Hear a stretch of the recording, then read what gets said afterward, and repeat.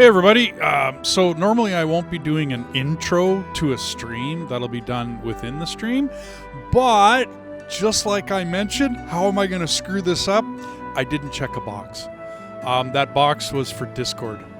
Me and T-Bone were talking over Discord, and so if you, I'm going to leave it in there, but if you watch the original, it's a one-sided conversation throughout the whole thing. So what I did was I got T-Bone to send me his recording. And then I meticulously went through 4.5 hours worth of recording, cutting out just his voice and basically pasting it into this. You will notice some issues, some echoes, some problems with the you're going to notice that. Why am I producing it? As a history lesson. I did do the stream. Said I was going to, and two of our subscribers, or two of the channel subscribers, dropped by and said hi. So I wanted to produce it with all of the audio and everything to it. I'm probably going to delete the live footage, the original. I am gonna. Sorry, I mentioned I wasn't. I am going to. I'm just going to have this one up there. I don't expect it to get a lot of views, everybody. I'm not going to index it or chapter it. You'll notice on T-Bone's site, if you want to see a chaptered version, I know he chapters all of his live streams. My point to streaming was to make this nice and easy for myself. Not to put a lot of stress on me being able to produce videos and edit down stuff and get content out to the channel. This was just supposed to be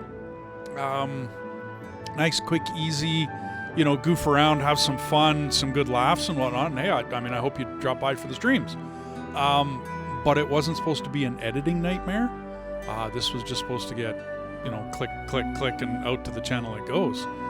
But anyways, this is my first foray into streaming, and I enjoyed it. It was fun. But yeah, I won't be doing this intro stuff in the future. Anyway, if you happen to watch this, I hope you enjoy it. I didn't cut out any of the video. The video feed is one long stream. I never cut that out, but I did have to slice and dice the audio, and yeah, you'll notice it. Anyways, you'll notice some echoing. You'll notice some reverb in there. Well, not reverb, but just where basically I've got, you'll hear it. Anyway, I hope you enjoy it.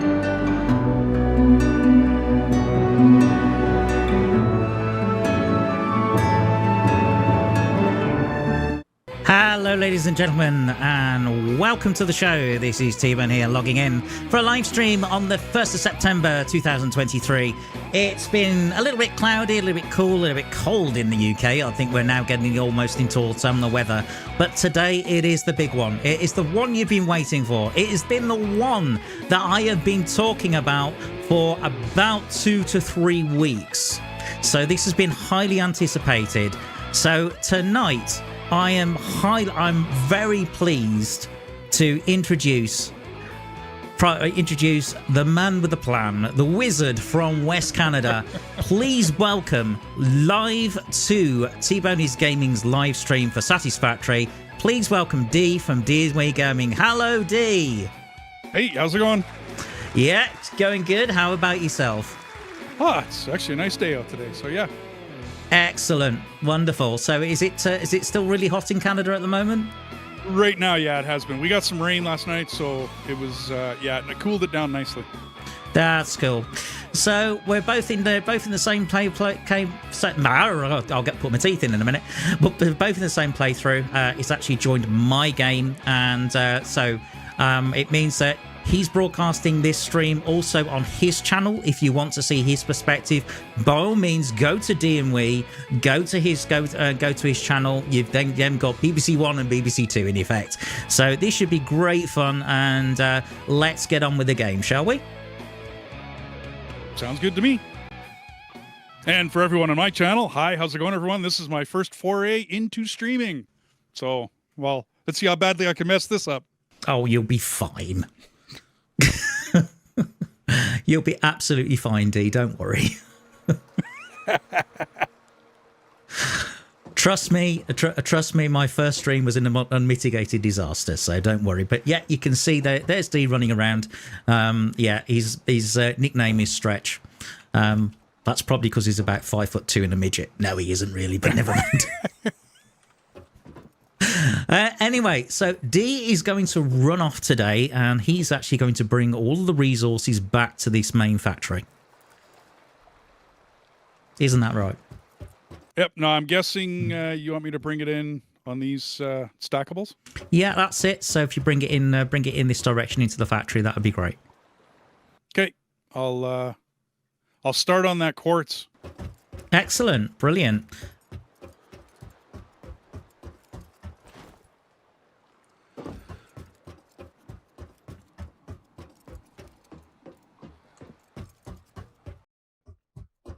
Yeah, I'm going to get in the truck, and I'm just going to, well, basically, I'm going to fill it up with a bunch of stuff and then take off. Sounds good to me.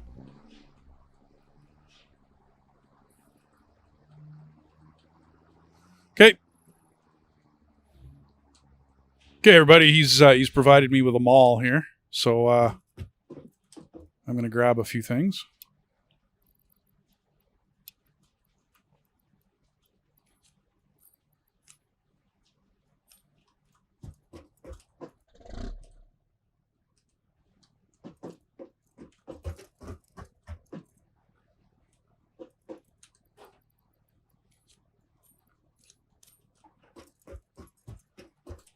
Are you still hearing my stream? Technical problems. Are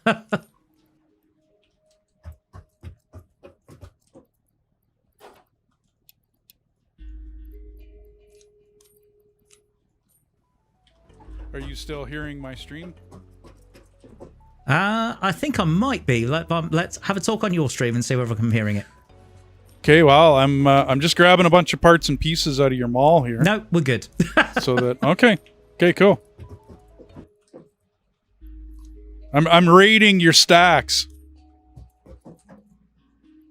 Oh, do you have? Do you still got stuff left at your old base?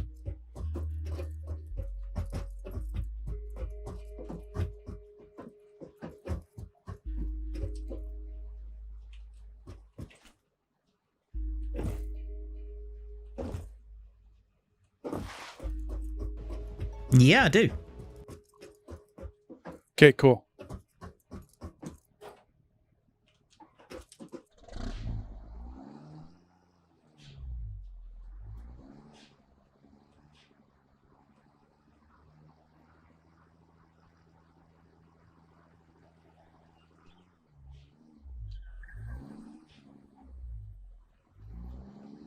I need some fuel. I forgot fuel.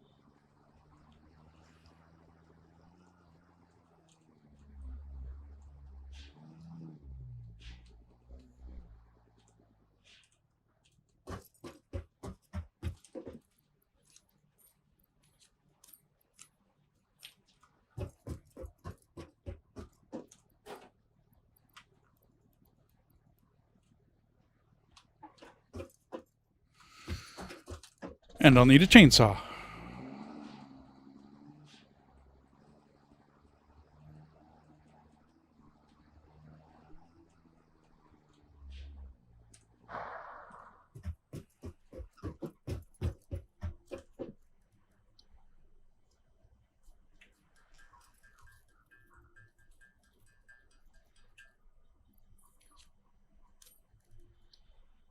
Object scanner, portable miner. Yeah, we'll just take a few beacons.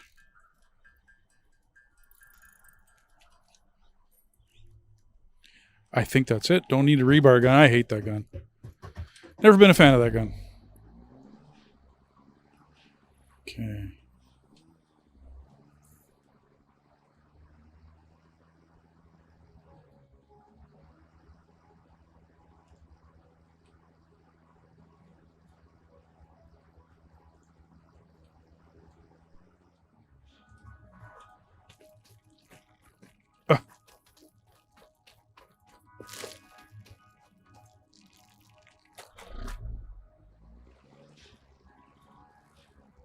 Figure I need some nuts along the way here.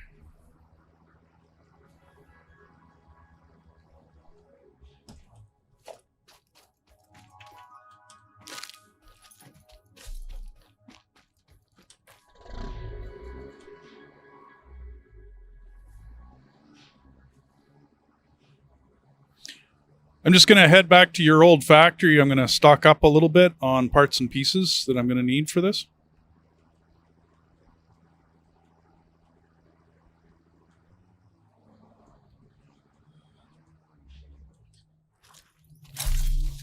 Oh, okay, because, well, I don't know. I'm not hearing yours, but you have me, I don't know. Are you still? Yeah, that would kind of be disconcerting. And there's no way you got them matched up properly, so that wouldn't really...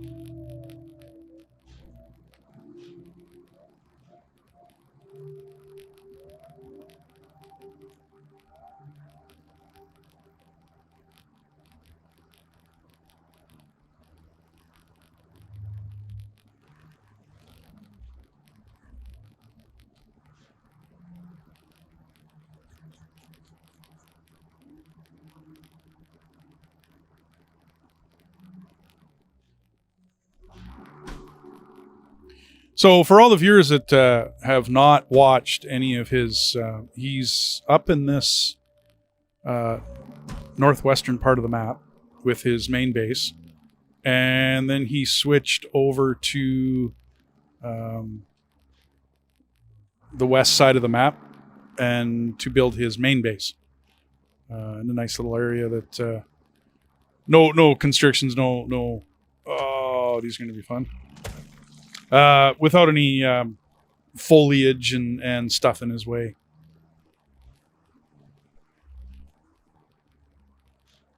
I gotta remember where his main base was. Aha! I found it.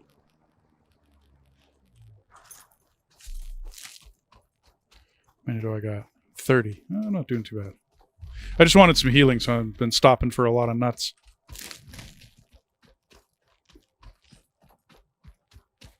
Just in case I run into trouble.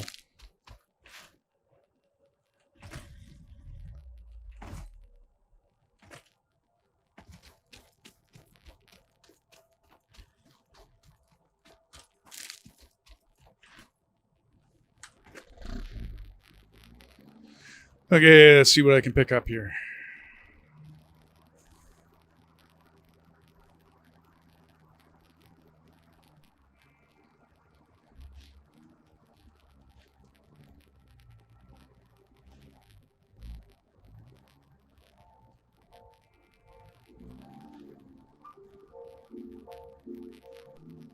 Looks like some stuff here.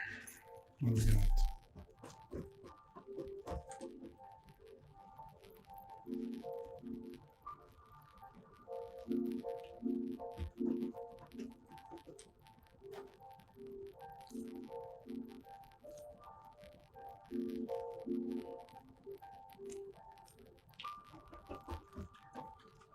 I got that. I got cable.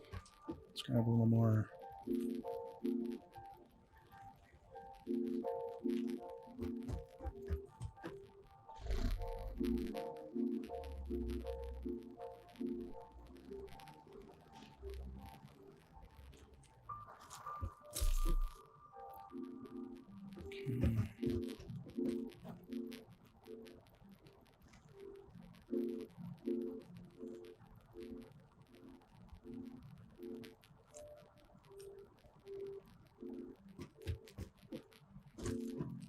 And I don't know my way around his factory very well, so I'm going to have to kind of bob around a little bit and go find out where things are.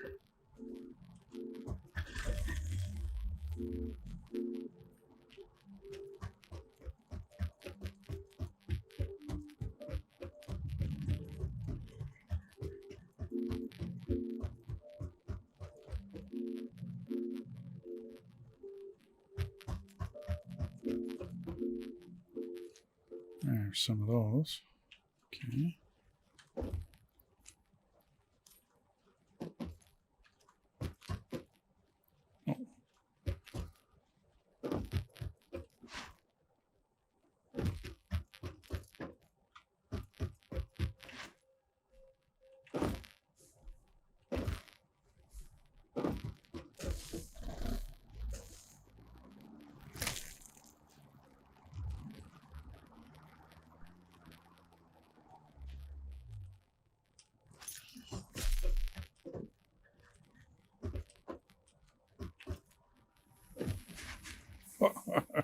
Didn't quite make it.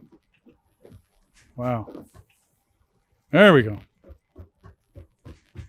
Okay. Now. That's what I was looking for.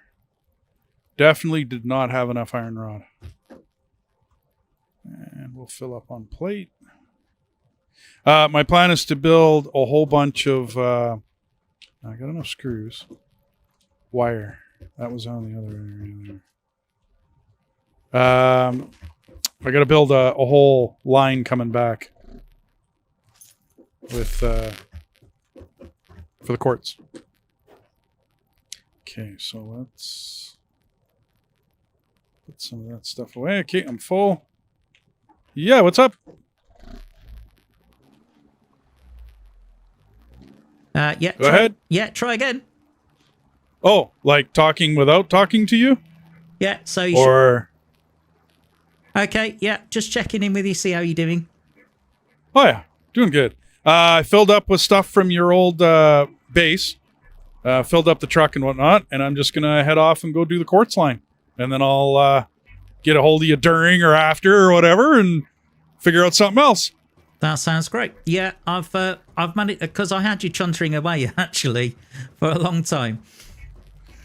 Yeah, except, I mean, I'm trying to still talk to the stream, otherwise... Yeah, it's going to be a very quiet stream. Yeah, that's absolutely cool, man. But no, I could actually hear your stream as well as mine, but I've managed to figure it out. Cool. Okay, but yeah, I'll catch up with you in a bit. Okay.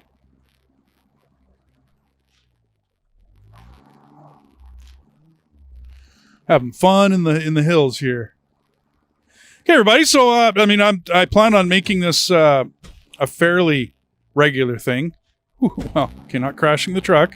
Oh, dude, I could have done a 360. As far as streaming goes, though, I'm not going to stop doing my regular channel stuff. But don't get stuck in the water. Okay, just to check it out, just to do streaming. It's a little different streaming. It's a different kind of, I don't know, different creature. So that's the plan. And then me and T-Bone plan on doing some other streams, other games. Oh, don't shoot! Didn't mean to take that bush out.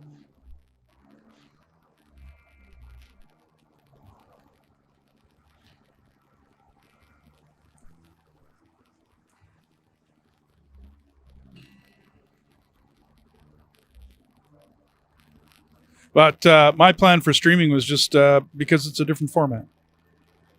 No different than shorts, long form, short form, first looks, all of the things and the fun and the stuff and all that we do as gamers.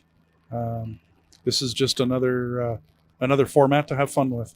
And the programs are a lot easier to do because I'm not doing a lot of editing. Okay, now how am I going to get up there? It's back this way.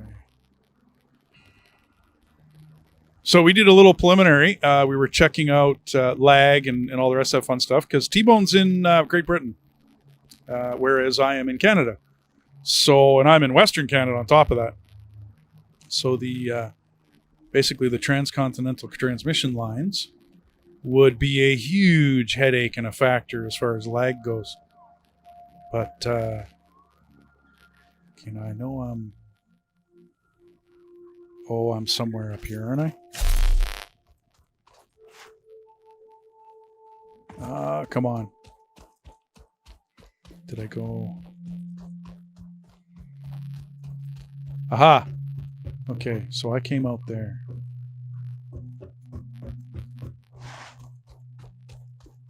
And of course, I don't have any of my bars set up. Nope, I got nothing. I am Newbieville. Okay, let's get some things set up in the bars. I might as well run through this. I commonly have MK2 power poles. He doesn't have them yet, but I commonly have MK2 power poles in my number 1. Power in number 2.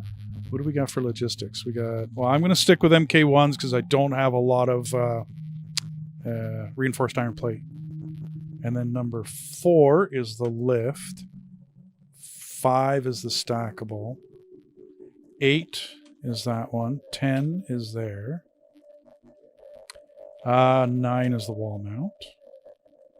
And then at the bottom is 6 and 7. Okay. Then bar 2 is foundations. 4, 5, 6. That'll work. This is number 9. That's number 8.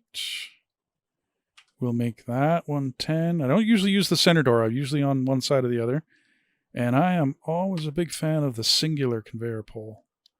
He does not have stairways, so we're not going to go there. Okay. Now, the truck is up there. Okay, well, let's get...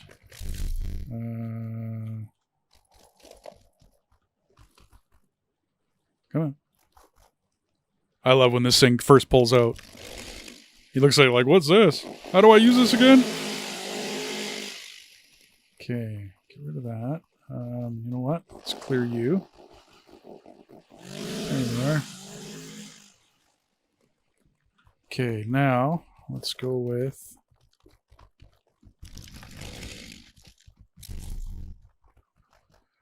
We are...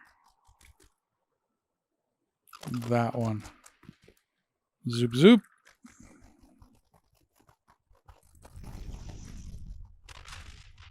Okay. And, I don't know, let's take up the right-hand side then.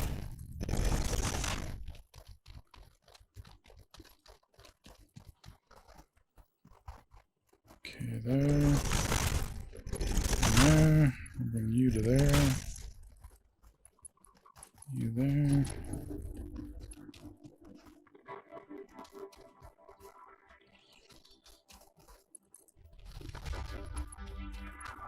Alrighty.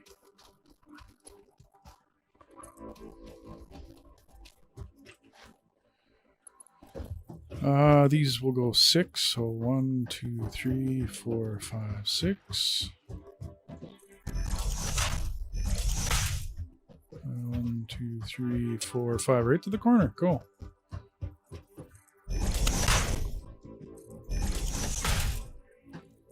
One, 2. You know what? Let's put them down.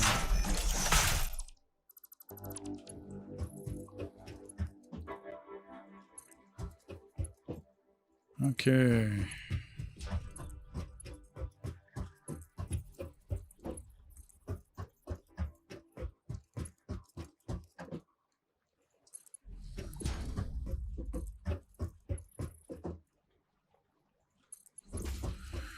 And I do believe this is where he wants you to bring it in. I'm going to take the bottom two, just because. We'll leave...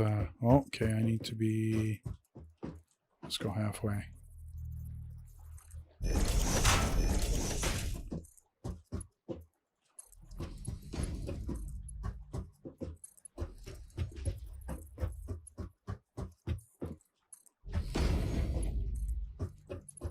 And we are there. Okay, well, this end of it's done. Now, I got power connected. So, dear, I gather you're bringing this resource into main base. I've actually got some more people actually coming into chat. They're just asking a little bit more, asking a little bit more about you. To be fair. Oh, okay. Yeah, I'm not. I have. Wow. Okay, your chat's going nuts. Hi, everybody. Wolfgang, Rod. How's it going, guys? Yeah, I'm joining him today. Mm-hmm. So, okay. So, tell us a little bit more about yourself. Well, I'm a 36-year career truck driver that doesn't drive truck anymore. I got a little too old, personally. Been gaming my whole life. Playing games, whatever it be, board games, computer games, all the rest of it. Other than that, I mean, that's pretty much it. I work and I game, and I work and I game, and eat, sleep, game, eat, sleep, game. Sounds good. Have you been catching up? Have you actually seen any footage to do with Starfield, by the way? Yeah, actually, I was watching it today. I don't think it's ready yet. Do you think they kicked it out the door a bit quick? Well, okay, for an $80 game, if you're going to charge $80, it better be somewhat polished. And I don't see that quite yet out of that game. No, neither do I. I mean, I don't know about you, but if it's going to be a game about space, I'd quite like to fly the spaceship instead of it being a cutscene. Yeah, that's another thing. Yeah. So, I mean, I'd rather... I'm with you. But I can understand any space game. I mean, I played... for years, I played No Man's Sky. And I was fully ready for that game to do what it did, because that's what they said. But when you bring out a game and it's, like I said, it's supposed to be polished and you're charging me $80 for it, boys, it better work. It better not be problems and issues and things undone or left. Anyway, I think you know what I mean. Yeah, this is the thing. Because for me, I mean, I think I'm thinking more from an Elite Dangerous perspective, where you can literally jump in your ship, you can land anywhere on the planet, you can take off, get into the upper atmosphere, you can then set your drive and then hyperspace to the next planetary system, and then land on the planet. That's all part of the experience, and that's all part of the immersion. Yep. Instead of take off, cutscene, go to the next planet, cutscene, land, cutscene. Yeah. Which is, no, I'm with you. I mean, other games have tackled it. I played a small game, Rebel Galaxy. Awesome game. I mean, and if they got their proverbial, thing figured out, why can't something like Star Citizen or whatever, like Starfield, sorry. Yeah, Starfield. It's all right. There's too many space games. Damn right. I mean, I think when I have my funeral, I can imagine the one in the eulogy. It'll say, "Oh, by the way, Starfield's just come out." Yeah. Well, I played SWTOR for years. I had a lot of fun with it. Yeah. It became, like many other MMOs, though, it became a raiding game where, I mean, if you get to the end and the only thing left to do is now go raiding with your friends. And I stopped playing MMOs for that reason. Fair enough.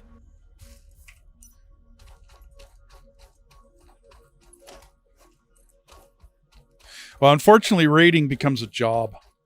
I hate to say it that way, but it does. Well, it's funny you should say that, because I found that with World of Tanks as well when you were doing clans. I think when you're doing clan wars, yeah, it does become a job.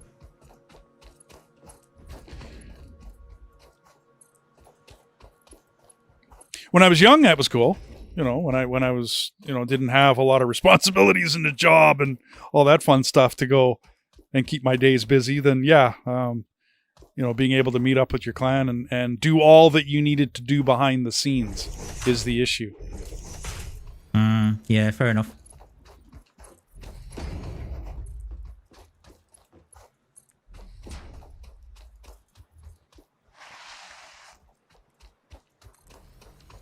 So how's the stream going on your end?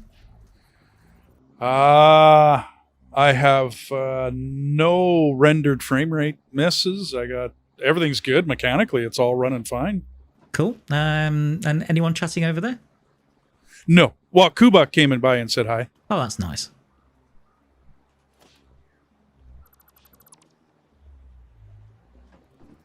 Yeah, it can take a while sometimes to build people up, to be fair, and get them in, but yep. I'm sure it'll happen. Well, this was more of a test, you know what I mean? Like, let's see if it works. And then everybody on my channel's up. I mean, they're used to my medium, long-form content. They're not used to me streaming. So, and it's a Friday.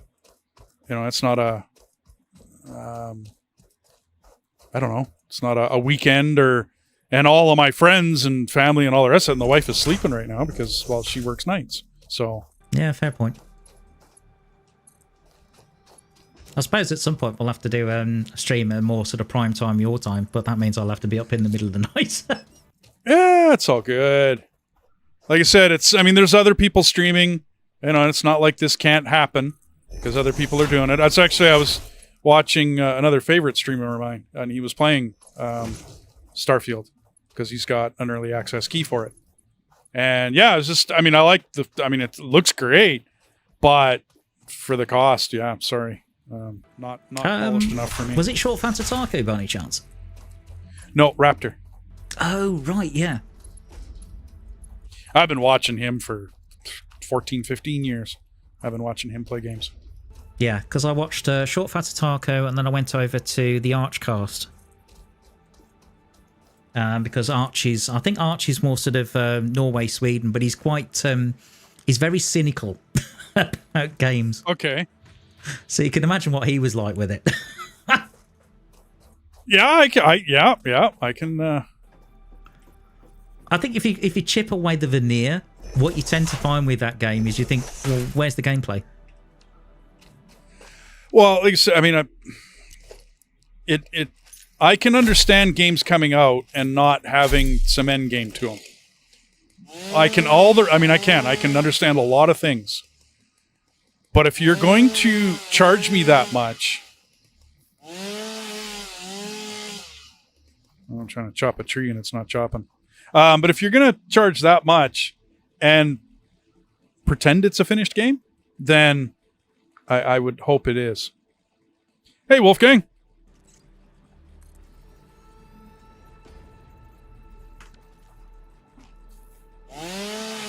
And Kuba, hey.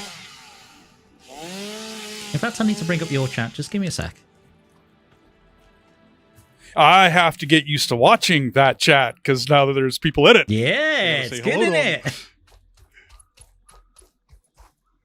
Well, this is the whole experience, right? Like, I mean, recording a game, and that was one step, and I mean, it was an interesting one.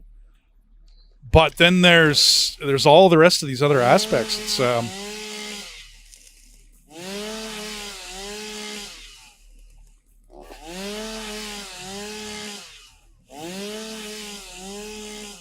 and I'm experiencing a bit of lag.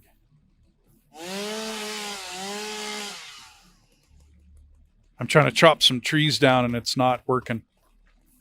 Okay, that's a bit weird. Normal, actually, because they're permanent structures on the game mat, whereas manipulating things that I've done is a different, it's all just different stuff. Okay, so I'm now monitoring my chat and your chat. Oh, this is going to be fun. Yeah, see, and I'm rather surprised. I got it worked out, whereas my chat's actually on screen. Yeah, you pop it out.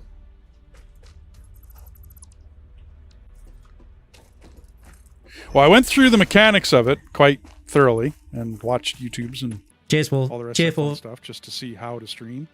Yeah, that's fair enough. Yeah. Welcome back to my channel, Wolfgang, because I'm watching actually... and this is definitely a different creature.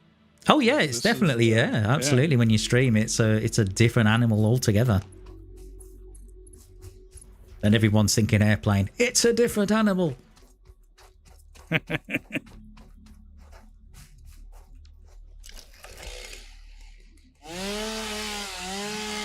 In my case, I'm actually enjoying having a bit of banter, to be fair. It can get a bit boring. Like, that's why I really like playing with my wife, to be honest with you. And then a buddy of mine, Enoch, comes by every once in a while. He comes by and says hi. And we do a bunch of different games together for me and him. So, I mean, it's the banter is nice. The playing with somebody is nice. Oh, definitely.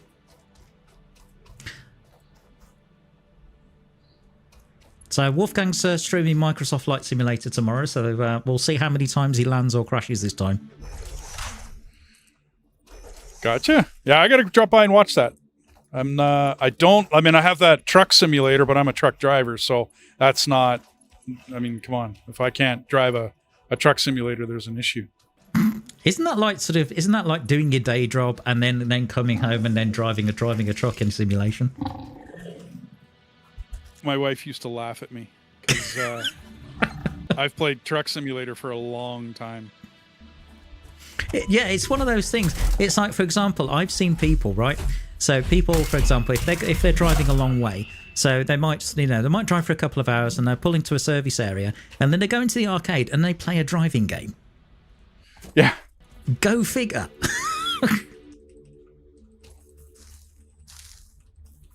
See, and I would drive literally 90-hour weeks. Like literally 90-hour weeks, yes. And that's why I'm not doing it anymore. That's why the wife wanted me to retire, and I said, okay, fine, I'll retire. No issues.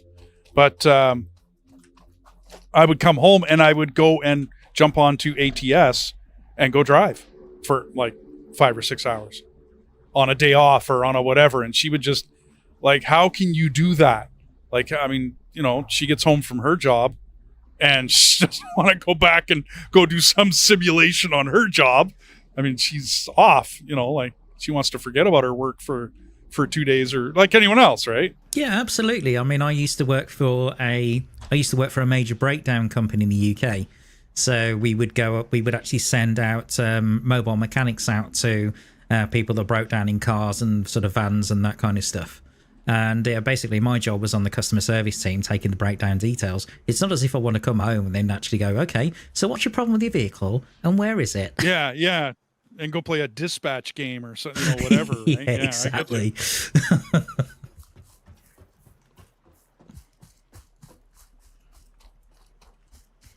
But I think, I've been told many times, it takes a certain person to be a truck driver.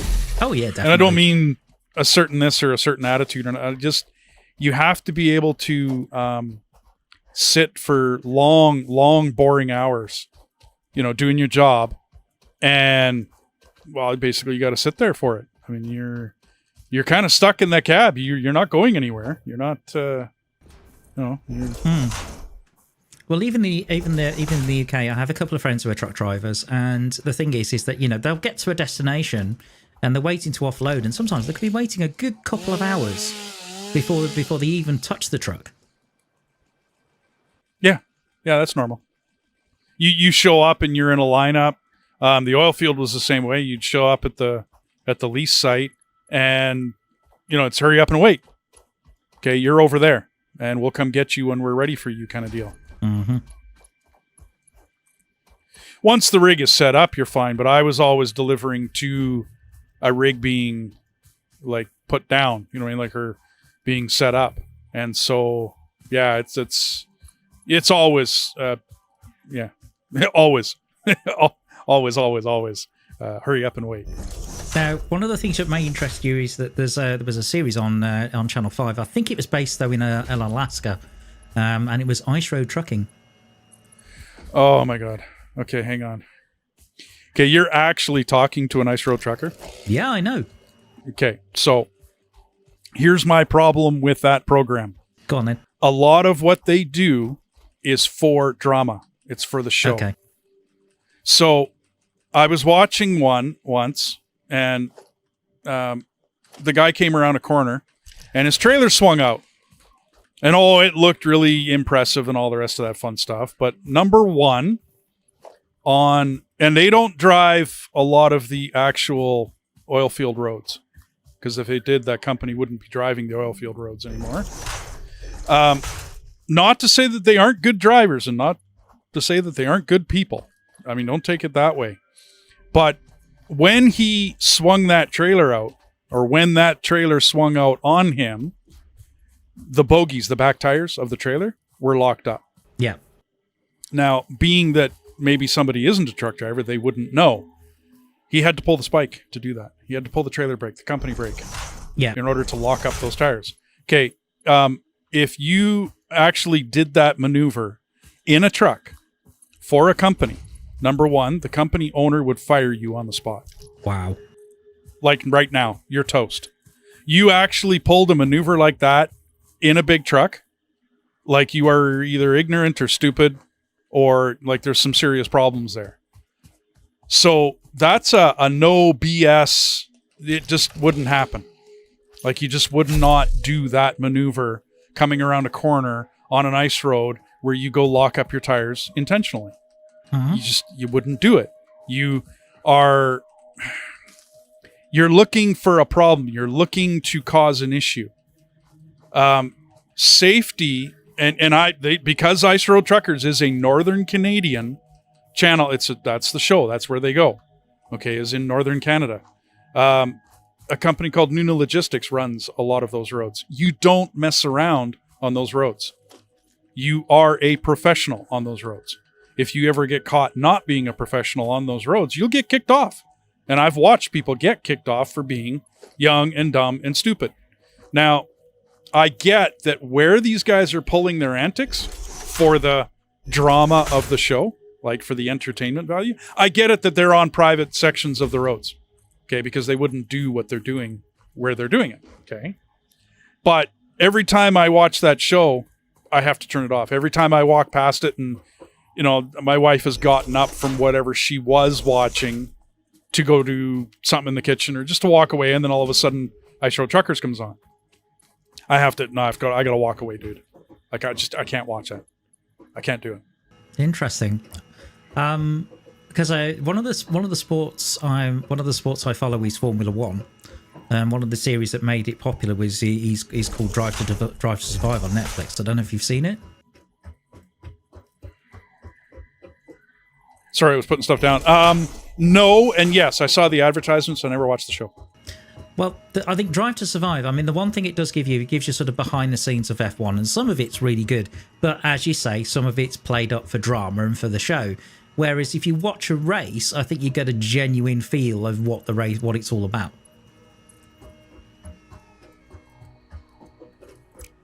Because the thing is that, for example, there was one where Roman Grosjean had a massive accident, basically hit the barrier. His car caught on fire. He was trapped in that car for about 15 seconds, but they made it look like 2 minutes on the show. Wow. Okay. Yeah, and you're thinking, why?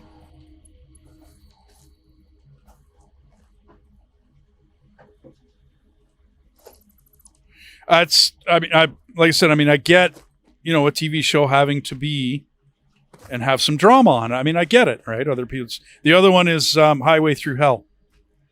Not seen it, but go on. Yeah, it's Jamie Davis Trucking, which is a tow truck company. They run the heavy wreckers. Okay, so it's not just, you know, little tiny tow trucks, but it's the heavy wrecker units. The Highway Through Hell is a section of highway in the Canadian Rockies. It's Highway 5 between Kamloops and Hope. And it's the Coquihalla Highway. And that's where a lot of it's done. It's not exclusively, but it's where a lot of it's done. It's got some of the worst weather imaginable. I mean, you got to have your proverbial shtick together to be able to drive up there. When I first got my license, I did not drive that section of road. I mean, you didn't get sent to the Rockies. No company would do it. It's just not done. I don't know how else to explain it. It's just not done. You don't go sending people places like that because, one, your equipment's going to get destroyed, and two, people are going to die, whether it be the person you sent up there or whether it be, you know, that's trucking. If you look on any website, any Google search, and you search top 10, top 20, top 100 most dangerous jobs, trucking should be in the top 5 because the most people every year die driving truck. Now, part of that is because we have millions and millions and millions of truck drivers, and it's just a numbers game. Okay. It's just like it's demographics. It's just the fact that there are millions of truck drivers. Okay, that's part of it. But the other part is that it's a dangerous job.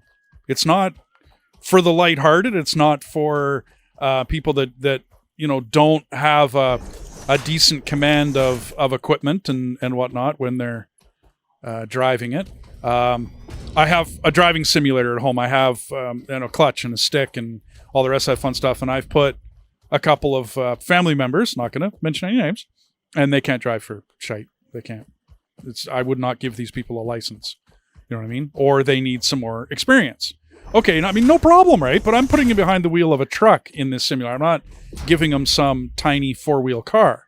Okay, so I understand that they're going to be a little out of sorts and a little out of their comfort zone. You know, give them 90 feet worth of vehicle to drive. It's a lot different than driving your little Pinto, right?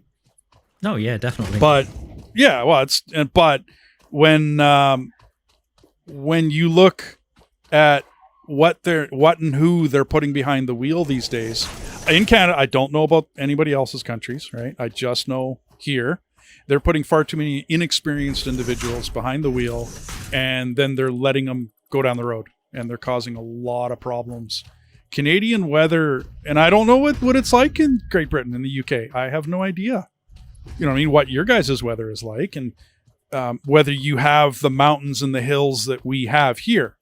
You know, like, I don't know whether all that is there. I don't know your countryside. I played Euro Truck Simulator for a bit, but I don't think that gives me a true representation.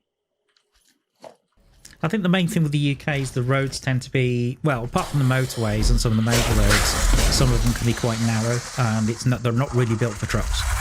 And I think that's the main thing. Certainly, when you look at some of the videos of some of the places that people have when they're delivering into like a supermarket, some of those reverses are very, very tight. I think that's the main thing I notice. Well, you guys got it easier because of your cab overs. Yeah. Because all of your trucks are cab overs. Well, not all. I mean, I don't know any conventionals. It's what we call a conventional or a cab over. So all of your cab overs are a lot easier to drive, like a lot easier to back up. There's people that can't drive a conventional. Vancouver, on the west coast of Canada, has some of the narrowest roads I've ever seen in trucking. The rest of the country, or actually the rest of all of North America, is nice wide roads. So yeah, I could understand if all your roads are old school, you know what I mean? Like all of them are from the 18th, 16th century. That could be rough, especially getting long vehicles around those corners. I think there are times, I mean, I drive a Jaguar XJ. There are times when I'm going on a very, very narrow country lane and I'm thinking, this car's 17 feet. I hate to think what it'd be like with a 38-ton truck. Yeah. Well, it's the length, actually. So I also, a lot of your trailers are shorter. We run 53 foot and we run Rocky Mountain doubles and turnpikes up here. A turnpike is upwards of two 53 foot trailers. So you can have a 48 and a 53, two 48s or two 53s with a converter in between to keep the trailers together. And that's maybe 5 to 7 feet, maybe, depending on the brand and the type and the tongue and all the rest of that of the converter. But basically it's 5 to 7 feet worth of converter, two 53s, and then your 22-foot tractor up front. It's 127 feet worth of vehicle. Our roads are set for it. You can only run turnpikes down certain roads. You can't go everywhere with them. But I had what's called my LCV, or my long combination vehicle ticket. Right, okay. And then Wolfgang works as a tram driver. That would be interesting. I've been on a couple trams. Yeah, I've never done that. I mean, I've done kind of like train simulation and that kind of stuff. I mean, is it similar? Because it's a sort of light rail, I would think. Well, it depends on the kind of tram. So is it a cable tram that goes up and down like a mountain or something? Like, what is it, Wolfgang? I'll have to find out in a minute. But also he's apparently taking a bus driver license with a stick shift as well. Nice. Good for him.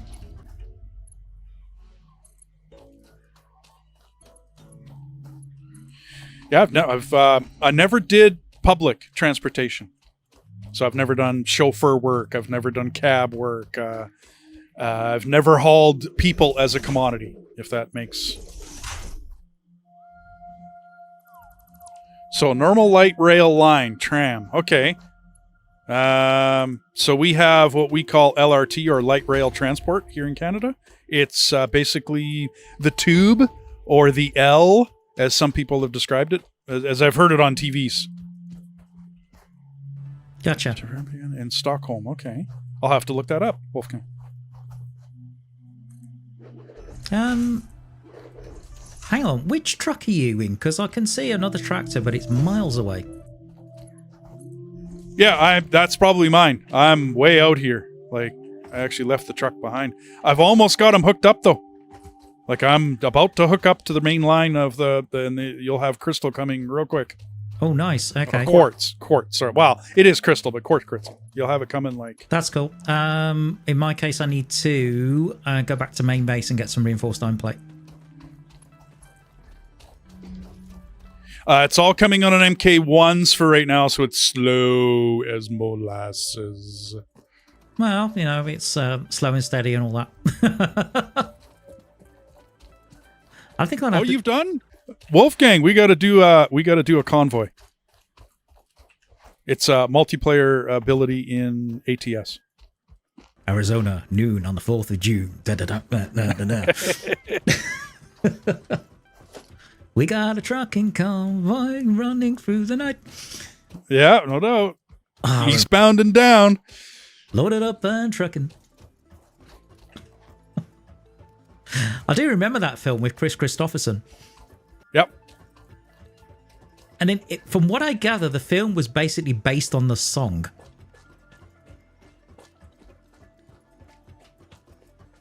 Rather than it being the other way around. Well, there's that one, and then there's I'm trying to remember his name. He did the Alcan run. Is that not the Kessel run in so many parsecs?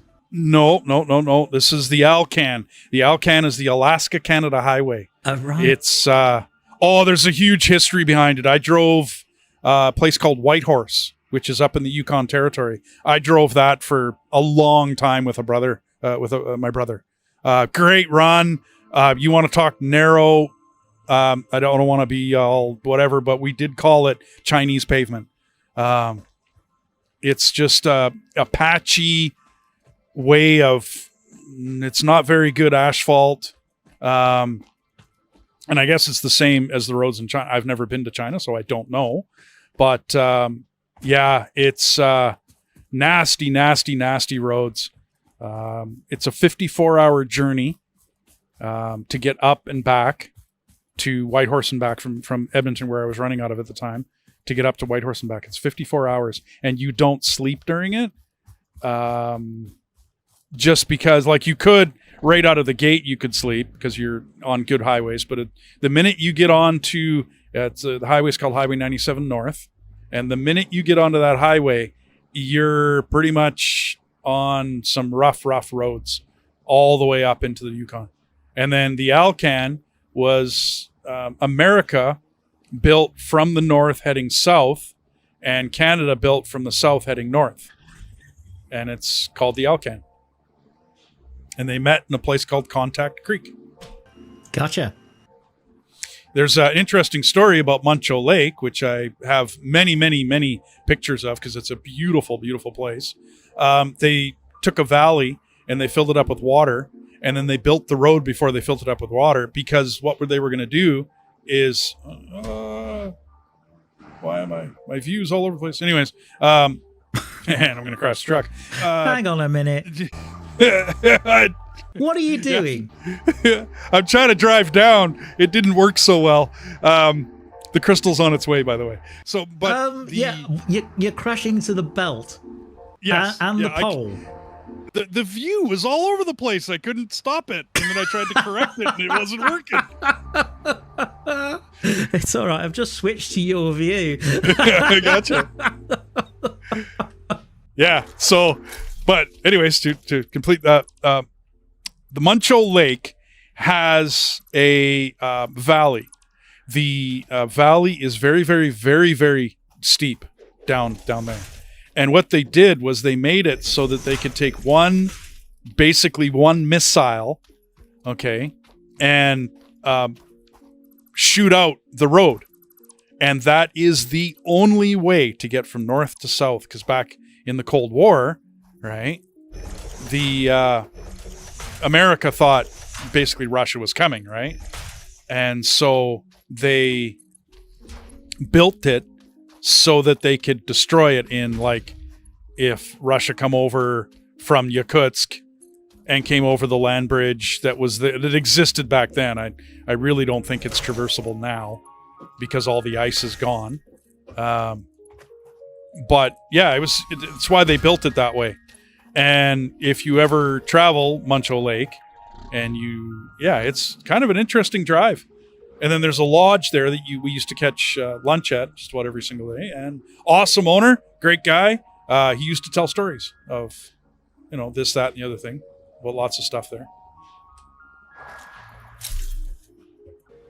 Yeah, well, the one thing I've said to him, one thing I did say to my stream, I think it was a while ago, that when it comes to talking, if it was an Olympic event and Canada entered, you get the gold medal, mate. Oh, no doubt. Blah, blah, blah, blah, blah. My mother used to call it diarrhea of the mouth. Because it just, yeah. Yes, I am really a truck driver. I've had my Canadian license for 36 years. I started out when I was a very, very young lad on my uncle's farm. So I was driving basically a Dodge, 65 Dodge with a hydraulic cut into the frame, farmer style. In other words, it wasn't factory. And I used to drive that back and forth from the field back to the grain elevators. And I was a very young lad, and I could do it because I was tall. From there, it was a bit of a break. And then I started when I was 14 with a company that would allow me to back the truck up. Then I started actually professionally driving when I was 16 years old. And that's off and on 36 years as a career. Oh, you were kidding. Okay. Due to the driving of the game. Yes, I can't drive these for nothing, but you put me into a real one and I'm good. Yeah, but isn't it weird when you stop it that the front end is sort of dipped down as if it's a drag racer or something? Yeah, I figured. Yeah. I like to stop these that way.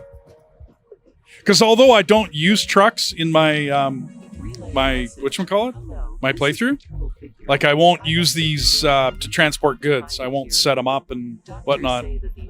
I like to drive them around because So, what should I tackle next? So have you got the crystal? Yeah?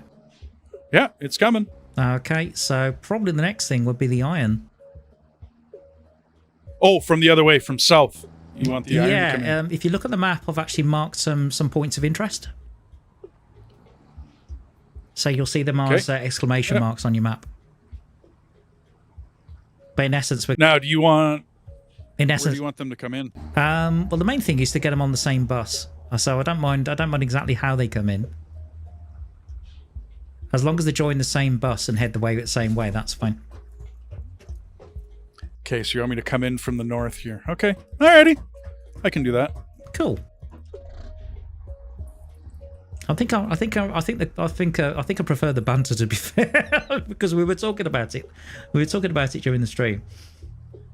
Or just before the stream, but I think about whether we talk to my stream or whether you talk to your stream, but I don't know. I think I like the banter going back and forth. Well, it's like I said, multiplayer is always more fun. Always. Yeah, definitely. It just means that my right thumb's getting a workout. Yep. Well, I can get it set up so that we can open chat in Discord. Yeah, that would be cool. I can get that set up. Oh, that's a mother hog. I don't like those.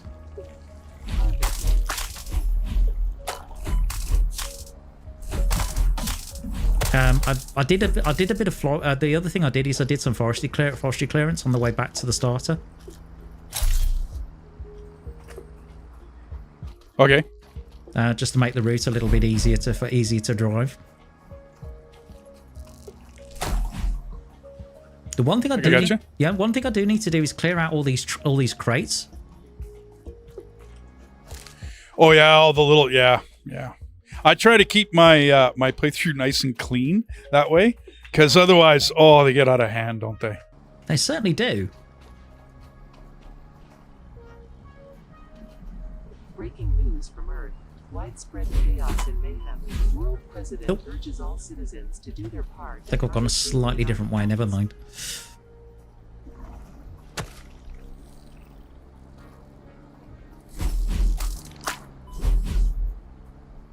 So Dee's probably heading to the... I think there's some pure iron that I found last stream. I think you're probably heading there. Yeah, I was going to clear out this Mercer sphere.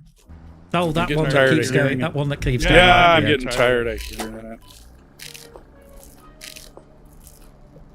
Apparently, Wolfgang hasn't driven a bus since 2009.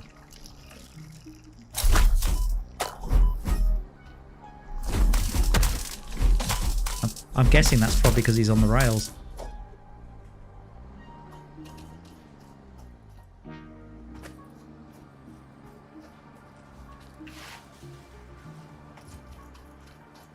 Oh yeah, I can see that. I can see the crystal slowly crawling there, crawling my way. Yeah, it's all MK1, dude. Until you get steel, that's just too expensive to put it all as reinforced iron plate. That's an astronomical amount of plate, like to try and get it going there. Well, I will get some RIP going. Don't worry. In fact, I'm just heading back to the starter factory to get some more. Proceed with harvest. How far away are you from steel? I'd have to look at the milestone. Not too far, I don't think. Because that, to me, that's the way to go. Instead of spending your time trying to get reinforced iron plate going, just go straight for steel.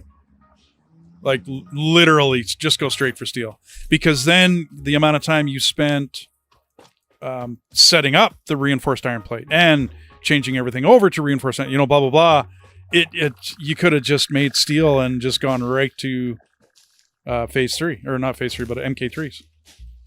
Mm-hmm. So I'm busy doing an Evil Knievel in the tractor. Just come down. Oh, okay. Yeah.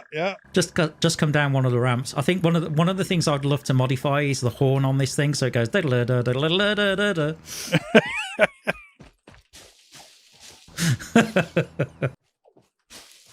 Yeah, put a whatchamacallit, call the General Lee.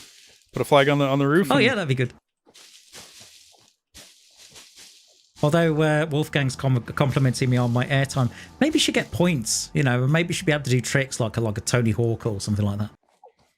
Oh, okay, yeah. So you can do like a backflip in the tractor and that kind of thing.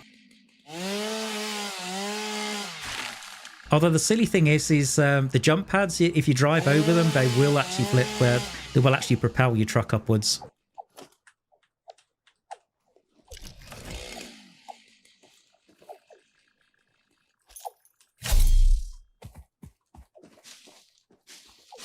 Okay, I'm back at the starter factory. Oh, and yeah, I'm flipping this tractor all over the place.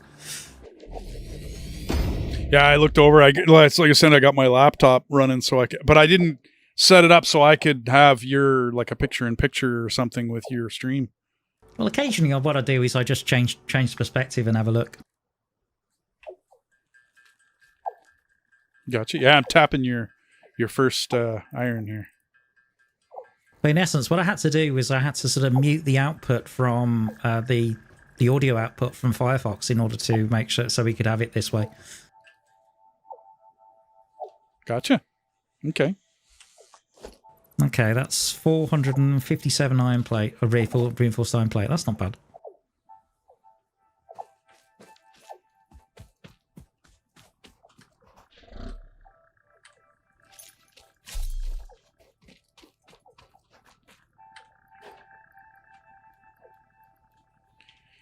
I ran out of plate already. Wow. Do you need me to grab some more? No. I had to go back to my truck to get. Because I'm back at the starter base now, so if you want a shopping list, I'm at Tesco, so I might as well get some. Just regular iron plate would be awesome. I got lots of rods. Although I'm just about to put quite a lot of it in the assembler to make reinforced iron as well.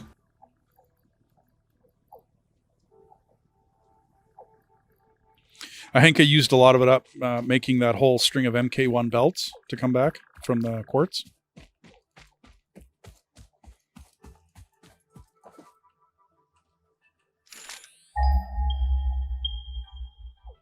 Okay, no problem. I'll bring some back. Let me just put that in the truck.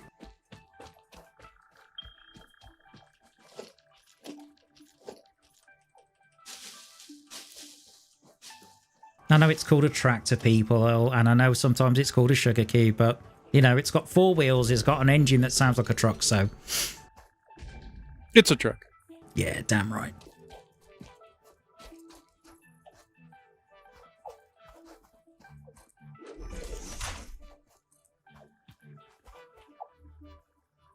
Do you need anything else like concrete or screws or... Nope. Cable? No, I got lots of cable. You had tons of that. I just, like I said, I think I ran out of the plate because I made all that MK1.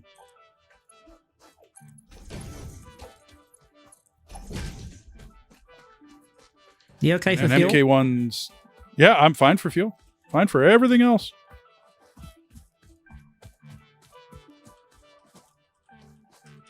Right, in answer to Cuba, my birthday is my birthday is just before December.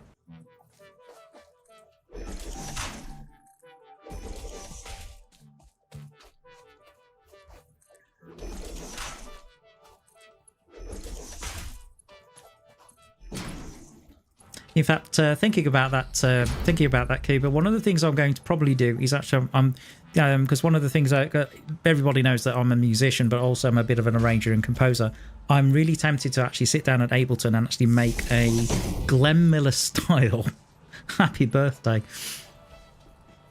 So then I've got it on stream.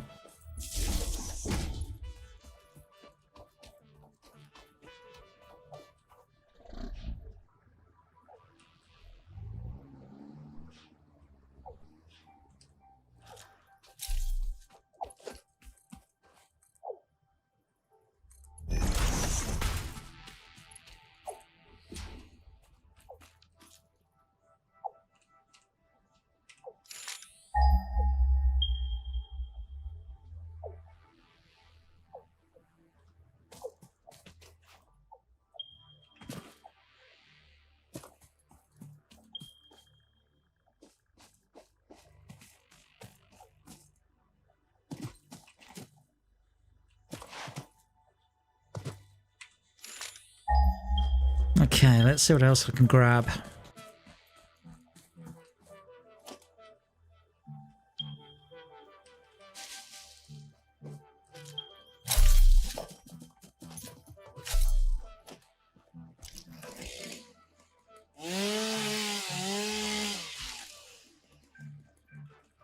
Well, I'm actually able to chainsaw trees that are closer to your main base.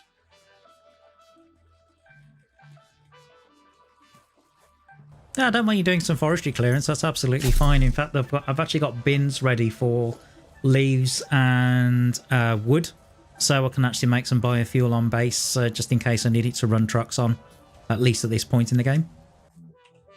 Gotcha.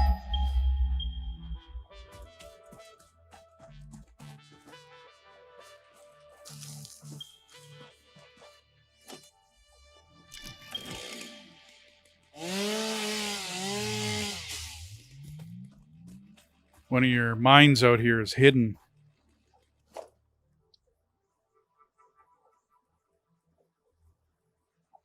Okay, Wolfgang. Well, it's good to see you. So Wolfgang's got to leave. Apparently, he's got an alarm set for 20 past 4 in the morning.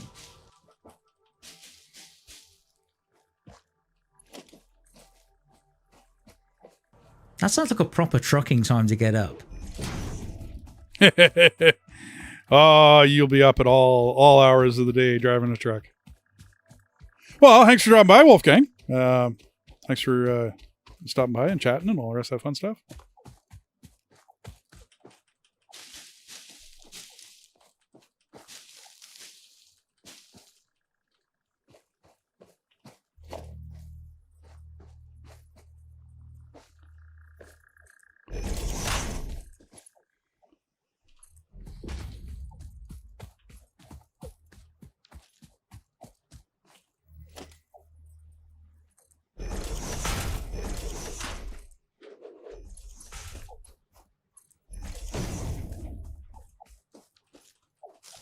Oh no, don't drown, don't drown.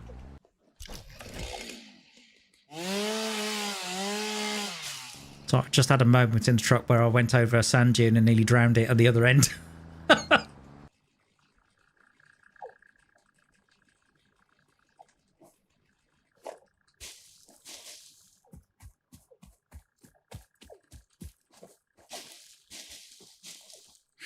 At one point in time, I tried to hook up my wheel so that it could work in this. Oh yeah, does it work? I couldn't get it to work. Yep, something tells me that Starfield probably wouldn't. Speaking of things that don't work, peripherals that don't work, something tells me HOTAS on Starfield is probably a bad idea.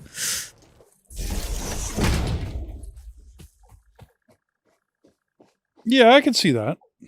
Considering, I mean, apart from the ship combat, which, I mean, I looked at it, and the one thing I noticed was, hang on, there's gravity in space?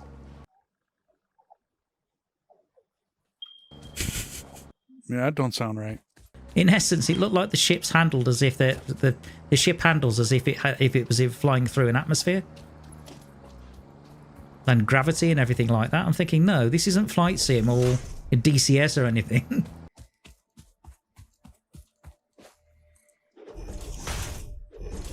Because, you know, surely in space, if you're thrust in a certain direction, you're going to keep going in that direction unless you apply opposite thrust in the other way.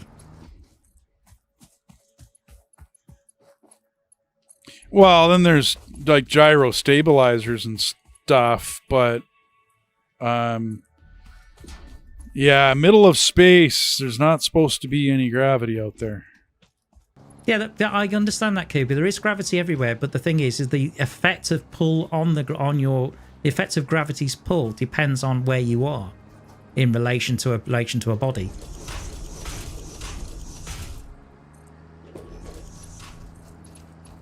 You know, if I'm out in the middle of space, surely, as you can imagine, it's not. If I'm out in the middle of space, I'm not going to experience much of a gravitational pull to anything. Well, you think you shouldn't, right? I mean, unless you're sitting next to a gravity well, or watch your favorite Star Trek, right? Yeah, or a black hole.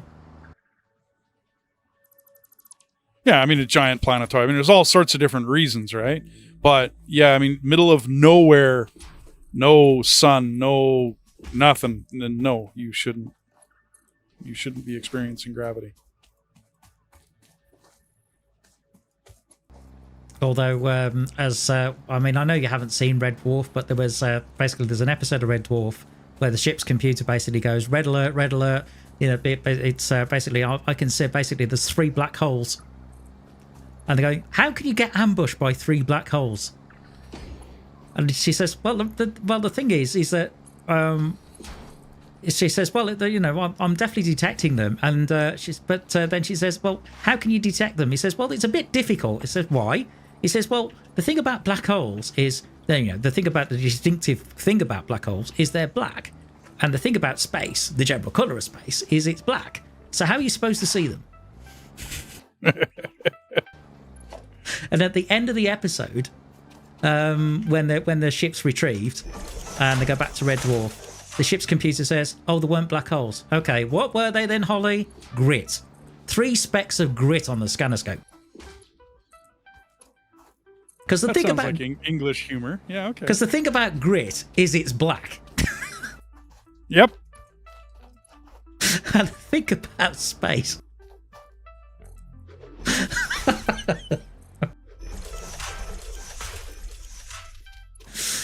Oh, classic show. I ended up watching a lot of Monty Python and Benny Hill when I was younger. Oh, right. Did you ever see Fawlty Towers? Fawlty Towers, yes, absolutely. Basil the Rat. And the Doctor Who. Oh, okay. Got you.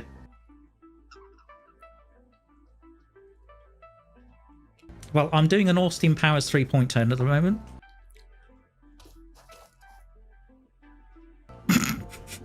Oh, you're just trying to mug up those belts, that's all. Well, I'm kind of stuck between a power pole and a belt, and I'm trying to do the Austin Powers 14-point turn, if you know what I'm talking about. Yeah.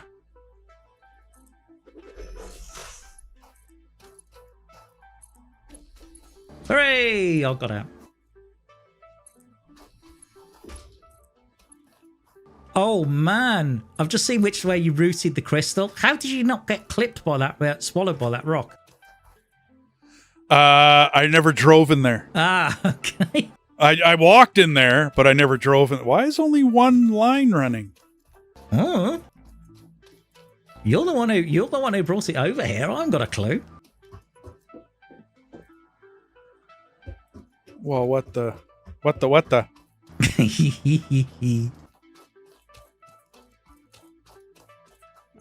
Honestly, D, you had one job. One job. Yeah, no doubt. All you had to do was one thing. I hooked them both up.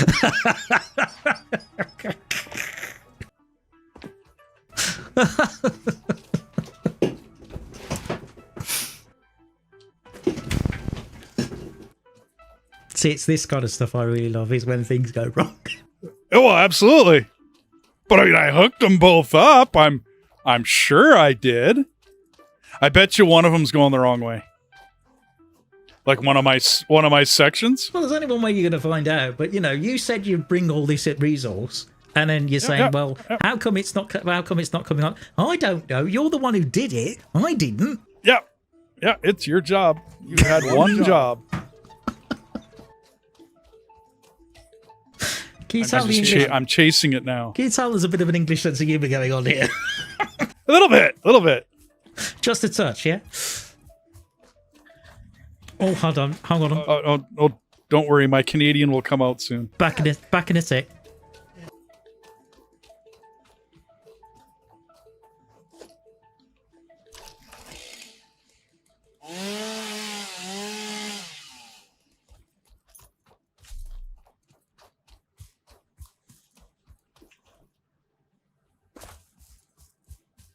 Well, where did I goof this up?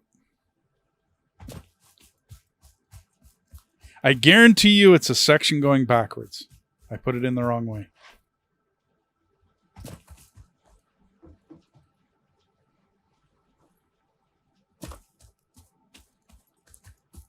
Wow. So for those of you of my stream who's wondering what's going on, I've just had my mother has actually done a very nice supply run and has actually brought me some Diet Coke and brought me some pretzels, which is really sweet of her. So there you go.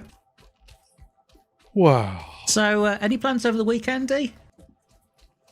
No. Wife will be back at work. So we taped our Icaruses. We did a Tectonica, and basically, just produce videos. Okay. So, I mean, how is Tectonica? Because I know you did a preview of it. I thought it was great. There's not enough to it yet. Right. I do believe I'm going to run out of shows in about 4 or 5 episodes. To be honest with you, I think I'll pull 4 or 5 episodes out of it, and then it'll be at the end. So that's why I was mentioning Factorio to you. Gotcha. Same sort of thinking, but not 3-dimensional, top-down, 2-dimensional view. But to me, Factorio is the ultimate factory game. I mean, that's where this one got its start. You know what I mean? That's where a lot of these factory games got their start. Factorio 2012, I think it hit Steam in 14 or 15. Went from, I don't think it was ever a single programmer. I think it was a very small studio to start with. It was still an indie studio with, not a AAA. But they've done an excellent job. They've always kept it cheap. All of the updates, they've never had a paywall. And then they're going to bring out expansion packs. The next one is coming. You could say Space Exploration was an expansion pack, but what it ended up being was it was a mod developed by the developer of the game. So it was a mod and it was offered for free, but it was done by the developer. Gotcha. Or in conjunction with him, or I don't know the full story, but I never did mess around with that mod, which is why I'm thinking of starting something on it, whether it be a stream or an edited show. I don't know. That might be an early alarm call for me, and that might be an episode where I do Prime Mountain Time for you. Okay. Well, Albeit for me, that's about 3 o'clock in the morning. But well, I was gonna say, like, we could try to. I mean, I was up early today, and you start your stream at 12:30 in the afternoon, so that's not a horrible time. I mean, if I look at my demographics on my channel, there's a lot of people up at that time, and that's where they say my demographics. That's where people are starting to watch. All of my videos produce at 5 o'clock in the morning, because that's the earliest times that people start watching my videos. That's the earliest. And so that's why I've always produced my videos at 5 a.m., which is 7 a.m. Eastern Standard Time. And as I understand it, a lot of my viewers are from the States. I got one from Iceland, watching the Valheims, and a couple from the UK. At least, at the very least, a handful from the UK. So I don't think we're going to have to make any huge leaps and bounds as to the when we produce videos. I don't think, anyways. Okay.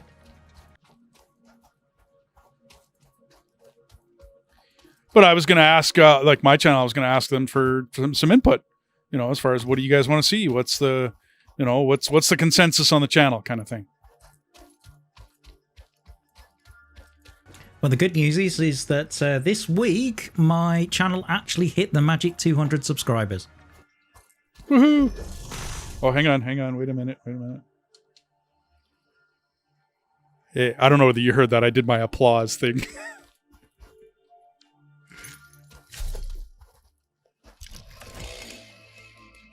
I figure the hundreds will be a milestone for a while, right? Like 100, 200, 300, 400, you know what I mean? Yeah, exactly. 5. And then it might, whatever, back off a little bit until we get to 1,000. Mm-hmm. Yeah, so for my stream, hang on. Well, actually, no, I can mix this in. I told you that I can actually do this. 5, 6. Right, you'll hear this now. Okay, so I think this deserves one of these.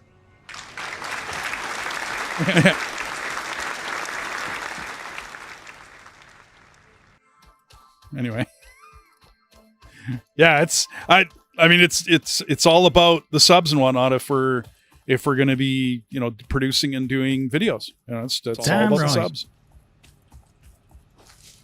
Damn right. I mean, for me at the moment, I'm unemployed. I'm technically unfit for work, which means I'm very much reliant on the state for basically getting money at the moment,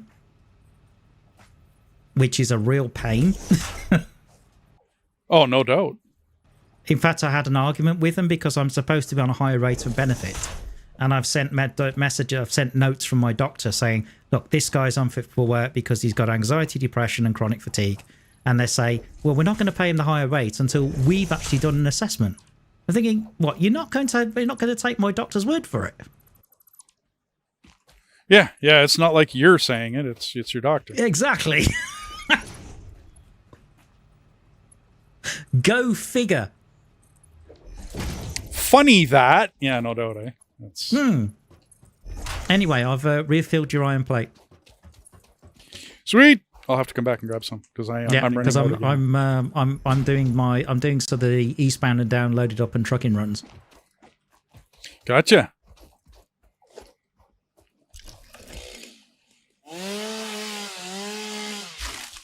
Yeah, I have a hard time not having that tune come into my head at least once every time I'm playing ATS. Every time I'm playing. Yeah, to be fair, I can understand that. I mean, it's one of those things because what was it, Jerry Reeves? Yep, Jerry Reed. Yeah, Jerry Reed. And he made some really good stuff. Have you heard any of the other songs that he did? Oh yeah, absolutely. I'm a Jerry Reed fan. I like his stuff. What's the one about when he gets divorced? Is it something like you got the mine and I got the shaft or something? Yep, you bet. Yeah, that's really cool.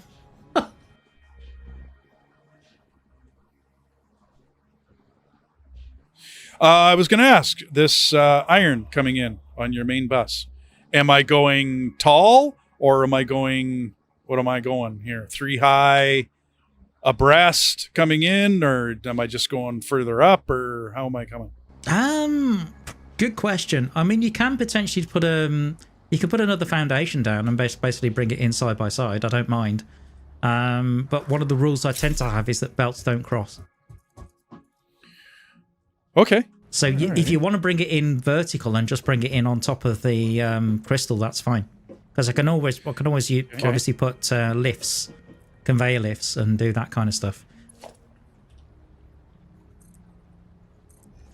So we're just gonna have this massive bus here with everything on there, and then I'll do it this way. And then as the belts get quicker, obviously it means that we don't need as many. Yeah. Well, I mean, if you want to transfer stuff after that, I commonly build right from the beginning. That's the way it's going to be. You know, what? Even after the belts upgrade and all the rest of that, it's still the rest of every release else is ready for that. Yeah.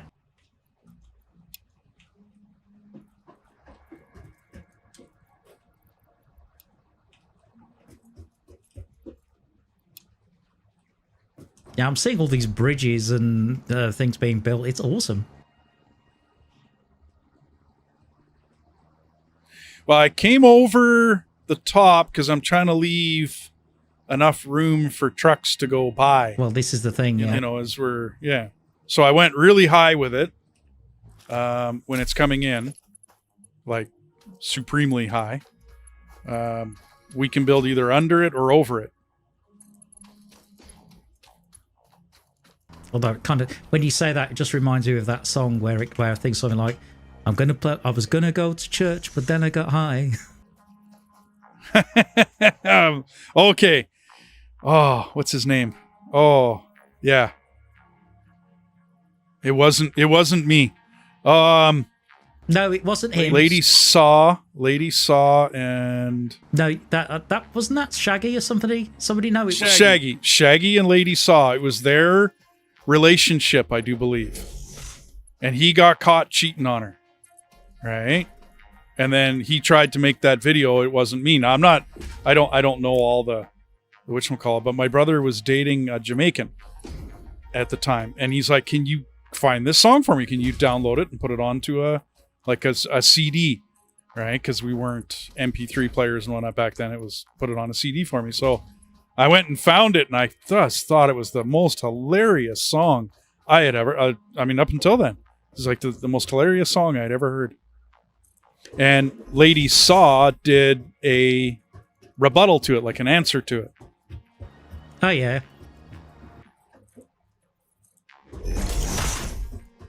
Well, I'm thinking, how can you say it wasn't him? Because I mean, literally, what was it? It was caught on the sofa, in the camera, on a camera, in the shower. It was like every possibility.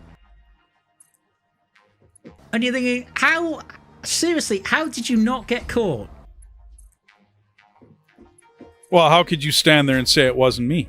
Exactly. Like you said, like how can you? Yeah, I thought it was funny. And I didn't know it was like a for real thing. And then that Lady Saw did an answer to it or whatever. Right? And she did. I thought it was a joke. Because, I mean. And I could be. I don't know. I don't know. I never looked it up. I just, like I said, I went and my brother wanted me to go find this song.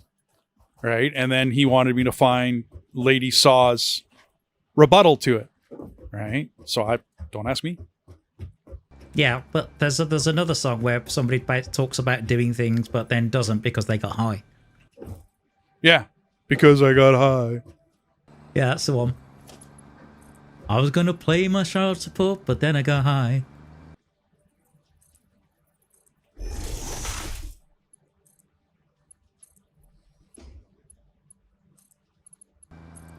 I suppose with my condition, it's going to be, I was going to play Satisfactory, but then I got tired.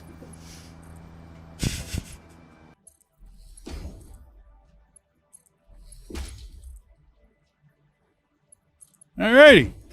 I just got to power it up, and it should be inbound real quick here. What we might need to do is put the machines on standby if we're going to hook them all up on power. Because we're not going to use all of them. I don't know. Am I right in thinking, do the machines only use power when they're actually working? Yes. Ah, okay, that's fine then. So yeah, when it actually moves, but I mean, they're gonna fire up. The minute I give them power, they're gonna fire up, right? And then, so should I fire up these 3 irons? What, in the smelters? No, the miners. So I got the miners. I You can fire the miners up, yeah, by all means. Okay, because now you're going to need more power. Like if you start actually firing up all these rows of stuff you got going, you're going to need more power. Yeah. Well, I've got 1.8 gigawatts that's currently being done. I worked out the power that I need currently for, in order to make a decent amount. So basically, I did it based on making motors, and I think I worked out I needed about 500 megawatts in total, but I didn't include the miners. But that's just the machines I need at the moment. So the power, okay, like you've hooked up this with your main power. You're on one circuit. You don't have anything else out there hidden. No. Everything's on the same circuit. So the starter factory, everything is on the same circuit.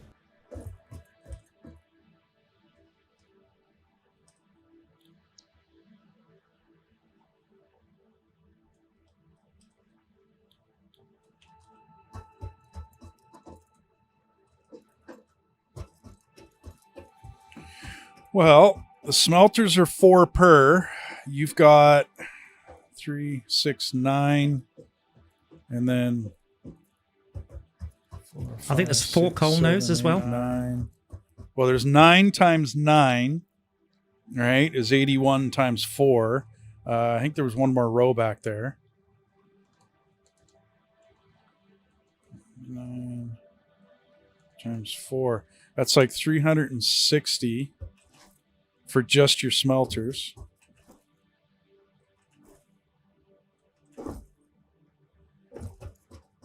And then there's all your constructors, and then the assemblers in the back.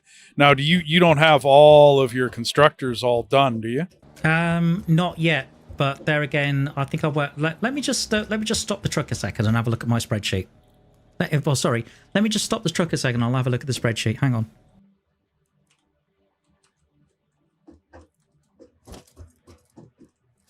Because they're all 4 again, and I see rows of 9.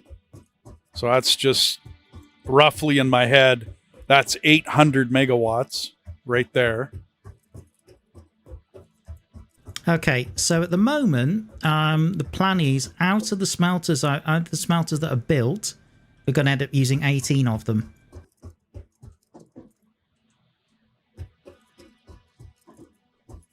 Constructors, we're going to use 52 of them. And assemblers, we're going to use 16. Okay, what were those numbers again? Okay, so for the smelters, it's 18. Constructors is 52.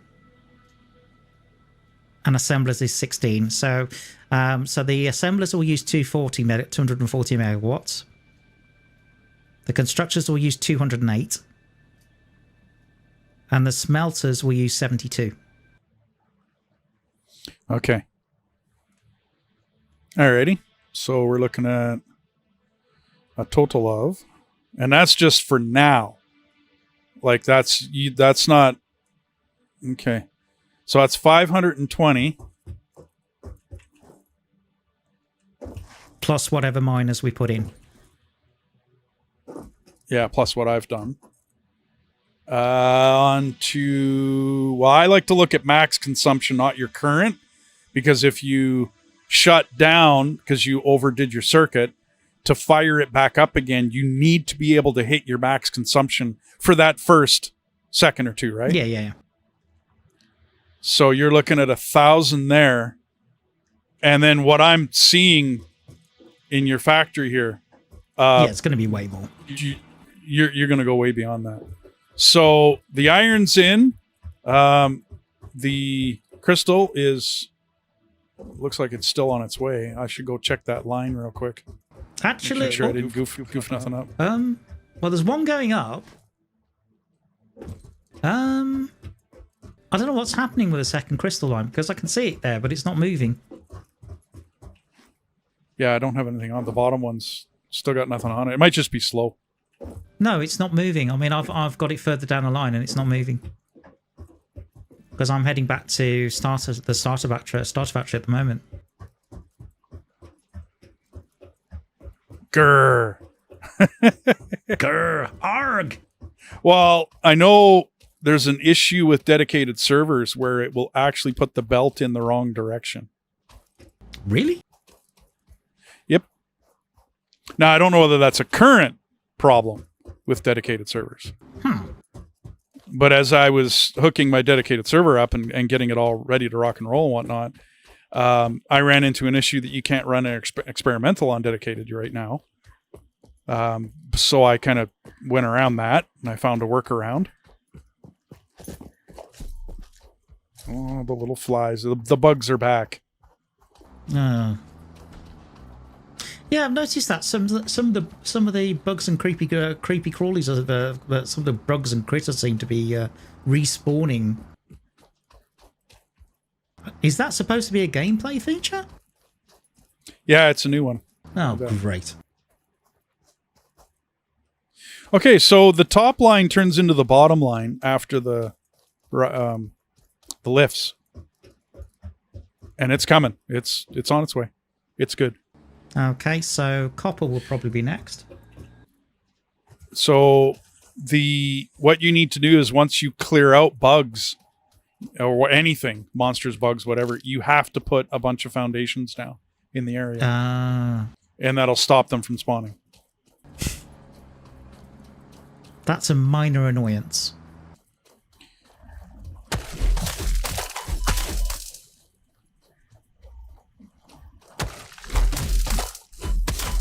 So yeah, I was working on that spreadsheet, as you know, the other night. I was working on it for several hours. There's still bits I need to do. Because eventually, basically, the way I've done it is I've included every possible product, every possible ingredient, all that kind of stuff for each manufacturing process. And then I've actually I got you. So then I've put in all the numbers, and then what I do is I kind of play around with it and go, well, hang on. And then the way it calculates is it shows me whether there's a surplus or whether there's a deficit. And obviously, if there's a deficit, then I have to play around with the numbers to go, hang on, because I want a slight surplus in each column. So then what it means then is I get at least a slight surplus coming back to the warehouse. Which makes total sense. I run my stuff the same way. If I'm coming in with 1,000, I will use 995 of it. Exactly. That way I always have a surplus, yeah.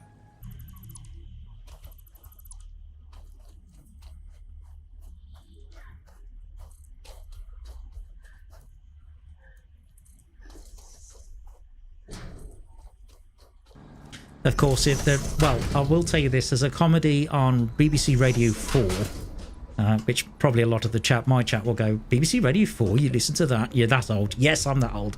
But there's a comedy called I'm Sorry I Haven't a Clue, and they've got something called the Uxbridge English Dictionary, and it basically gives you alternative definitions for words. Okay. So, for example, surplus could be a teacher with additional benefits. Oh, okay.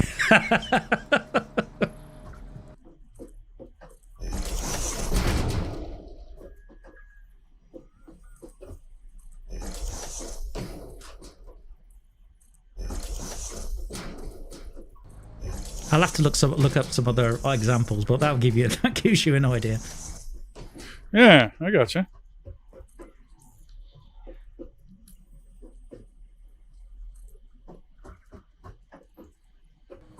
Yeah, I love how the beans spawn randomly. In answer to your question, Cuba, when it comes to games I'm planning for the channel, I mean, yes, we got Satisfactory, yes, we got Derail Valley. I am thinking about maybe doing a series. I am thinking about maybe doing a series for Ixion potentially as a series.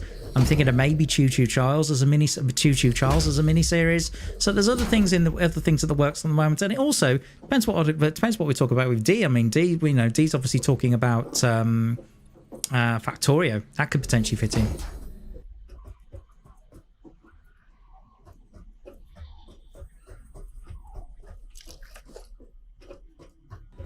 So just back at the main base. Right, do you want anything from the shop? No, I should be okay now. Crystal's coming in. I put down a bunch of foundations around that. The which one called the sloop, the summer sloop whip, whatever, or the summer sloop. It's a work in progress. Yes, I managed to find a little bit of SAM ore the other day. Yeah, once again, not used yet. No.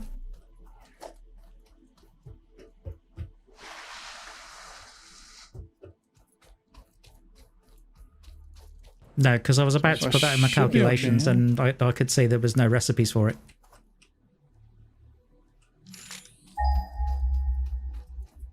By the way, Cuba sent you a message on your side. Astroneer, yes. I have a wonderful save of Astroneer. We played it 3-player when it first came out. We completed the game. It was fun.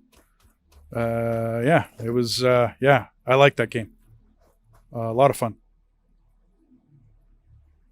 Looks a little bit cartoony in its art style, but otherwise, does it have a fair amount of depth and complexity? To me, huge amount of depth and complexity. It was took us. We didn't record it or anything. We just myself, my wife, and Samuel did a playthrough of it, and I'm going to say it took us at least 60 or 70 hours to get through the game and complete it. Had to make a base on every planet. At the same time I played Astroneer, I also started playing Hydroneer. I thought the two were the same developer, but no, they're not. But I thought they were when I first started. Well, you would think so. Well, with a name like that, yeah, but it was, yeah, well, it was different.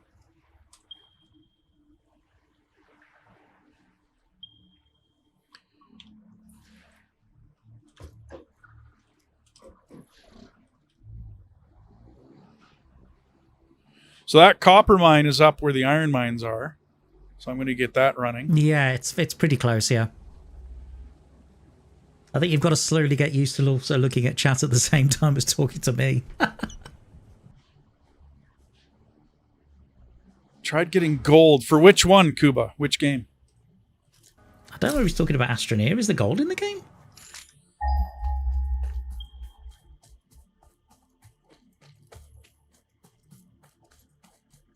I'm trying to remember if there is.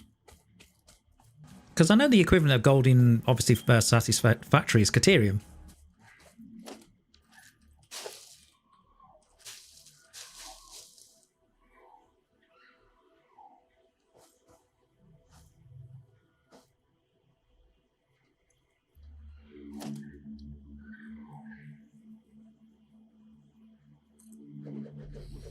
Now, before I power anything up, is it worth having something just going at the main base just to semi-automate?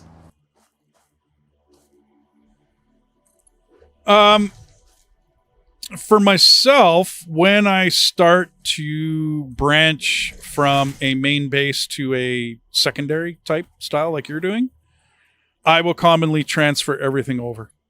You know what I mean? Like I'll get it running. I'm going to say eventually.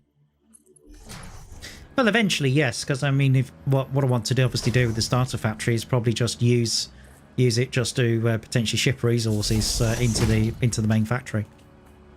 Yeah. If necessary. And because of the length, it probably would be something like a trucking run.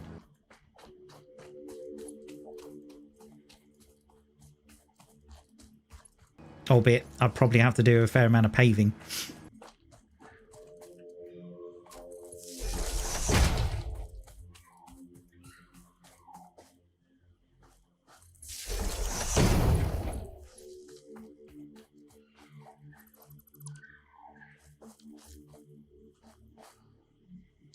Okay, I'm getting some... The one thing that's really weird is the beans are sort of spawning in front of me. Oh, okay. Yeah, so I approach it, and then about sort of 50 meters ahead of me, you just get plink, bean.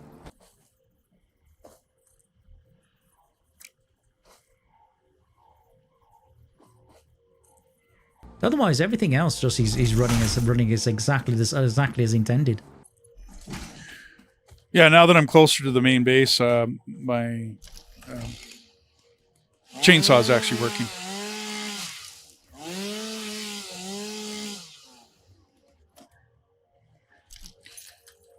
Still a bit buggy. I can't do just regular leaves, but I can chainsaw the trees down. Yeah, I found that you can't pick up leaves if you're running a chainsaw.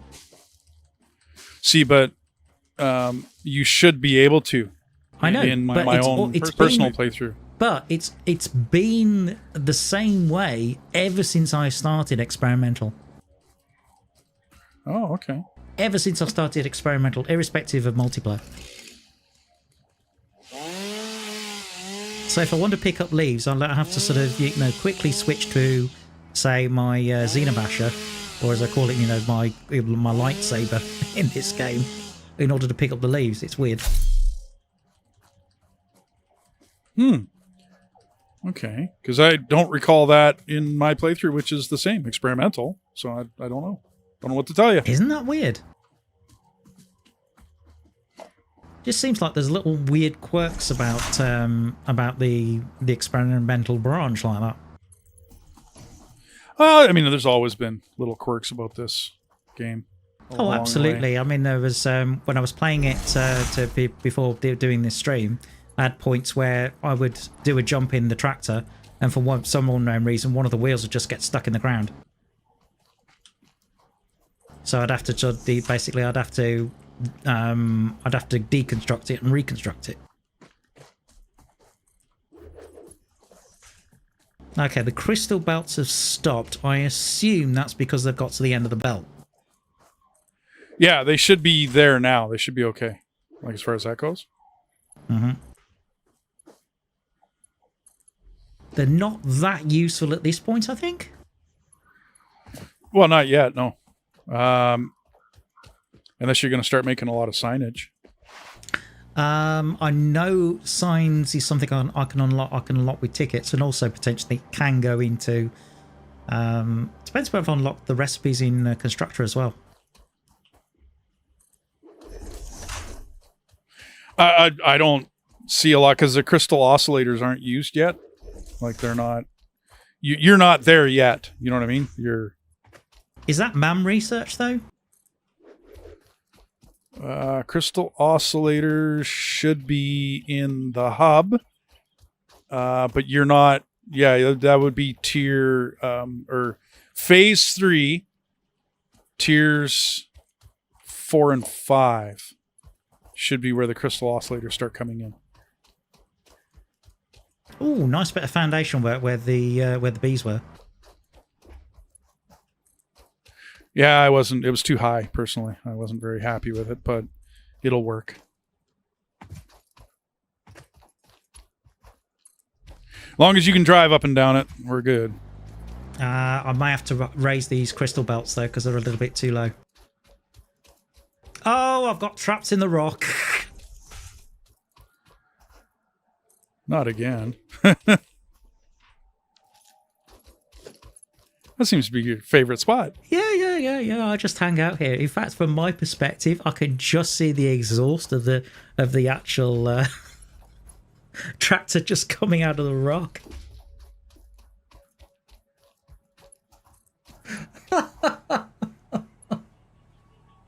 Darn it.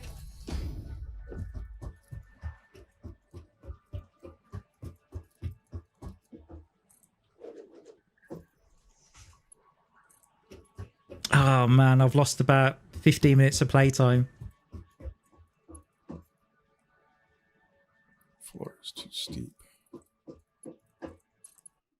Okay, so I'm having to go.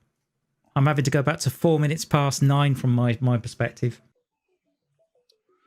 Oh, it says you closed the connection. It's all right. I had to reload. Oh, okay. Well, yeah, I guess so if you're stuck in the rock, right? Yeah.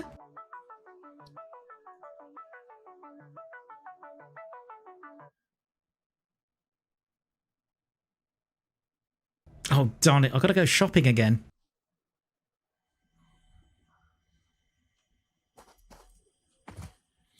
Well, I get an opportunity to redo all of the platforms around the crystal, around that summer soup.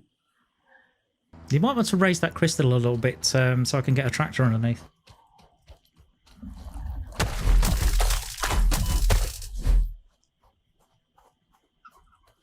Because I think I need to turn right to avoid the rock that swallows me.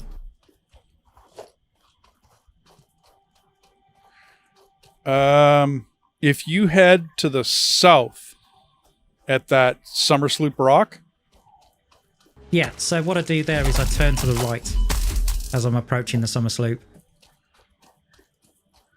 Oh, okay. And that avoids the rock? Okay. Yeah, so you turn to the right there, but the problem is that you've got the crystals and they're a little bit too low there for me to drive under. Okay, I'll put them up. As they're coming down the hill, I'll go up a couple. Put them up, come on. Put up your dukes, Now you're getting it.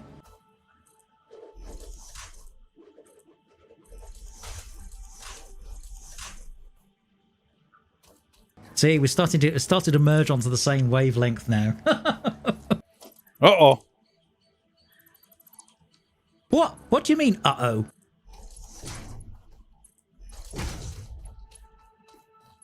Hang on. Okay, that should be enough to drive under. What's he doing? Oh, I'm just raising up your crystal lines. Yeah, but what was the uh-oh about? Oh, just step in the wrong direction. Oh, okay. Got you. So I'm just having a look what you're doing.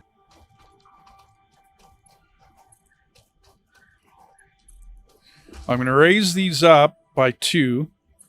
That way you should be able to get in and around them, right? That's Without cool. too much trouble.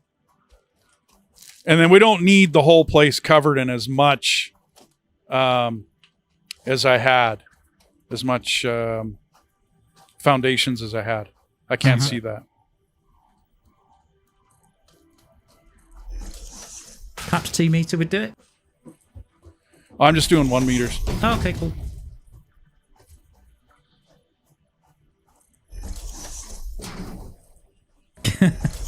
You bet 2 bean coins that a rock will eat you in the next 2 And I streams. think if I just wrap this rock in foundations, it should be okay.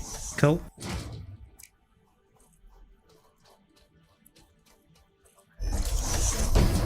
Cuba's betting me 2 bean coins that a rock will eat me in the next 2 streams.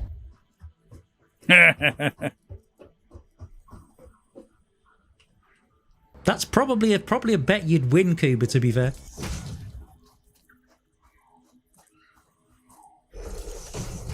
Also, he was asking me about games plan for my channel and about games plan for yours.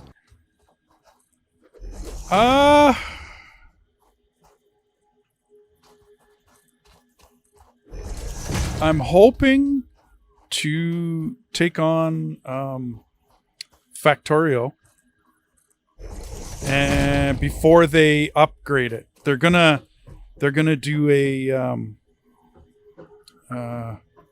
part 2, like a Factorio 2, and that plan is about a year down the road, and so a full Factorio should take me about 6 months of YouTube production, playtime, and whatnot. It should take me about that long to do one. So I was thinking of tackling that. I'm trying to remember the name of the game. I think it's called Enshrouded, was one that I was going to tackle. Green Hell is gone. What's the other one? Life Not Supported. We're probably not going to do anything on that one for quite a while. Because we've run out of, it's right at the end of the game. Like it's an indie studio game. It's a single creator. It's Raft for Space. It's a great game. But it's, and single developer games take a while to produce.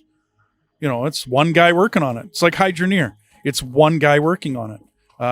That game is now 3 years old, and it's got quite a bit to it, and he's working hard on it, and I've got no complaints whatsoever. As far as the what he's done and whatnot, no complaints. Icarus will continue. Valheim will continue. We're having a lot of fun with that one. Valheim is, once we get to the end of the Mistlands, that'll pretty much be the end of that game. Unless they come out with more stuff. Righto. I think that covers everything. We were talking about playing Civilization 6, I know that. Yeah, I was brushing up on my Civ. I was playing it a couple days ago. I was brushing up on my Civ playing. Of course, I probably plays the Brits, of course. Oh, of course, and I probably play as Canada. Absolutely. I don't mind the Canadians as a civilization to play in that game. Does that mean if everything goes wrong, we can blame Canada? Yep, just blame Canada. Absolutely, everyone else does. And of course, we're so nice about it, we'll say sorry. That's probably true, actually. Unless you're French Canadian, that is. Well, unless you're French, in this case, you just start swearing in French or something. I don't know. Well, the thing is, the French Canadians I've met, I think we've had this conversation before. The French Canadians I've met are either mad as a box of frogs or incredibly serious. Yeah, not very lighthearted, it seems. Now, here's the problem: is that there's Eastern French Canadians, right, which are the Quebecois, right, from Quebec, and then there's the rest of the French that settled in the rest of Canada. So those are two different breeds, because we have a small town right next to us out here, and wonderful people. Can't say enough about, just wonderful. I've been in and around that town a lot, working in the past and doing lots of things. And like I said, wonderful people. Great. I don't know. Can't say enough about them. Mm-hmm. You go to the stores and you go to the different places and whatnot. There's awesome people to meet.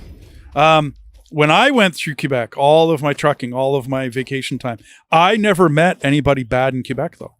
Like, I always met very friendly people.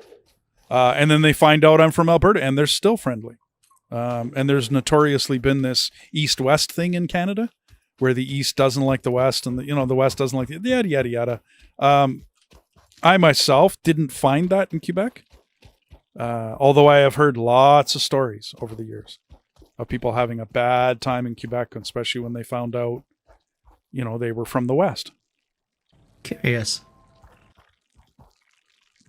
I think I know there's some people from my stream that are in the UK as well, but it seems the main thing that seems to be a divide here in the UK is actually north-south. Well, and it's, being totally foreign to Britain and UK, as I understand it, there's still a divide between Scotland, Ireland, and the British. Like, there's still a line. Oh, and the Welsh. Yeah, okay, and then the Welsh, yes, okay. In fact, it's one of the jokes that Red Dwarf plays, because they have an alien race that basically where they contact the ship, and Rimmer says, right, please put this through the translator in all known languages, including Welsh. Because Welsh is spoken by a very small fraction of Wales. I think it's like northern Wales. Yeah. It's similar yeah, go ahead. It's similar with Ireland as well, with Gaelic, and also Gaelic in Scotland as well.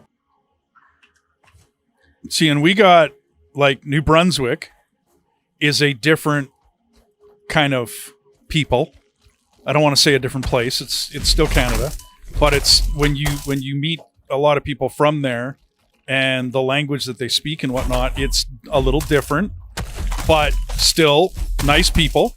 Like, I've vacationed through there. I've professionally driven whatnot through there, and wonderful people. Oh, just about dead. Why didn't you say you needed help? I don't need no help. I just eat lots of berries. I'm taking out those stupid bugs right where I put the yeah, I can see. iron lines through. Nom nom nom nom nom. Yeah, no doubt. And now I'm going to put some foundations down because obviously this stuff respawned. Oh, brilliant. You could have said something. Or, you know, what would have come to your rescue? Oh no, I'm good. I would have been like the cavalry in most movies where they turn up with everything and you've already won the battle.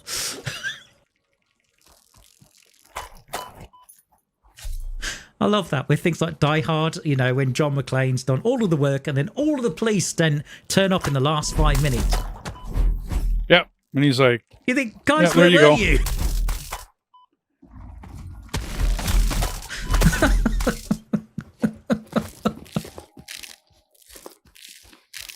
But no, there's definitely a north-south divide when it comes to the UK.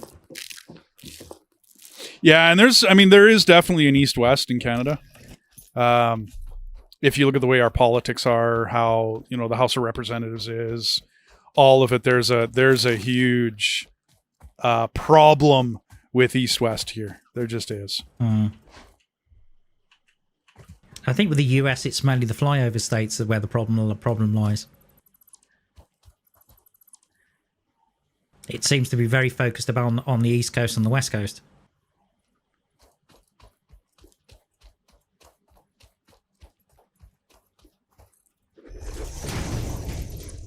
Well, I seriously wonder whether all countries don't have that same sort of divide, you know, between this to that and all the rest. I think there is something about that. Yes. I mean, in my case, I'm in the Midlands, which if you speak to people in the South, don't believe exists.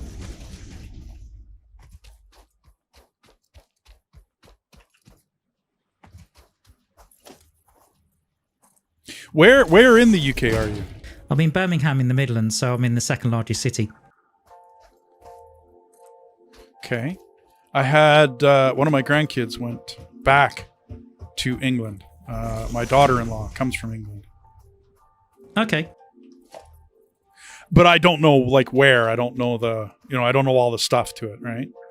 So Although if you ask a football fan to pronounce England, it would be England. Okay. Because of just the way they sing it. Don't ask. I haven't got a clue. I won't ask. Now, I think that's enough coverage that we won't be getting stuff back now. I think. Like, I've cleared out all the bugs that were up on top of that. There was like, a summer sloop up there. Oh, I'm sorry, that was the Mercer Sphere. Yeah, there was a Mercer Sphere up there. You must take this article. Comply. No. I shall not comply. Yeah, no doubt. We shall fight you. We shall fight you in the beaches. We shall fight you in the hills and in the streets. We shall never surrender. Probably one of the greatest Britain who ever lived.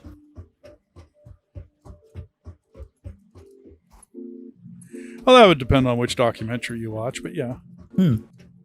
Although apparently, you know that slur that he had in his speech? It was actually a piece. It was false teeth, and he actually had it purposefully so he'd have that slur. Purposefully, okay. What was that? Like, why? I don't know. Maybe he liked it in his speech. I don't know. But yeah, it's one of the weird things.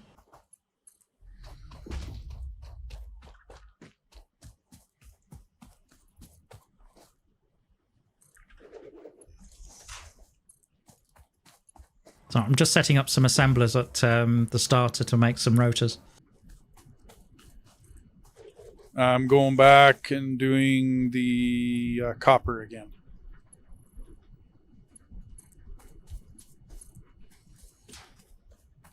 Oh, it's copper again. Whoa, it's copper again.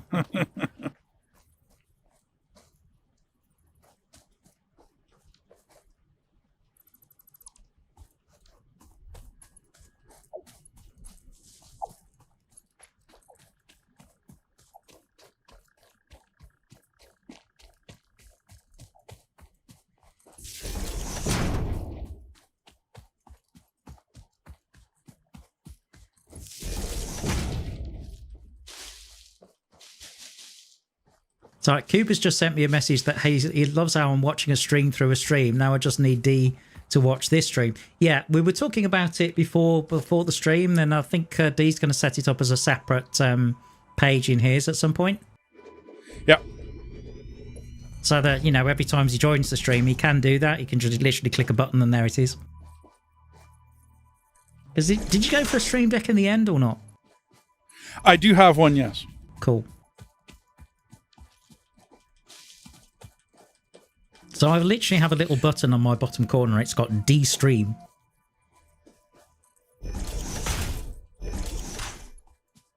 And then that just runs a different transition?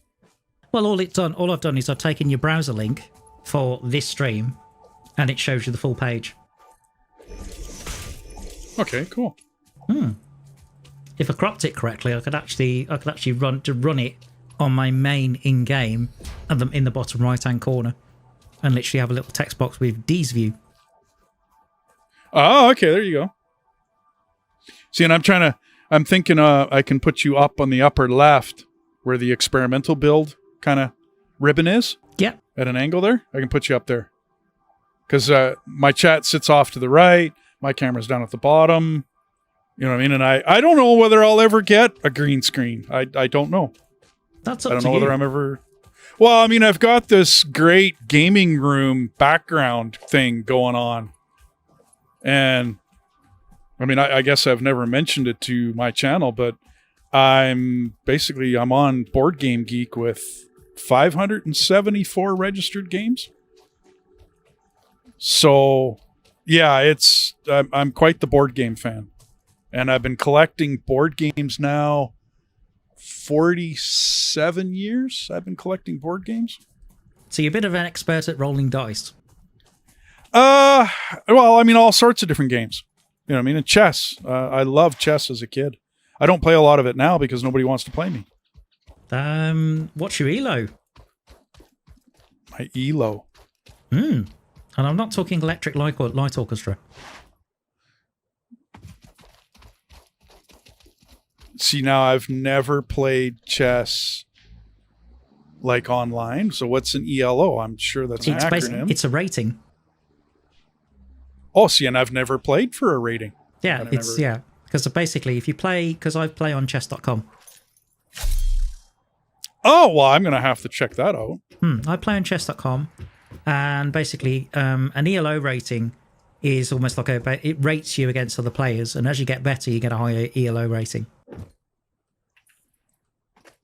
But mine's kind of it's not quite elementary, but it's more like a beginner rating. It's around 800.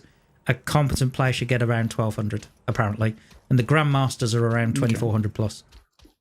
Whoa.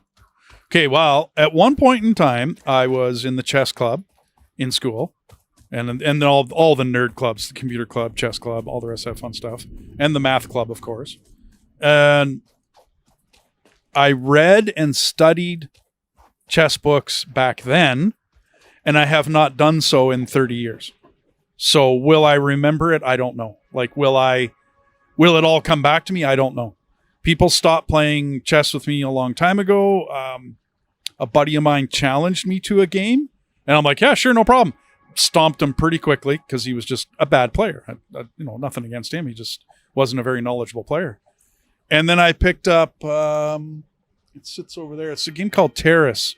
I was at a trade show. I was working for a trade show company, and I picked up a game called Terrace. It was just game designers that made a strategy game. And we started playing that fairly heavily. But a friend of mine had a game called Tactics 2, and I lost a lot to him over that game. And then he had another one, Generals, I think was the name of that one. Another strategic game. And I lost quite a bit to him over that one. But I would win against him on chess. Okay. So that gives you a...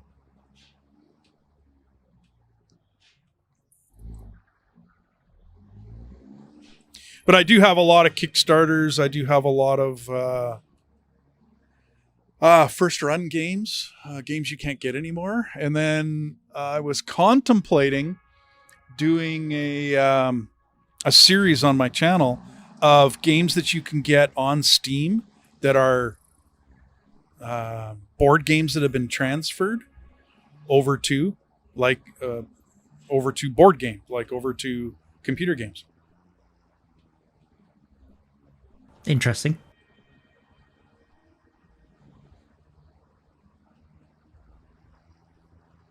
I mean, I have a lot of fun with Wingspan when friends come over.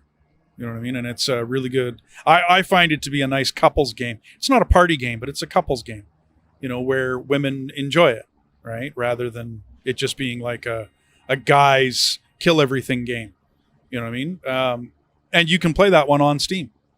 So I was thinking, and I got a couple friends that like playing Wingspan on computer.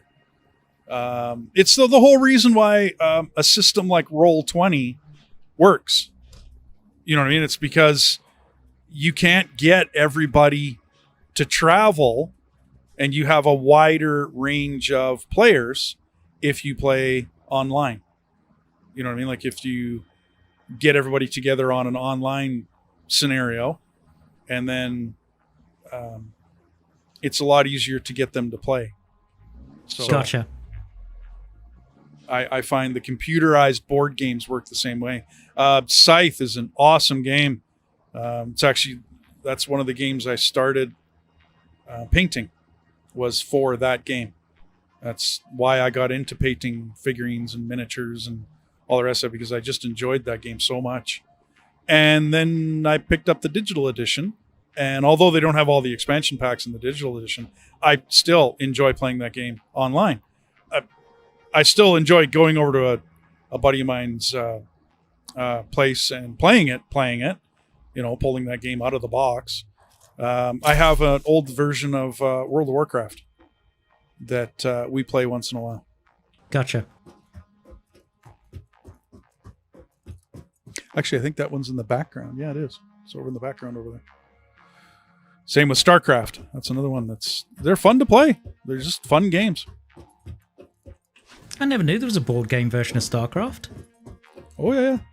You can't get it no more. I mean, it's a collector's edition now, but still a good game. Wow.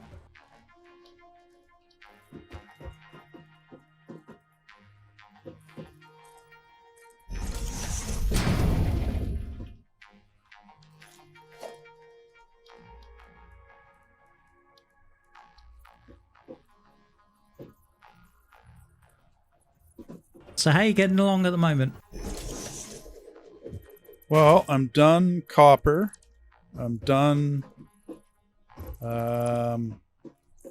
crystal, copper, and iron are all run into the factory here. Okay, so I'm trying to think what's next. Coal, probably.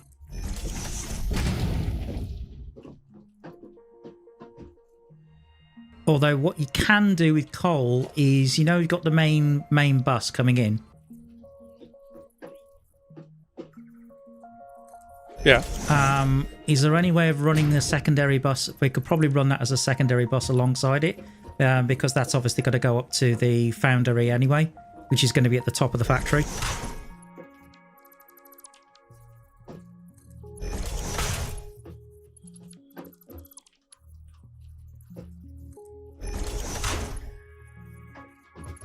Because I think I discovered 4 normal coal nodes. So that's going to end up as 2-1. That's going to end up as 240 in total. Okay, so those 4 normal coal nodes, are you going to make...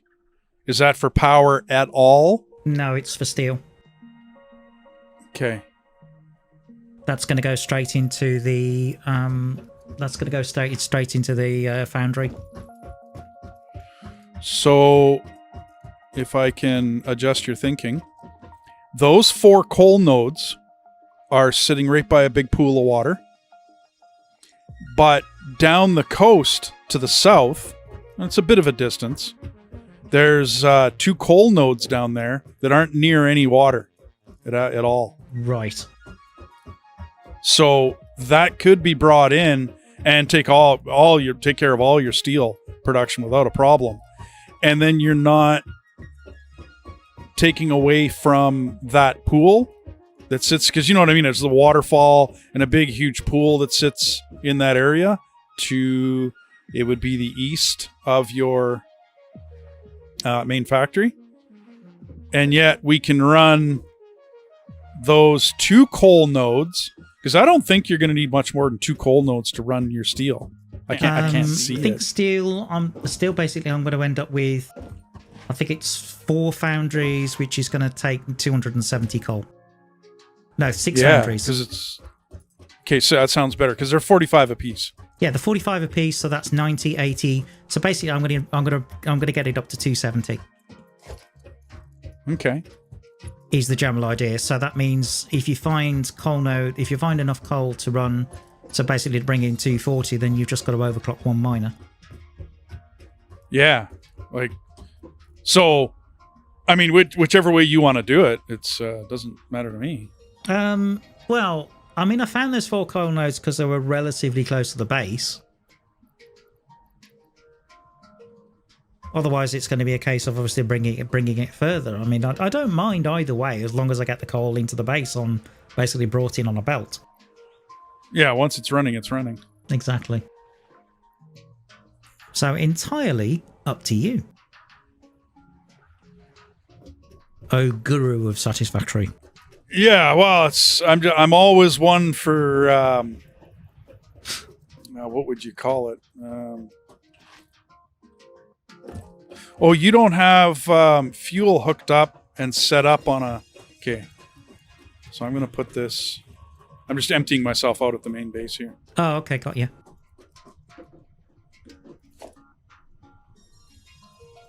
Sorry, I'm still setting up these assemblers to do semi-automate rotors at the moment. Do you want a stack of chests back here at your main? A stack of I don't know that you've ever...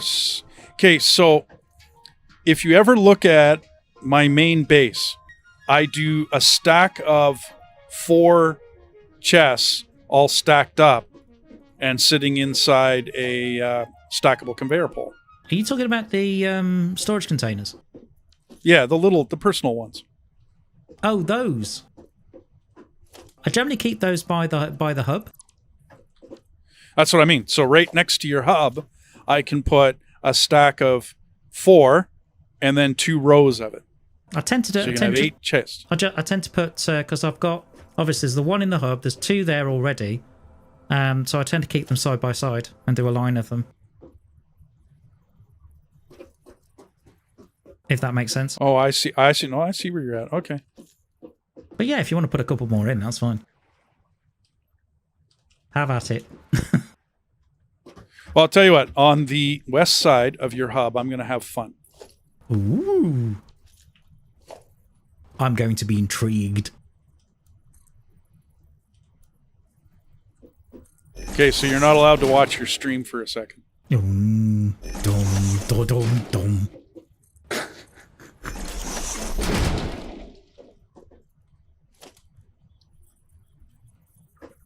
Well, to be fair, I'm over at the starter factory, so I can't see a thing anyway. And also, I'm not looking at your stream either.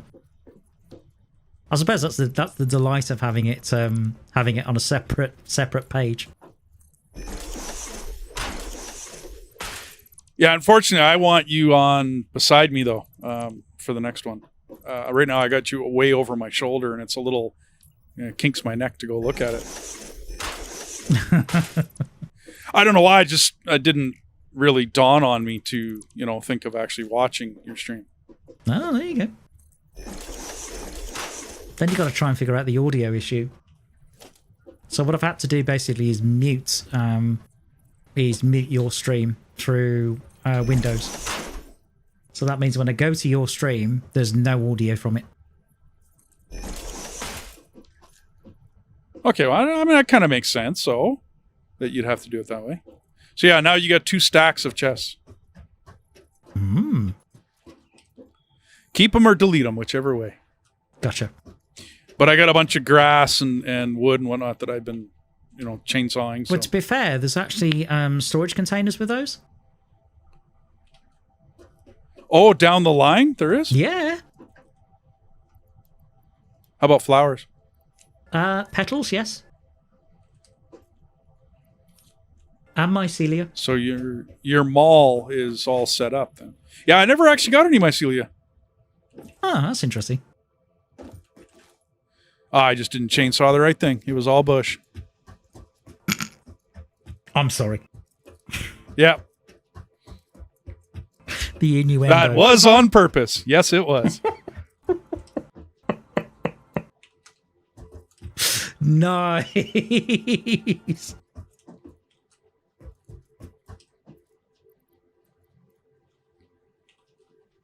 Now you're getting it. Okay, there. Now we're good.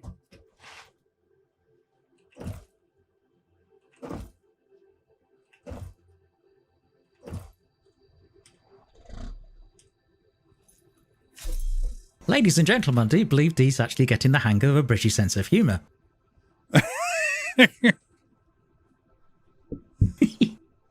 Oh,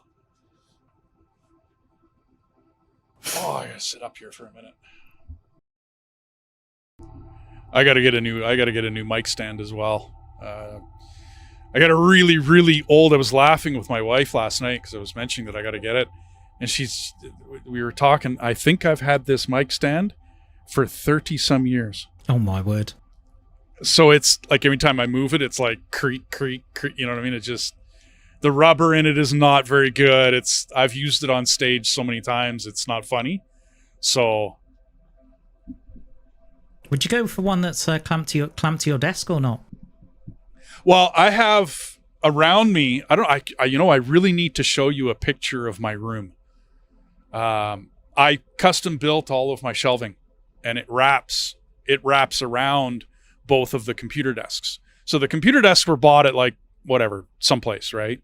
And they're the particle board style standard desk. And then I built what I call IKEA shelving all around those desks. Gotcha. You wrap those shells round, baby, right round. Like a record player. Sorry. God, early 80s that was. Oh yeah. I just empty. Just basically, I left 400 behind iron plate. You might want to. Oh, yeah. Well, I'm. Because if I'm gonna run. Oh, don't worry. I'm at the I'm at the shops at the moment, so I'll come back. I'll pick you up a pint of milk while I'm at it. Sounds good. Yeah, because I just emptied them. Okay. Let's see, rods and screws. Well, I mean, the good thing is that you're not on to MK2 miners yet, so it's actually really simple. It's just plate and concrete. Mm-hmm. It's just very simple. There's not a lot of high-end ingredients going anywhere yet. I'm going to go get that coal. Now, when I bring the coal in, should I bring it in from the south on the other end? Because that's where I'm coming from. The main thing is that you've got to consider where you've got the main stack of belts. They're obviously going to be there, but whichever way you do it, I think basically the main stack of belts are going to be to the right, are going to be feeding the smelters to the right. So the coal's actually going to come in on a stackable belt to the left. To the left. Take it back now, y'all. One hop this. So same side as your iron, crystal, and... So you've got the crystal and you've got the iron and everything else. But the thing is, you have to think that the foundry, if you can see where the smelters are now, if you got to think the foundry is going to be behind, basically at the back of that. So that means the coal's actually going to be fed further. So that means, in essence, we've got to get the coal to come in. So it's basically you end up on a bus to the left of that main bus you've just built. Okay, I can do that. There we go. I'm going to put in another row of foundations. Knock yourself out. And then I'll bring it up the coast. This way you don't need to touch those 4 coal mines that sit by that pool. If I do it this way. Now, that doesn't mean there's going to be a lot of belts. But when I run this line that I'm about to go run, you're going to need a lot of commodities.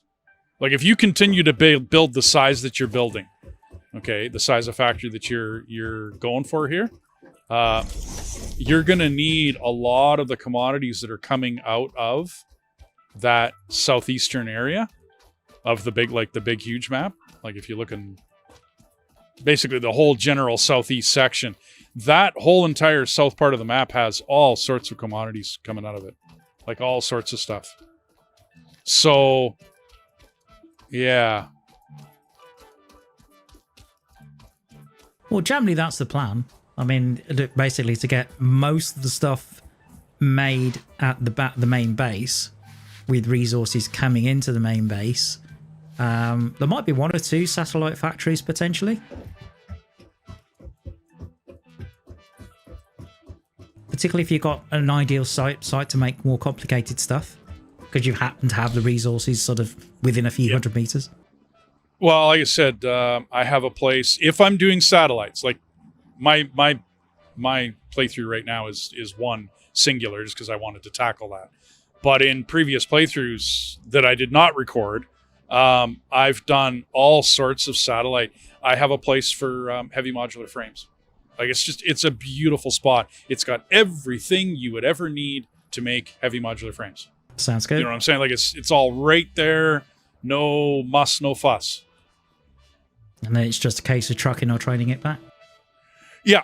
Well, in that case, I train it. Right. Like personally, later on, all of this, like this entire coal line that I'm about to go get, this could all be trained later. Once you get trains and you get that all running, this could all be trained. Got it. Because, yeah, this is a bit of a distance.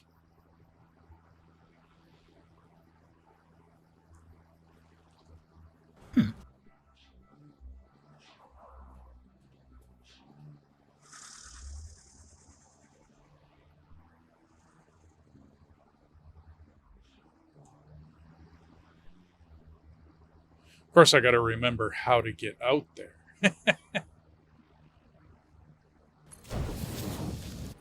Why, didn't you buy an Atlas? Nope. I'm sure they're selling a Satisfactory Atlas at the petrol station. It'll be fine. Yeah, no doubt, eh?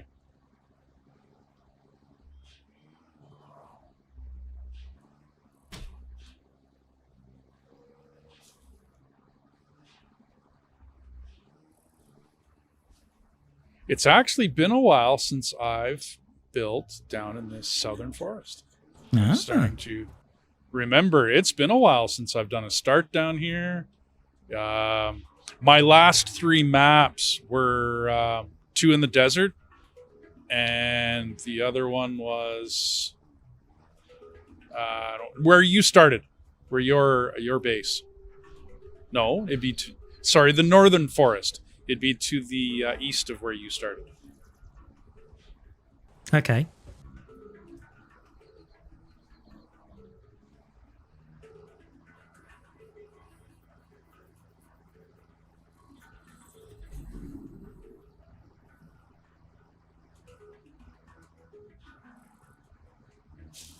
Oh, yes, you did say you needed plate. Hang on. Well, I just emptied out your whole entire thing that you stocked up. The entire container? The entire container, you bet. Wow.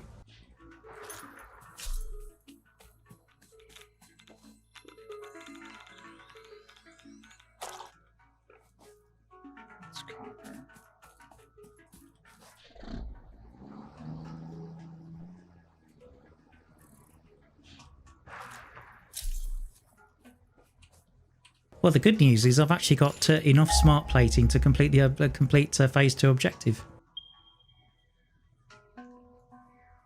Cool. Sounds good. Already. So I'll still keep. I'll still keep making it, of course, because I know it comes in handy later. So yeah, I got 2 pure coal down here.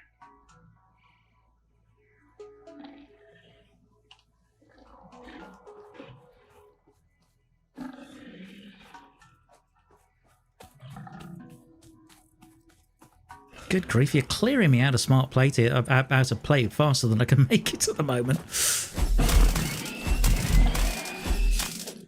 Well, that's why I don't build an MK2. I just don't.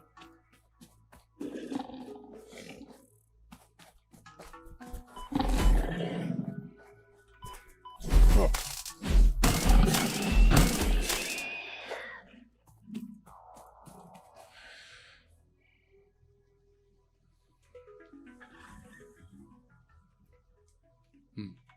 Darn it, I've hit a jump pad. That was totally unintended. Oops. Were you in the truck or out, though? I was out of the truck. I was trying to get to the truck.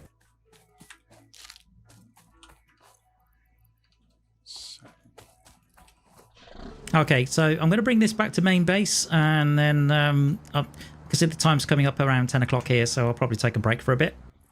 Okay. I'll probably keep going. I don't really Okay, that's foresee cool. needing a break. I'm going to get these 2 coal lines, run all the way back. But now later on in this, you're going to train this. Like this is going to be trained. This is way too far to be transporting. But my next mission, and I'm hoping to get to it in this, is to build you a power plant out at that pool. Okay, that's perfect. Yeah.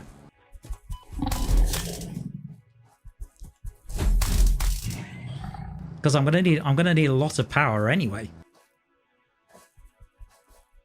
I got you. Well, yeah. I've always wanted to stay ahead of the power. Like I hate running up against my power. And this whole, like if you look on the map where I am right now, okay, this whole southern edge of this landmass is just stuffed full. I mean, it's like there's so many commodities down here, it's not funny. I mean, it's just huge.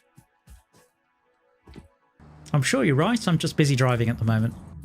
Oh, that's all good. I'm like I said, I'm basically southern edge of the whole entire landmass. So it's off into oblivion south of me. But this whole edge down here, it's just resource after resource after resource after resource, man. It never ends down here. By the way, did you know you abandoned the tractor over here? No, I got mine with me. Okay, well, there's another tractor right by the water extractors. Oh, not mine. That's yours. Okay, maybe I abandoned it there because I've... Okay, so we now have 3 tractors and 2 people. It's all good. So we've got a spare one just in case we lose one. Bit like that. I'm having trouble dodging pigs. Oh, for Pete's sake, you're not in trouble again.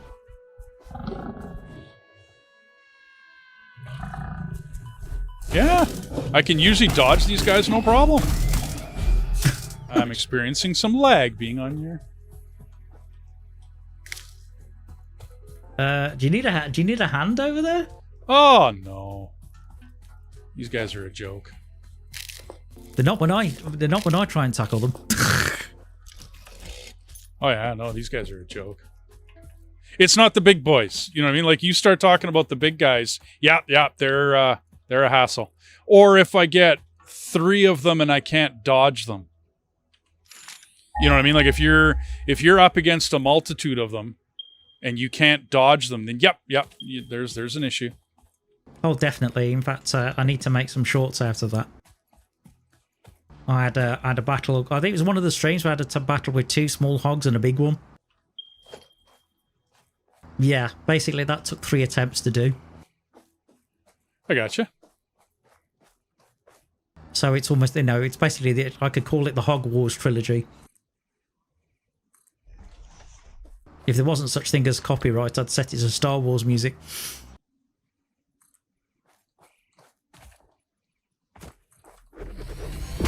Oh, I wish there wasn't copyright. There's a lot of jokes I'd like to have.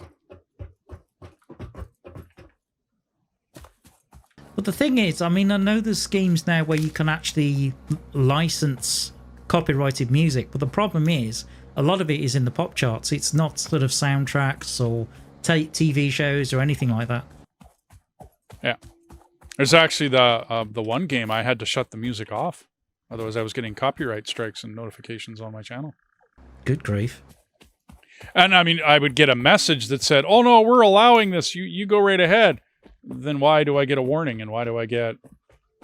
So yeah, I just shut it off, and then the issue stopped. It's funny because I had a couple of streams where, because I know Total Eclipse has done some SAP music, and he said, "Oh yeah, it's totally royalty free and everything else." Yeah, I got content ID'd. Yeah. And normally it was some obscure artist that you'd never heard of.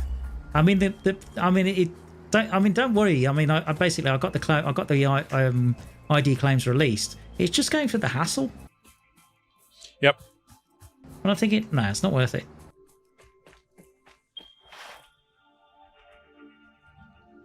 Oh boy.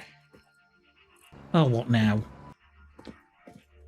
I totally missed what I was jumping towards, and I fell down a very, very small hole. How small? It's been a very long time since I've been down in this cave.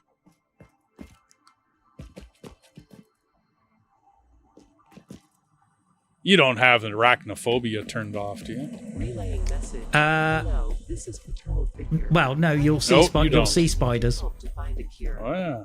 Doctors I see say 'em. that the only remedy is alien artifacts. You will most definitely see spiders.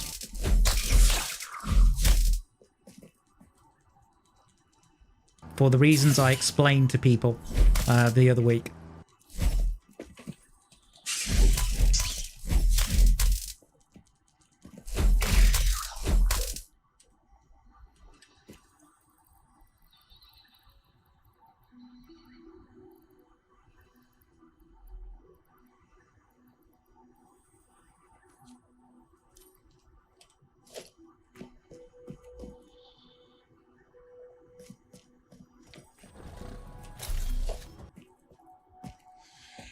I gotta remember my way out of this cave now, though. Oh boy.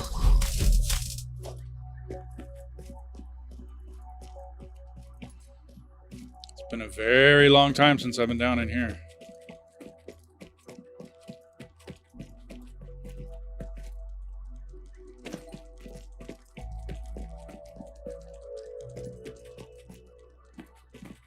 And I might run into something that I need a noblest to get out of too.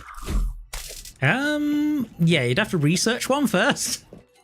Yeah, that's what I mean. I might run into that on the far end of this. Nope, I'm out. Okay, I'm good.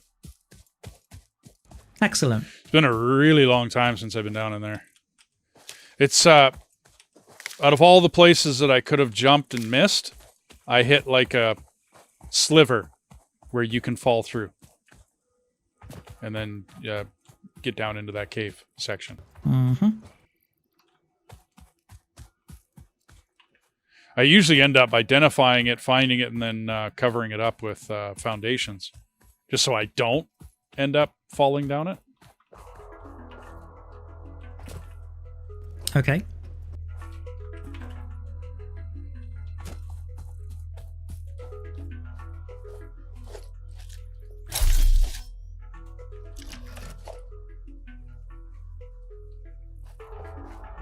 Right. Well, I've just come back from the shopping, dearest.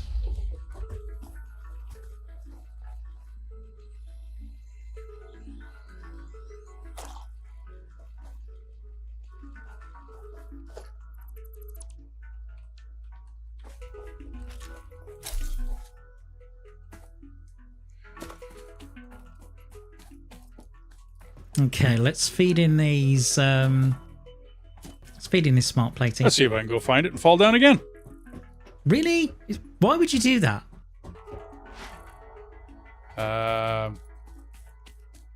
It's kind of like finding cave entrances at times. If you're not looking for it, if you're paying attention to, pigs and everything else that's attacking you, you can miss it so easily. Are you just the kind of guy that sees a hole and thinks, that's a good one. See that? That's a good one to fall into or to go into. Sure.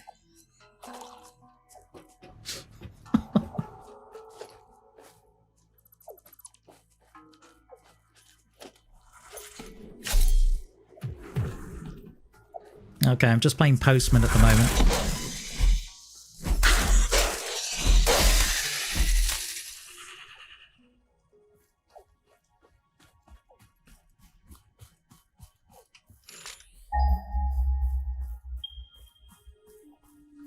It should be up top there.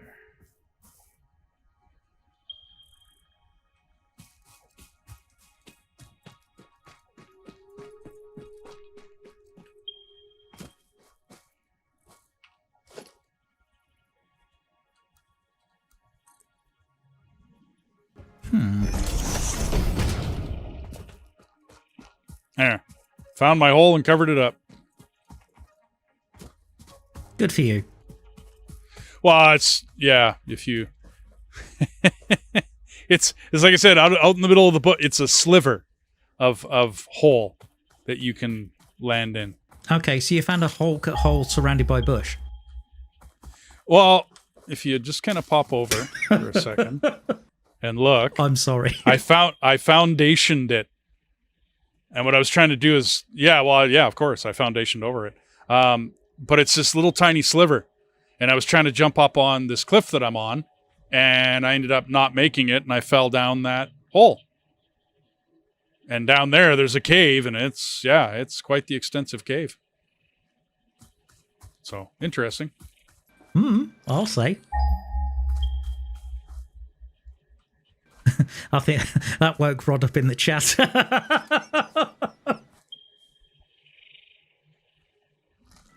Yeah, that was intentional, Rod. Honest.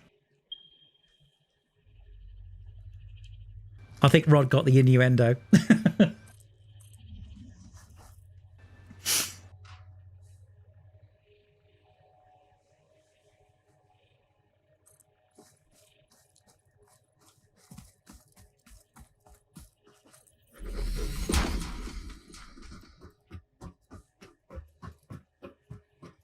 I think I found my coal mine. Hoorah! Well done.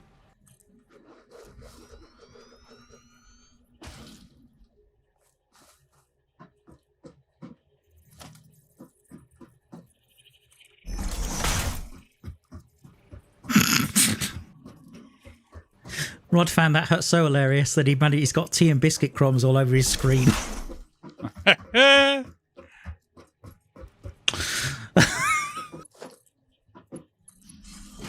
Oh, you poor soul, Rod. I'm not buying you a new screen. Forget that. I didn't make it want you to make you to spurt out your tea. That's your fault.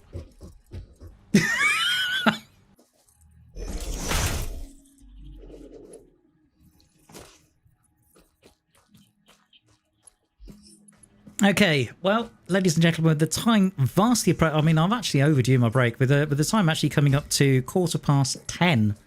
I'm actually going to take a short break. My eyes are getting a little tired, so I should be back soon. In the meantime, I'm going to leave you with DMW stream on screen, albeit there's not going to be much in the way of sound there. So if you do want to watch DMW stream live, then by all means go over to his channel, and I'm sure he'll be there, welcome you with open arms. But I should be back in about 10 to 15 minutes with a good brew of tea. But until then, guys, whatever you do, don't go away. Hey, everybody.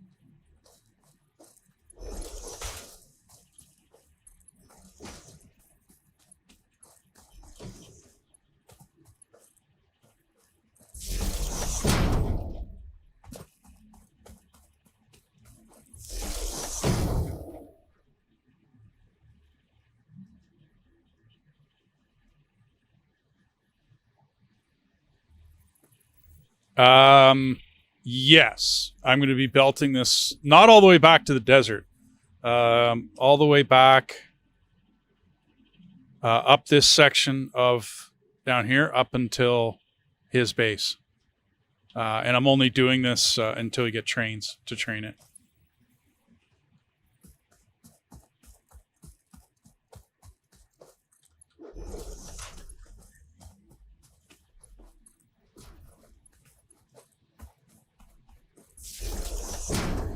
Bionic, I'm on T-Bone's save, not my own. So my build is not in here. I'm joining him for today, just to goof around and test out streaming. Welcome, by the way. Welcome to the stream.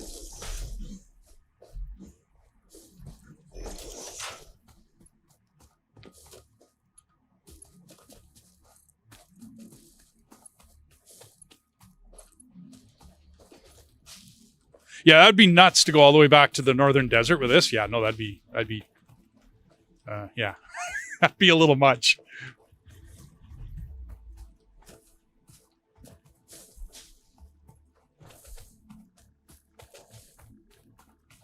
Yeah, yeah. I do plan on coming down to the southern forest here and grabbing commodities and such and bringing it back, but that'll be by train. That'll be later and by train. Oh, okay. Yeah, no, I recognize your name. That's why I said welcome to the stream there. That's, yeah. Yeah, it's been, you've been watching all the way along. Thanks for the support, by the way. Awesome. But I have never streamed. So a friend of mine, T-Bone, is he streams all the time, and he streams Satisfactory all the time. And he invited me to come goof around on his save, so I said sure.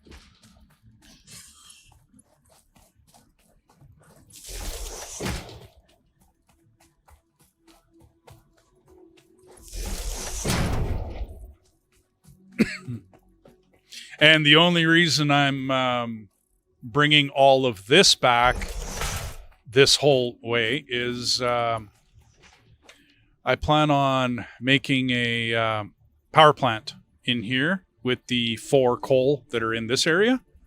That's why I want to drag these 2 coal mines that are here and bring them up the coastline.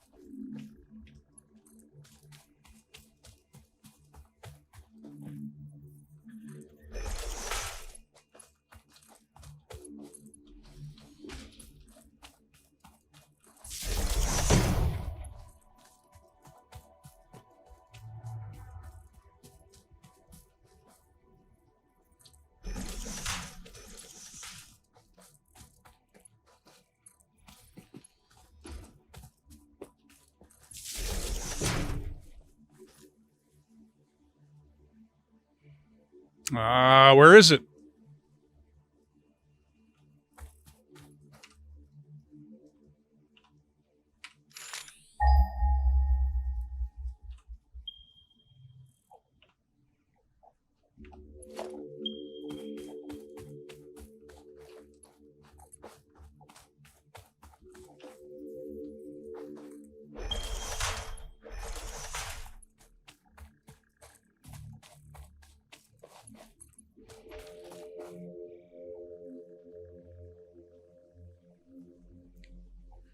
Okay.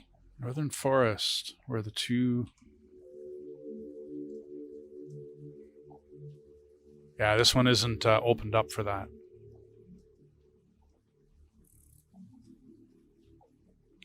Right about where this black spot is. Roundabout, I'm thinking. That's another place I do a power plant as well.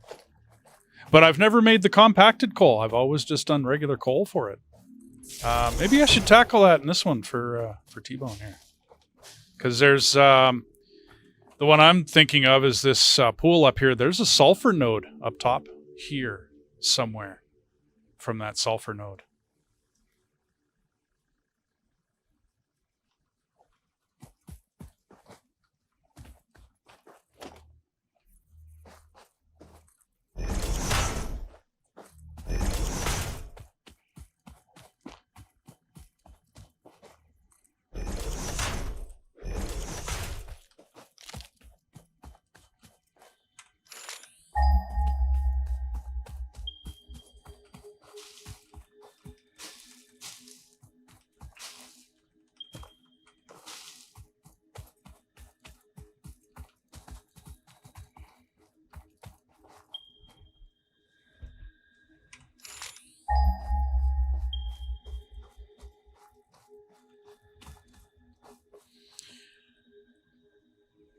Yeah. I've never actually played with compacted coal, so I don't know what the numbers. I've never done the math on it. MK2 miners, you can pull 400 sulfur, get 400 compacted coal. Okay. I like it. 62 coal gens. Right on. Okay, that's okay. Yeah. I like that. I like that thinking.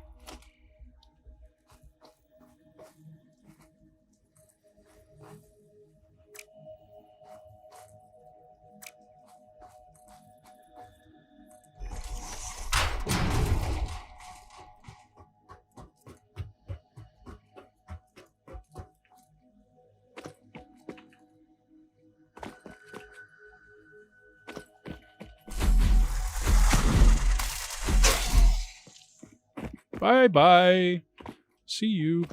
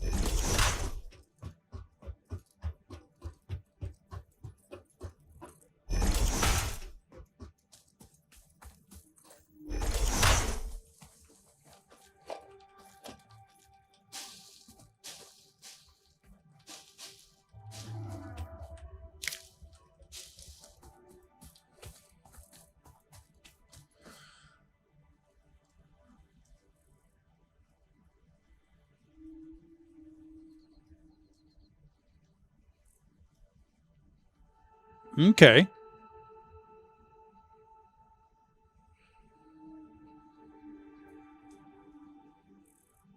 Now, yeah. See, and I usually run my fuel plant in a different spot. You know what I mean? Like down other places where there's more oil. The new area they just finished doing, that whole, it's a beautiful spot. But they got like 6 oil things up there. And then there's a really great spot to the east over here. It's got like 5 oil deposits over there. And I usually ended up in the past. This one I'm building, it's my first everything's going to be in one spot build. Because I normally built where everything's in satellites or in in multiple different places around the map.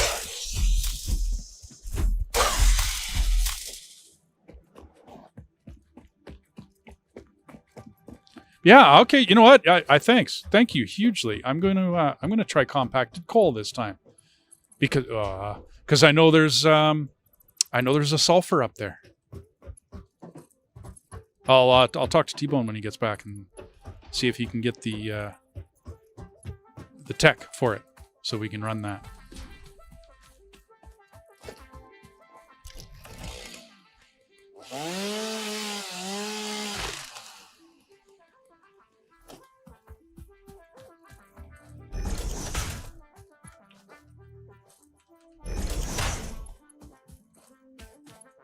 Oh, I always love new challenges. I mean, that's why I've loved this game since it came out. It's just they keep adding to it and adding to it and adding to it. You know what I mean? You get used to a part of it, and then new stuff comes out. I had to take a break from Factorio.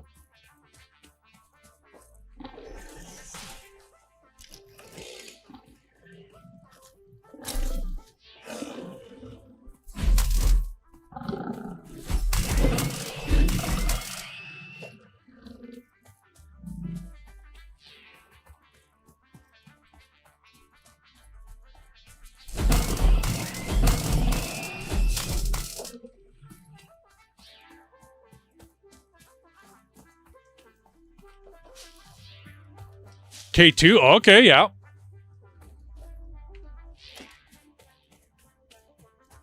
I goofed around with so many different mods in that. You know what, though? I never did space exploration. So I'm going to try a space exploration modded.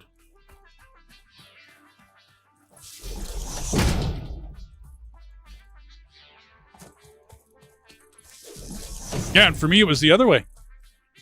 It was actually Factorio that got me to begin with, like way back in the mid-teens there, 14 or 15.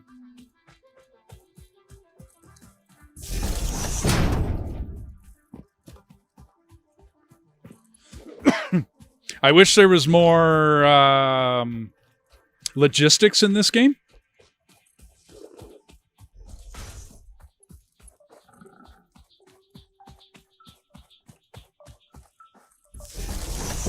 Well, I hear it's a challenge, and I just never... I played unmodded Factorio for 21 or 22 maps. Basically full playthroughs on each map. Right up to launching and then a lot of times beyond. And then I started to goof around with mods, and I did like 6 or 7 maps of modded Factorio since then. I gotta figure out which way I'm going here. Meanwhile, hello D. I'm back with a nice cup of tea, and I'm ready to go. Good. One of my channel subscribers joined us. Yes, on I my saw. stream. Bionic Charts, hello, and welcome to the stream. This is T-Ban here with basically, as you can see, we're simultaneously broadcasting. You can quite happily come over to my channel if you want to take a look at my perspective. I'm currently at the main base at the moment. I can see Dee's been really busy with belts. In fact, it looks like I've got an absolute stack of resources coming in on the actual into the base now. I mean, that's quite a bus. I mean, that's more than a double-decker bus. It has to be said. Oh, I'm far from done. But when you need to get trains, and Bionic came up with a really good idea. I'm going to do compacted coal for your power plant. Interesting. So how does that work? You need a sulfur mine, which there is one in that area, which is why I'm thinking of doing it. So up where those 4 normal coal mines are, which is why I'm belting all of this coal in for your steel down here, up there, it's a little ways away, but there's still a sulfur mine up there. So I'm going to tap that sulfur, and I'm going to make compacted coal. Rough number, Bionic threw it out there. You can do like 62 coal plants from that. Flippin' heck. Yeah, so like monstrous amount, like lots and lots and lots and lots. That's going to be a mega build. Yeah. Well, and to be honest with you, dude, I have never done compacted coal. Well, neither have I, so that would be an interesting challenge. So, exactly. At which point I might end up appointing you as project manager, and not basically I'll be your minion for that job.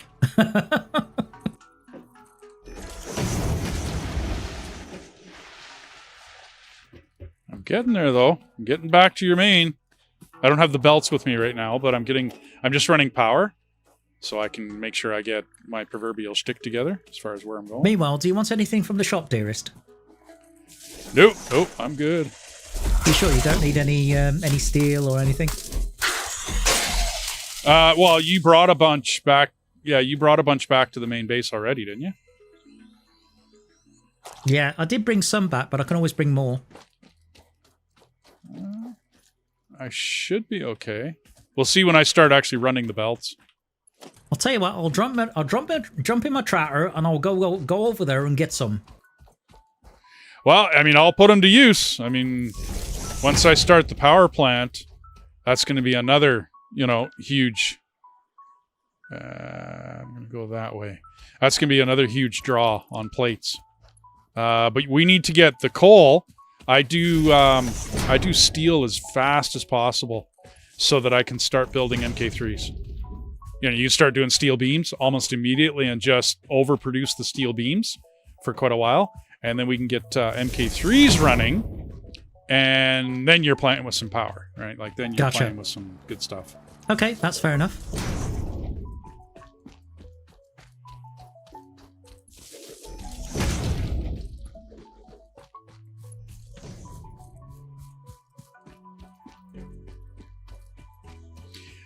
Factorio trains are way different than these. The speed at which, like, the unload load speed of a Factorio train it's way different. The thinking is different. You know what I mean? Like the way you contemplate how you're going to build that and whatnot. That's a different creature. Yeah, apparently the Factorio trains are rather quick as well. Yeah, well, you die from them all the time. So it's basically. I mean, I know you think it's funny and that's great and all, but I don't know any Factorial players that have never died to their own trains. I just don't know one as yet. So it's the Dark Souls train game then? Is that the idea? It kind of, yeah. Well, it's because of the speed that they run, and then your 2D down version, look, and you're in your factory and you're doing your thing, and then you just kind of back up over a train track, or you're running to go get more commodities or something, and then splat, there you go, you're gone.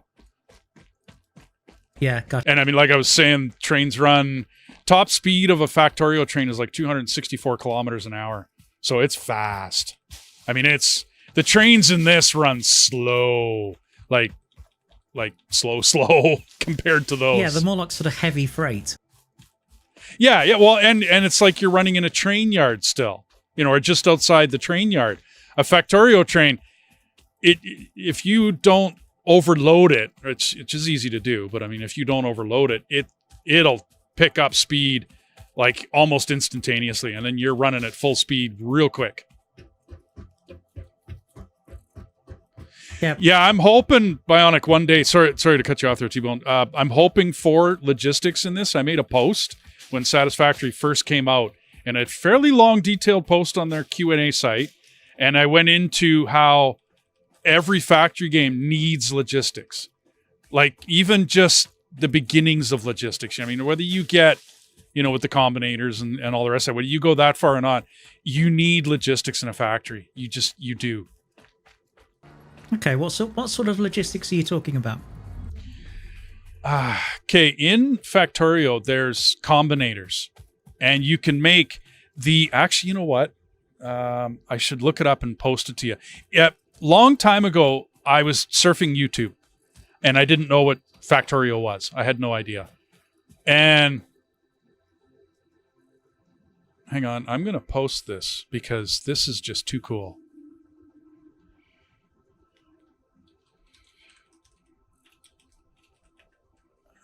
I definitely need to make your quartz crystal belts higher. I always end up on the wrong side of them.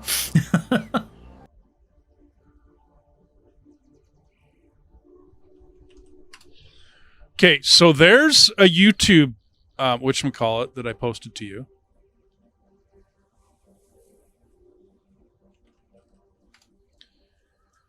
Okay, I put it in my chat as well for you, Bionic, and for the guys on your stream, Rod, Kuba, and whoever else is over there. So if you watch that... Uh-oh.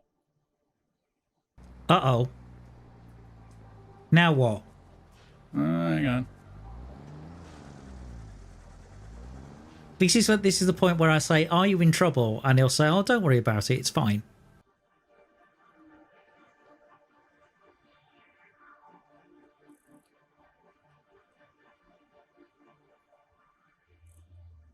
Well, I haven't lost the stream. That's sort of a oh.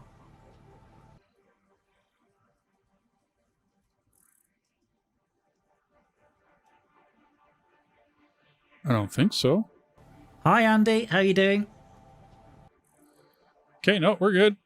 I just clicked the wrong button on mine. So I shared a YouTube video with you. Okay, it's called Factorio Sandstorm. Okay, so this guy programmed this within Factorio using combinators, using the logistics system. And what he did was he fed a raw signal of the of the video, the music video, but he did it through the game, and he made a series of lights which only handle 7 colors, Okay. And he made those lights turn into a television screen. Okay. So that right there is why I played Factorio. Right, that music video. That's why I did it. That's the whole reason. And then I started getting interested in logistic setups and logistic, signals and taking the signal and doing something with it. And Satisfactory really needs that. Like really, really, really big time needs that. I'm hoping they haven't said no. You know what I mean? Like there was that video that Chase put out, or Jace. You know what I mean? He put out a video and he said these are the things we will never do, and that wasn't on the list. I was really glad to see that wasn't on the list. But it's a big undertaking. I mean, that's why I started playing Hydroneer as well, because Hydroneer handles and has a logistic system in it, and it's really cool to play with them. Yeah, for my chat, I've just put the link that Dee shared to me, so you can take a look at that. But we're now joined by Andrew, so we now have somebody from Australia watching. Aussie, how's it going?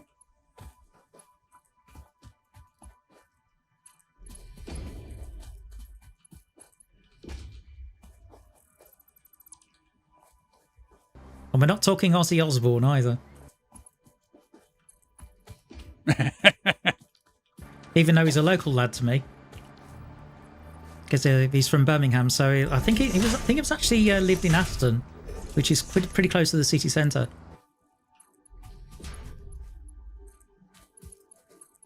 So let's see. I've now got Western Canada, I've got UK, and I've got Australia.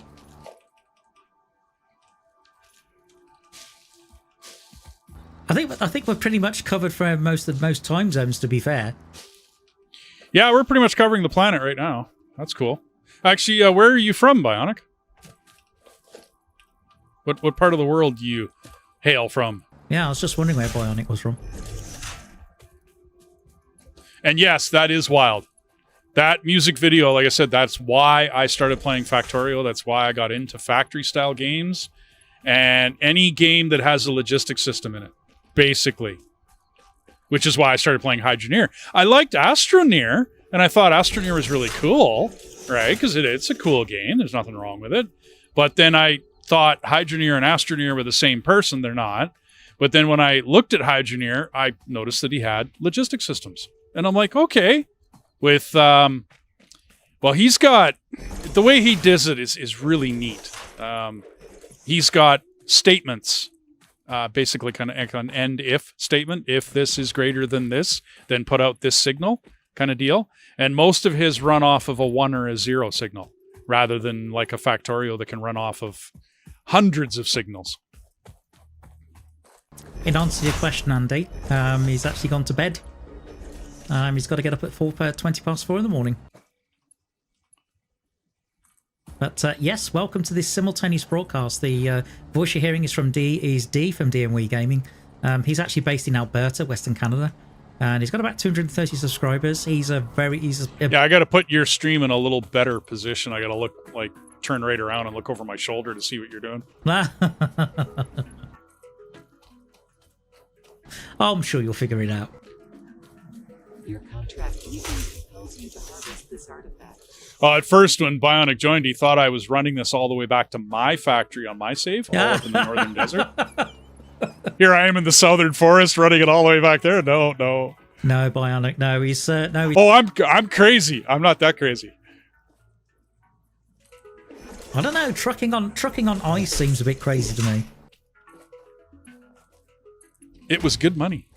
I can imagine it's good money, but I'm thinking, let's get this right. Big heavy truck. Ice. Yep. 150, top end about 150,000 pounds. That's like top end. Most of the time I'd run around 100,000 pounds. So is that about 70 tons?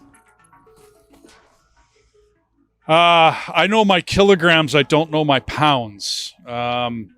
So 100,000 pounds, right? I'm just going to pull out my handy-dandy calculator, divided by 2.2, is about 45,000 kilos, okay? Oh, I wasn't far off. You got to... Well, no, you weren't. You were good. But you got to imagine that it's spread over the amount of axles. So the more weight you have, the more axles you need to be able to handle that weight.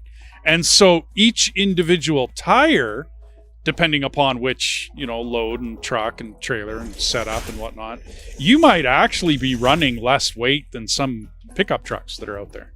Like a service vehicle pickup truck, that's running one of those big, I don't know what they do in England, but I know here, you know what I mean? They got a welder in the back, and they got huge cabinets for all their tools, and they're a lot of them run on pickup trucks with dualies, stuff like that. You're actually running per square inch on the ice. You're running actually less weight than those guys are. Mm-hmm. Gotcha.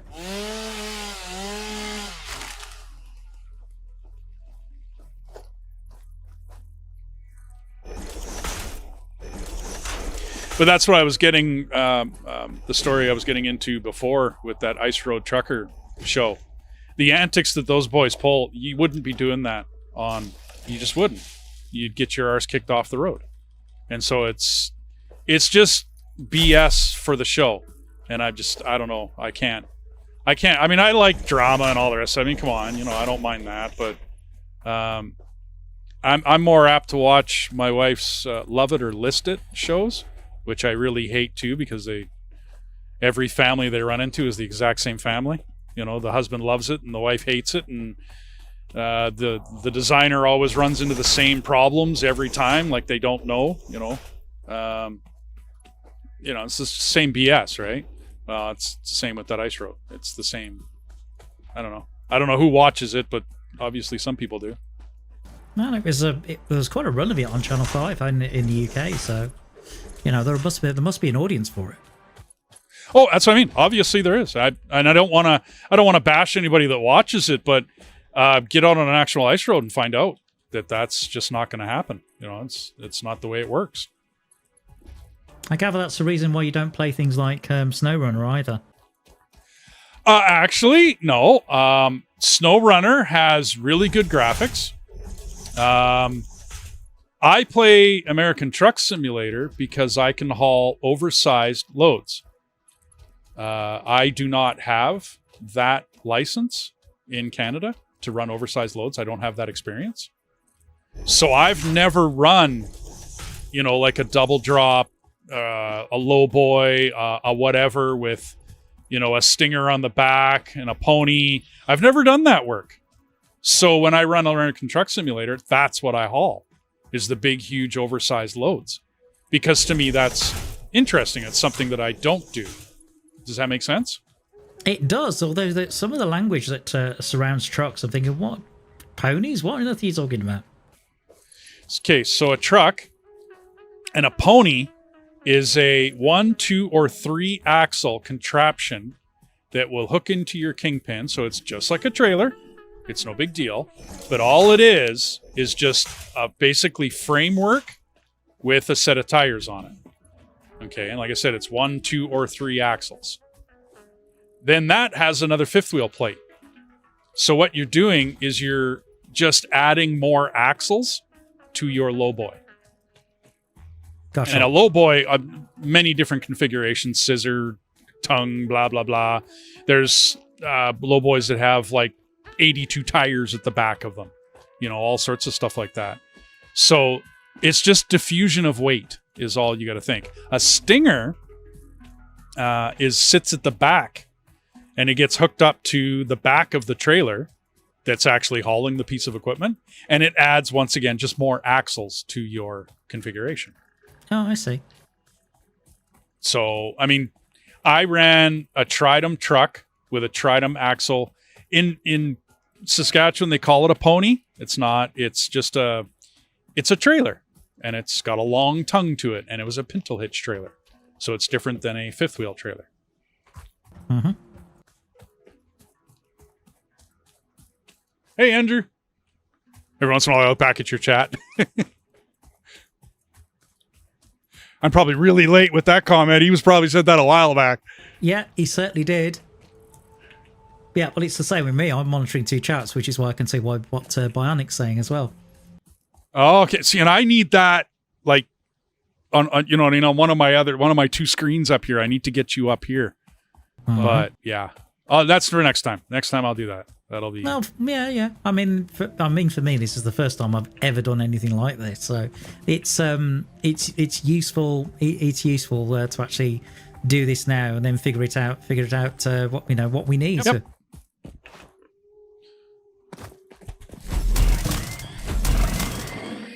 How are you getting on with plates? 1, 2, 4, 6, 8, 10. I'm down to about 1,000. Okay, so you need more. Well, we'll see. I'm just come back for my tractor, and my tractor's got plates in it. Okay, it only had 400 in it. Because I'm feeding assemblers over here. Oh, okay, cool. Well, you got coal on the way. It's coming. And then if you're feeding assemblers, I should probably go tackle that power after this. Well, no, I'm just feeding assemblers at the starter factory, not at the main base. Oh, okay. Sorry, I wasn't clear. It's all good.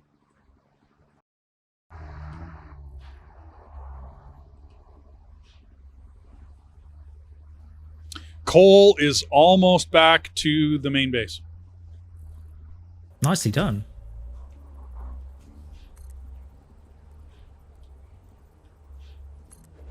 That compacted coal recipe sounds fantastic. Yeah, we need to get that happening in the tech, by the way. However, that's... Is that an alternative recipe? Nope. I don't. It shouldn't be an alternative. It should be in the hub as a tech, like as a how to say it, as a milestone tech. I'm trying to work out. Hang on, Andy said he's going to go to bed, but if you're in Australia, surely it's about 6 in the morning there. Have you been on a night shift, mate?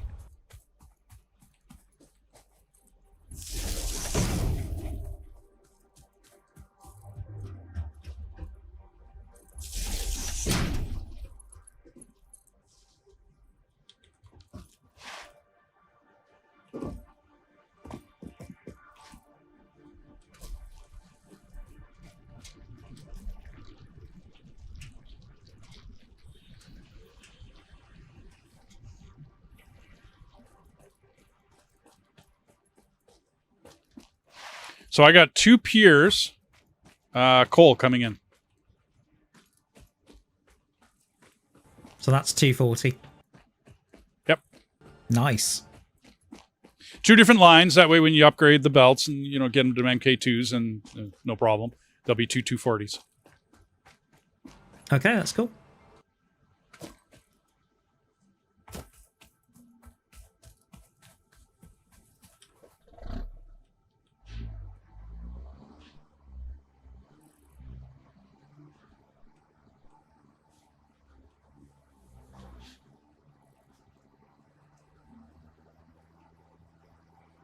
Me while having fun with belts over here. Come on. That's me misloading. Meanwhile, I misloaded an assembler with the wrong bit. Uh-oh. So I've had to delete belts and put belts back in and all that kind of jazz. Yeah, an undo function would be awesome, but that's basically your F button, so... Long night, Andy. What have you been up all night or something, or have you been working or what? I love how the beans get stuck in the lines. Oh, it's amazing, isn't it? The beans are wonderful. I mean, 8 feet to his left, and you could have walked right through it, so...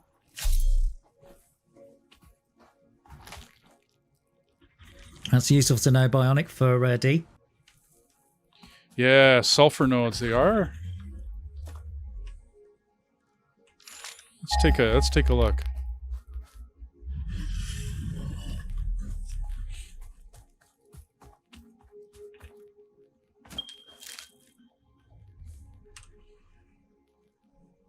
Yeah, that's the one right there. That's up above the pool where I'm going to mix it. That's the one. Have you found it? Well, I thought it was pure. It's not. It's a normal. I'm going to have to do some math to figure out. Okay, cool. Because you need sulfur in your base, right? Like you're eventually going to need sulfur in there. Yeah. Because I know I found sulfur. Because I've got that marked on the map as something to come back as well.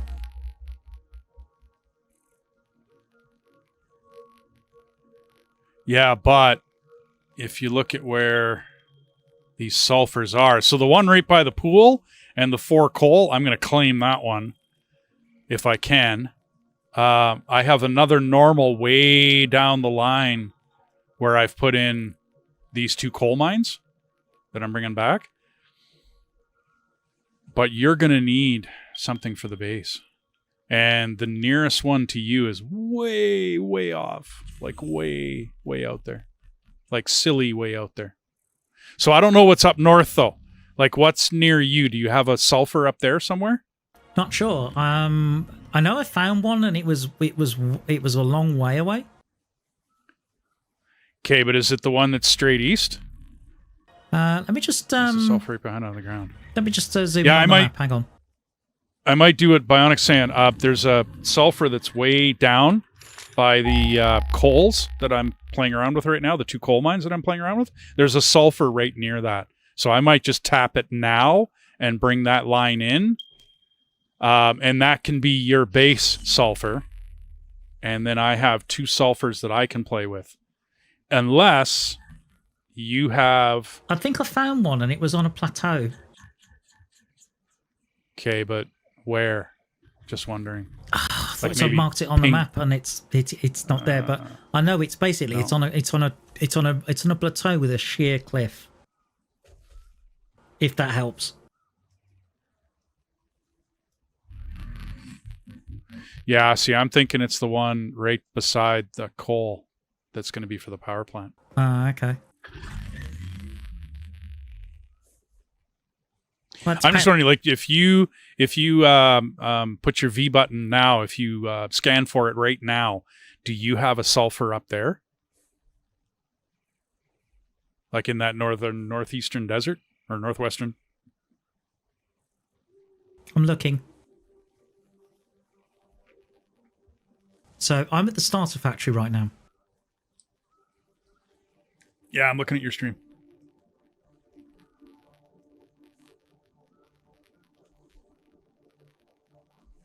And you pinged, and I don't see anything pinging for you. I don't see nothing coming up. It's taken a while, but yeah, I've got it. It's about so there's several due east, and then I've got one to the southeast.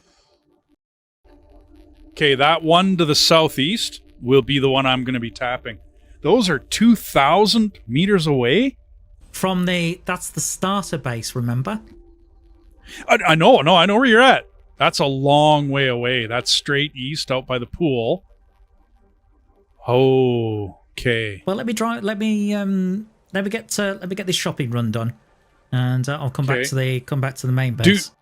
Do me a favor, ping it one more time for sulfur, and then bring up your map. I'm sorry to make this boring for chat for a second here, but ping it, baby, one more time. Okay, now go to your map.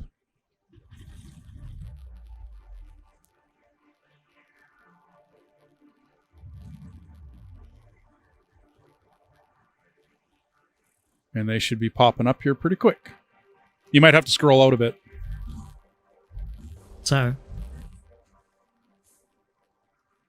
Yeah, that's what I thought. It's those ones way out there. So I got the ones way to the east here. Or you've got that one to the southeast there. Yeah. Okay, if you go straight down, the one right beside the pool. Yeah, see, that's the one I was going to tap for the power plant, because your power plant's going to go in right there, right beside it. To the left of it, in that pool, there's a huge gorge down there, a big pool. So I will bring sulfur back for you on these coal lines. Right, okay. Yeah, because I think it was that one to the northeast of you that I found. Yeah. Because it's literally I'll bring Because it literally is on a, basically it's a sheer cliff face and there's a plateau there. Yeah. Oh, I know what that sulfur. I've tapped that one many times for bases in the south in the southern forest here when I've done, bases that start in the southern forest start location, which is basically where I'm working right now. Yeah. So what I will do is I will bring this sulfur back for you because you're going to need one. Like, it's an absolute, you're going to need one. And if I'm already out here, you know what I mean? And I'm already doing this and I'm already bringing coal back and we're already blah, blah, blah, blah, blah. Yeah, that's cool.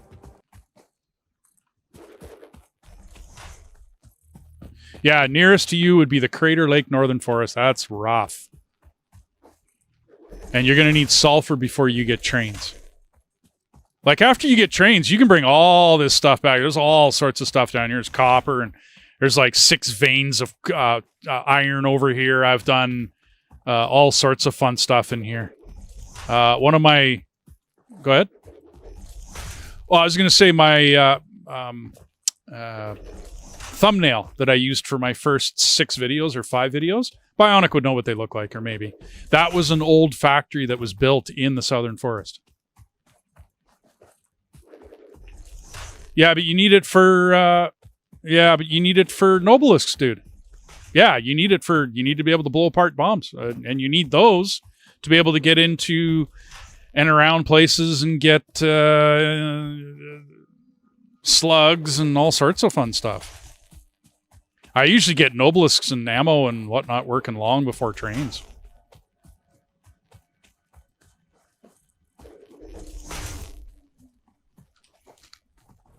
I might try and clear some of these crates out, I think.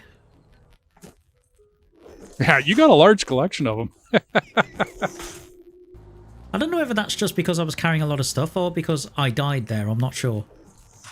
Most of the time, crates get left behind. In my playthroughs and experience, they get left behind because you had too full of an inventory and you like undid a foundation or a something, and it left a crate behind. Yeah, that's mainly it. Yeah, that's right. In my playthroughs, that's usually when I go around chasing my empty crates, because you always end up doing it. Unless you are really, really careful your whole way along. It's usually or you undid a belt. You erased a belt, and you didn't have room for the commodities on the belt. Because I've certainly got deeper pockets now than I did then. Yeah, oh yeah, absolutely.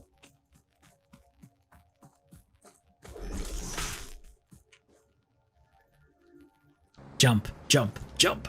Ah!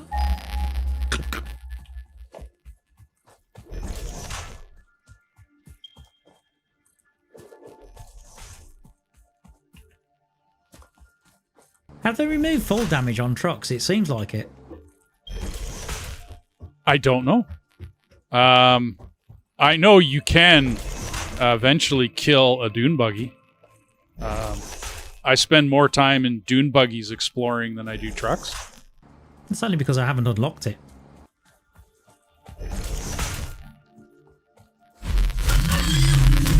Okay, I've just found a horny spitter.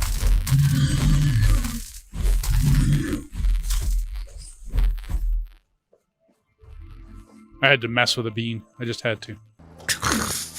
Kuba would tell you off if he saw you. Oh, really? Oh, oops. Yeah, he's a bit of a fan of beans.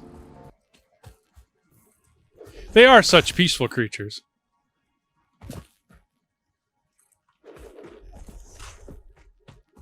Oh.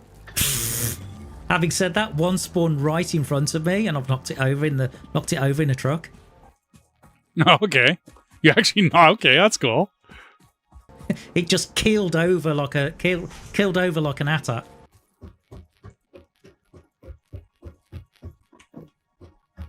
I'm thinking, Empire Strikes Back, fantastic.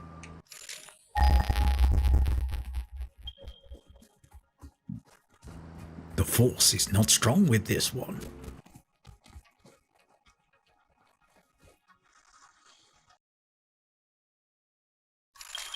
Excuse me.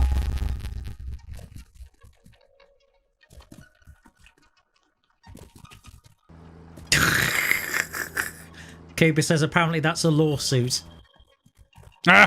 Oops. He must have been looking at my stream when I mentioned it. I don't know if he was talking about me or if he was talking about you.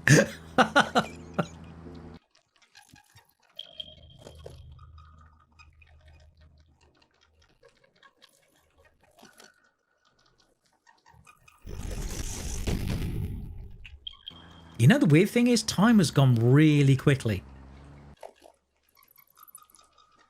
What are we at? Wow. We're already up to 3 hours? So I'm definitely not getting at the power plant. I cannot believe we started at, what, 7:30 my time? And it's already 11:05.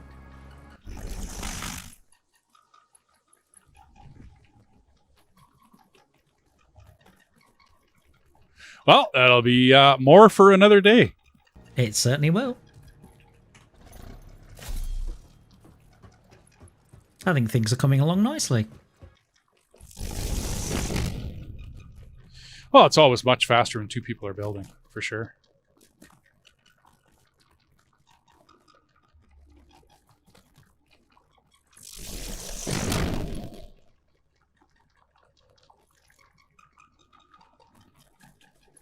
By the way, reinforced iron plate, we have nearly 900 of it. Well, that's not bad, but that's nowhere near what I would need to...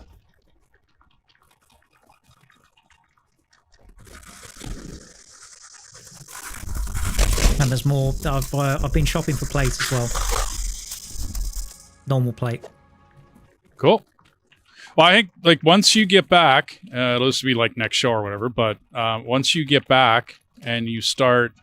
Because the coal will be there by that time. I'd like to get the coal finished in this show. That way it's done. That's cool. You know what I mean? Get that done, and then it's one headache, you know, that you don't need to... Then you can start making steel and give us MK3s. You know, grab that stuff in the whatchamacallit, in the... almost didn't make it. Get that stuff going in the hub, right? Get the tech for it, and then we're cruising, because then you overbuild a bunch of steel for making steel beams, especially when there's two of us, right? There's going to be a lot of fight over, you know, trying to get the commodities and whatnot to get what we want done. But overbuild that for a little bit, and then we do MK3s everywhere. So I'm just looking at this double-decker bus or triple-decker bus. Oh yeah. Just wait, I got more coming.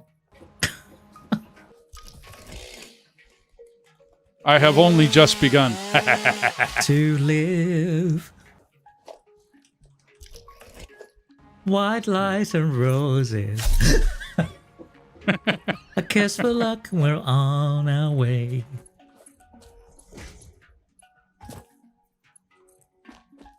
Carpenters, what, 1970 something?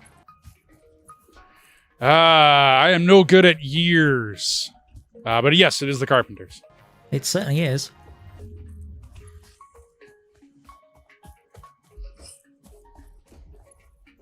So it means... I remember Go on then. Oh, go ahead. Well, I worked with a guy that he had birth defect looking stuff going on. So he didn't look very smart, okay?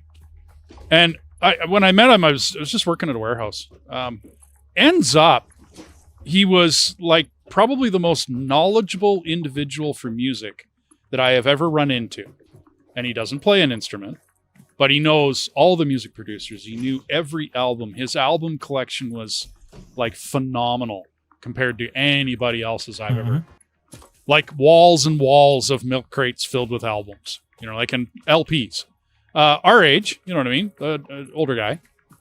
And yeah, just to be able to sit down and chit chat with him, just BSing. And wow, his knowledge was just, I could never get over it. And yet to look at him, he does not look that smart. Like he gets treated pretty badly too. He doesn't care. He just takes it with a grain of salt and whatever and walks away. But wow.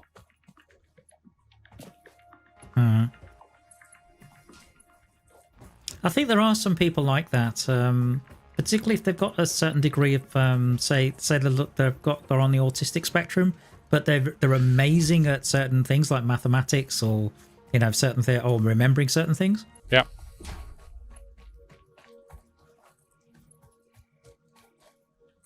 Well, he couldn't drive a forklift for nothing, I'll tell you that much. He just didn't have the right whatever to be out there on a forklift. And yet he worked in the warehouse. So hand-eye coordination, you mean? Yeah, and he had some physical challenges as well, you know what I mean, for whatever he was born with, whatever he had. I never cared, never questioned, you know what I mean?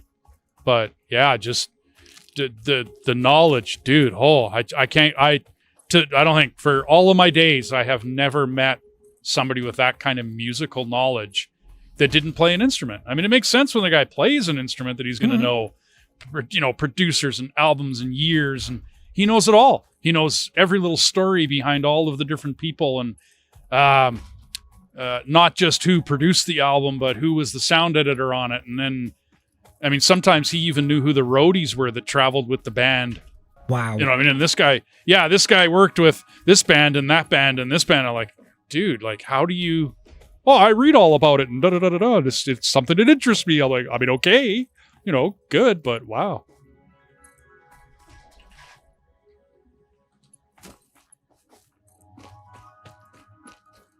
Yeah, that's incredible. I mean, I've got musical knowledge because being a musician and also being, as I've actually got a music degree, but, that makes sense. Yeah. Now, what did you get your degree in? I got my degree in music. Yeah, but what in? Like, what? Did you specialize? It was it was like a general music degree, so you did a bit of everything. So you did sort of music theory, you did music history, I did I did a lot of music production, I did all sorts of stuff. See, I went to the Royal Conservatory and I got a Bachelor of Arts, but I majored in classical guitar studies. Oh, okay. So I might have gone to a course about, like, when you were telling me about sound and whatnot, and we set all my filters and whatnot. I mean, I knew a lot of the settings, like what they were, like what a general heading was, but I could not remember, like you did, like individual compressor settings and why, like the why and the wherefore behind that setting. Uh-huh. So what have you found? Because do you use OBS for your recordings as well when you do your videos? Absolutely. Yeah, you bet. And have you found there's a difference in the sound quality now? I'm trying to remember. I haven't mixed down any actual videos that I've recorded after we changed those settings. Okay, be interesting to find out. That'll be... I just finished doing a bunch of Icaruses with me and my wife. And what did you think of They did a bunch of updates. Okay, and what did you think of Icarus as a game? I have only one problem with Icarus, and it's the storyline. I'm not caring too much about the gameplay, because I can wrap my head around the gameplay, and I just, like, basically I tell myself a story, you know what I mean, to get myself past it. Wrong button. But my problem is I'm trying to get rid of, like you say, there's that problem where you have to be in a certain place to get rid of plants. But anyway, it's the storyline behind Icarus is my problem with Icarus. You're a spacefaring people, and yet you send me down to a planet, and I have to gather rocks and sticks and make an axe out of, you know, I mean, that just... Okay, so then I get my loadout, right? Like, spend my experience and my money and what I'm gaining from the missions, and I spend that on a loadout. Okay, no problem, but I still don't have a gun. I still don't have a laser pistol. I still don't have something to travel across the planet on. That's where I start to kind of, him-ha about their storyline. It's not, but it is an early access game. It's not like they've claimed it's a finished game or anything, so... Okay. Other than that, I love the game. Other than that, I really do. they have just made a change in it that conquered one of my other pet peeves about the game, in that you have to restart the game every time you go on a different mission. You have to start from new. Okay, well, they've handled that. Me and my wife started what's called an open world, and you now can run missions from that open world, meaning I don't have to restart my base every time, meaning I don't, you know what I mean? They took care of I love it when a game studio listens to their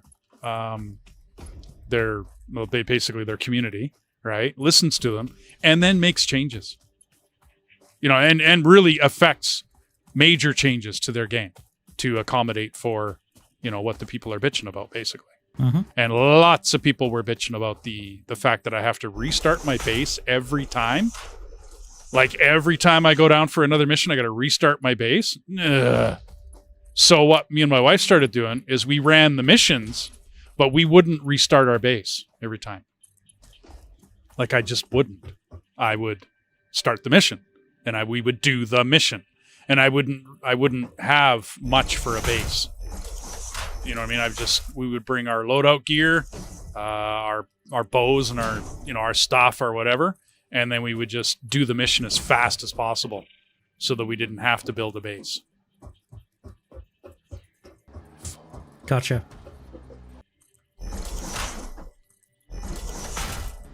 Well, looks like we dodged a bullet with Starfield anyway. Well, it's not like I won't grab Starfield. And it's not like I won't play it. I just won't play it right now. Because it's not worth it. It's just not. I think I'd just get frustrated with it. Because I was gonna... Oh, go ahead. I really want the whole space exploration bit as well as the story bit.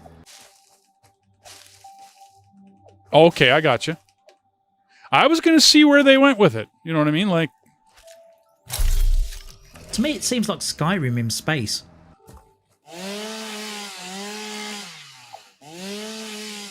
Because by all accounts, the places where, the places on the surface have been really well fleshed out and everything else. It's just everything else that hasn't. I gotcha. Yeah. Which means, you come up to a planet and you can only land at a certain location on that planet. Yeah. Yeah, I noticed that. That was a pet peeve of when I was watching Raptors this afternoon when he was playing it. That was one of the major, concerns with everybody that was playing it was the same thing. Yeah, I mean, for example, you could be landing nearly a mile away from where you need to go, and you're thinking, why? And when you've got people firing at you as well, you're thinking, I could be in a ship doing this. With cannons and that kind of stuff, or I could land a little bit closer. And the AI, good grief. I don't know about you. If I was getting shot at, I would be looking for cover. And then the AI some of the AI, it just looks like bullet sponges. I'm thinking, what is this? Is this a division with, worse AI? Yeah, well, it's like I said, unfinished. I mean, I would have rather they said early access, come check it out, $40. You know what I mean? And then I would have given it a serious look at $30 or $40. I really would, because it is a good enough title that I think it would have gotten a response. I think people would have bought it. Right now, I think all they've done is piss people off, to be honest. You know what I mean? I think that's all they've proved in doing is they just piss people off. Yeah, with Todd 16 times the detail Howard. Yeah, well,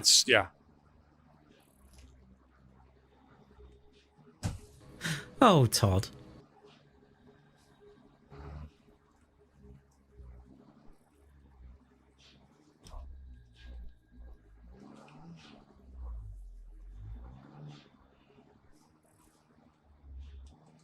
Alright, back at the starter doing more shopping.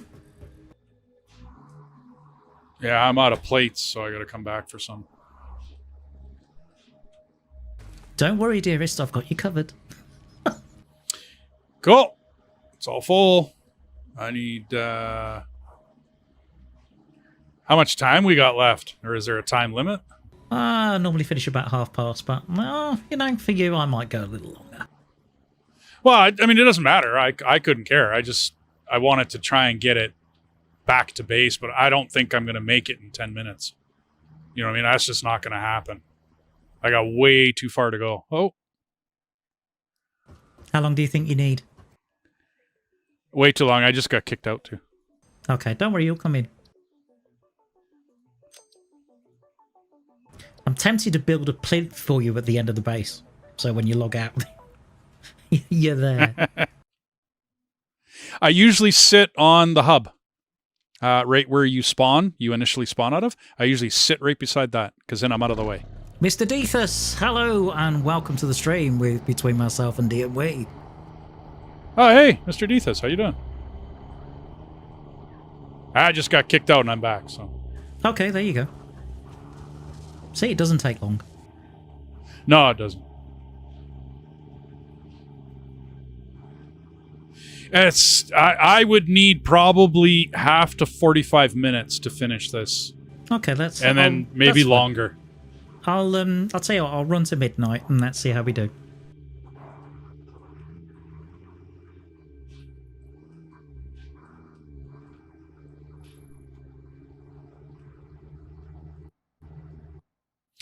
Oh, crash. What do you mean crash? I crashed. I got kicked out and then I crashed. What, the game crashed at your end? Yeah.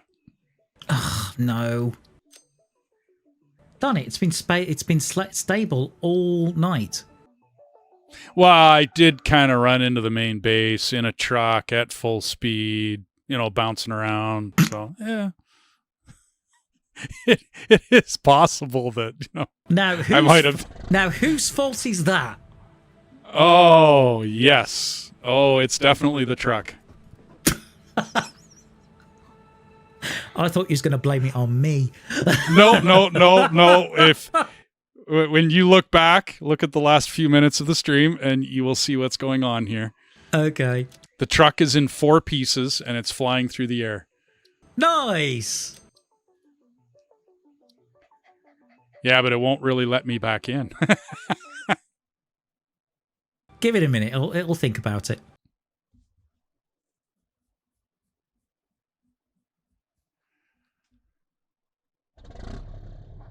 Okay. Alrighty.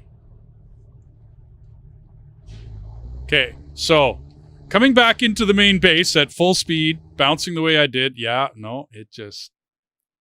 Yeah, maybe that wasn't the best plan that you've ever come up with. Oh, probably not. Well, you know, just saying. I should probably be filling these out as I'm sending in my crash reports. Hmm.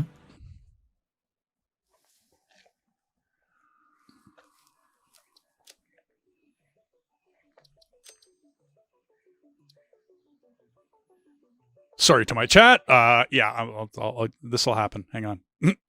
I think I'll get out of the truck and walk.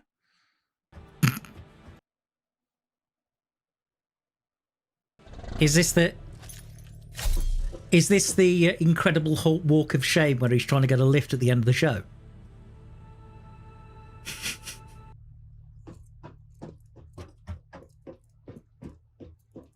No. I jumped out of the truck. I'm fine.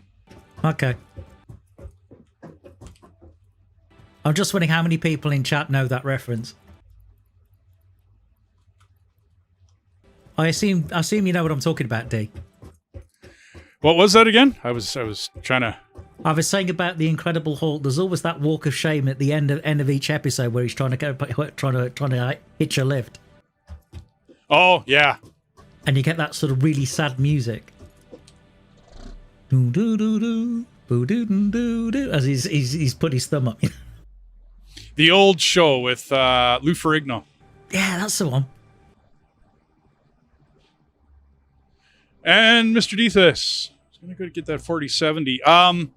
So, make sure you pay attention to which 4070 you get. The one I've got has X3D technology on it, which runs with my processor, which is a 7800. So make sure you pay attention to which RTX 4070 you get. I didn't get the TI because I was able to get this X3D technology, and the processor, the motherboard, and the graphics card all work together. Now, I'm streaming, and yes, it helps me for my streaming and whatnot. It gives me a better codec to play with, but it also helps with benchmarking and stuff, like with your generic gameplay. So look that up. Whatever computer store you're getting your products through, make sure you look that up. There's something I didn't know because I bought previous gen to that.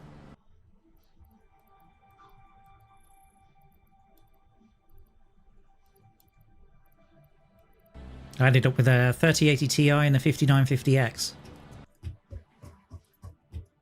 Gen 8, yeah. See, and I went through a guy that streams on YouTube, and I ran into him. And he put the system together at our computer store that's in Edmonton here. He's a good guy. He knows his tech.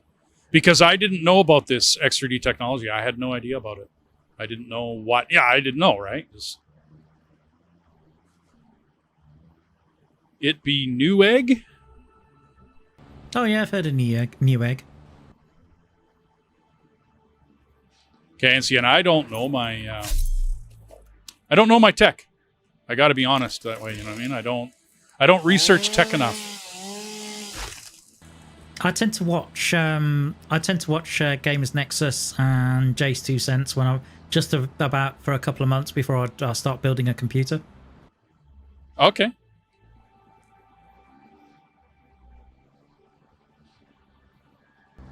Just to get an idea of what's going on and what's happening at the time. I got you. New line online store. Okay, I got you. Yeah, Newegg's online. Yeah. Although I think Gamers Nexus had issues with Newegg, but I can't remember the reason why now.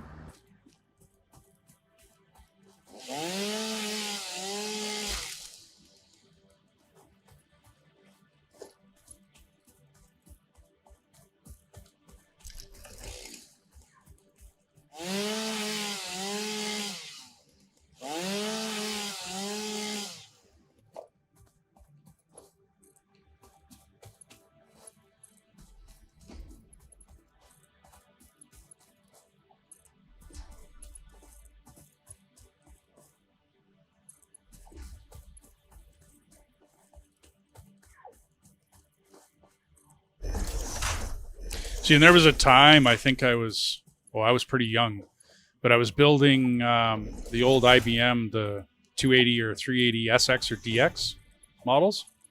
So it's going back a couple of years. I paid attention to my tech back then. I knew, what was coming out, the new stuff, the specs, and yada, yada, yada. But when we got most of that through magazines and stuff. And yeah, I paid attention to it. I don't now. I'm just too busy. I got too much stuff to do. I have to watch somebody else, or I have to go to somebody else and work on their knowledge. You know what I mean? Like go through them. Well, to be fair, I'm pretty much the same because I tend to get interested in it I tend to when I'm building a new system, and I tend to watch what's going on for about 6 months to get a real feel for what's happening and what parts to buy and everything else, and then I just get the parts I need and then build it.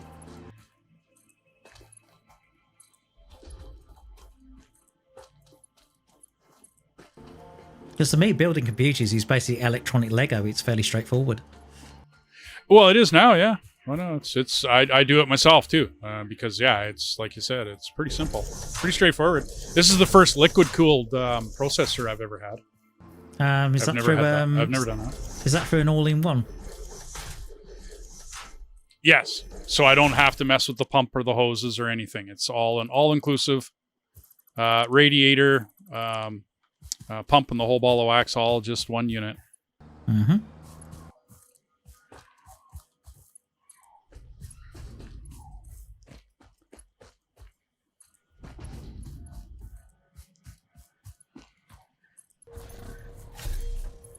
Well, hopefully I won't need to do so many of these runs soon.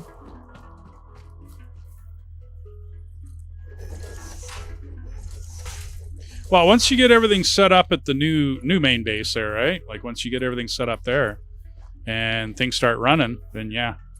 Believe it or not, and I painted myself into a corner. I have no concrete in my base anywhere. Really? Yeah, on my build, that last one you just finished watching, I have no concrete.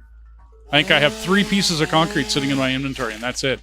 Because I painted myself into a corner. I did it, you know what I mean? But if you go from like the one show to the next show kind of deal, I built like the whole power plant area in behind. You know, I went to town and I spent like thousands and thousands of foundations. Yeah, it did look quite an extensive build on foundation. Well, I wanted to. I have always built satellites, right? Like I think, like anybody else, I've always built, you know, to where it's, you know, this is taken care of over here and that's taken care of over there, and I might bring it back to a main. But for once, I wanted to do everything in one building, like one. I'll have trains running into it, of course, but everything's going to run into that main building, all of it. That means turbo motors. That means all of it later on is all going to be that building. I think we're kind of heading in a similar direction. It's just that the actual main base that we're building is a slightly different strategy, that's all.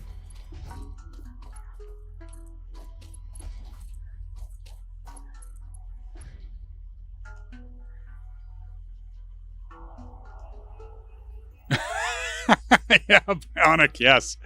Oh, the single 1x1 foundations. Oh, those were the days. Yeah, no doubt. Before the time of Zoop. Oh my goodness, yeah. It was like place one, walk, place one, walk, place one, walk, place one. It was that kind of pace, wasn't it? Oh yeah. And if you could get good at it, you could get your timing down pat, where it was, you know, walk for a certain amount of time, like you push your forward key for a certain amount of time, and then you let go on foundation. Push, let go foundation. Push, let go foundation. Yeah. But Zoop, oh man, that's why I'm tackling it the way I am, is because I have Zoop. That's I'll be honest. It's because I have Zoop. Is that the reason? One of the reasons. I mean, there's many reasons why I wanted to do it that way. A friend of mine, I showed you that other save, T-Bone. The Pyro was his name. He was the one that kind of introduced me, or not introduced me to, because I knew about it before. Perfected it, expanded upon it. The whole logistics level, like having a level of your factory be just for logistics, just for moving stuff around. Mm-hmm. You know what I mean? That's all that level does, is just move stuff around. Now I always had a basement. And I always had a top level, you know what I mean? And I ran it like that forever. And the raw commodities come in the bottom, and then, you know, you play with them and mix them up and do things, and then send them upstairs. And then upstairs you do this, that, and the other thing. And I've got pictures I've tried main bus factories. I've tried all sorts of stuff. And none of it worked, dude. None of it. I tried a Factorio style main bus factory, and it just did not happen for me. You know, I just gotcha. We didn't have whatchamacallits back then, though. We didn't have the conveyor lifts, and so we had to do vertical transition of belts. Was done a lot differently back then. Yeah, because basically it was almost like an aircraft sort of holding system. I remember doing one. So you'd almost set up like this racetrack loop going down. Well, I did mine I got pictures of it. I did mine with lifts, or not, I mean, stackable conveyor poles. And then before stackable conveyor poles, you had to do it with foundations. And you had to go round and round and round with a foundation to get up there. Because they didn't have stackable conveyor poles when the game first came out either. like back in 19 or whatever it was, when this game first hit, there wasn't stackable conveyor poles back then. So you, after the stackables though, you imagine 2 stacks of conveyor poles, right? And you basically go back and forth between them and go up. So 2 stacks over here, 2 stacks over there, and you're going back and forth, up and up and up and back and forth and up and up and up. Yeah, I can kind of get an idea.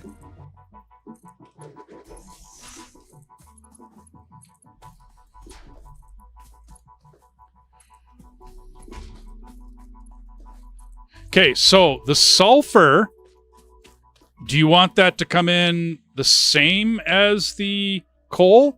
I'm thinking the coal's going to be on the left, like where we already talked.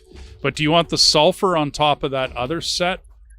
I'm trying to think, where's the sulfur actually needed? Which machines? Well, you need it for to make gunpowder. That's about the only use of sulfur. Is it constructors? Yes.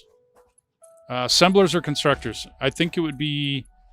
Because you got to mix coal and sulfur, so it'll be an assembler. Yeah, that would make sense.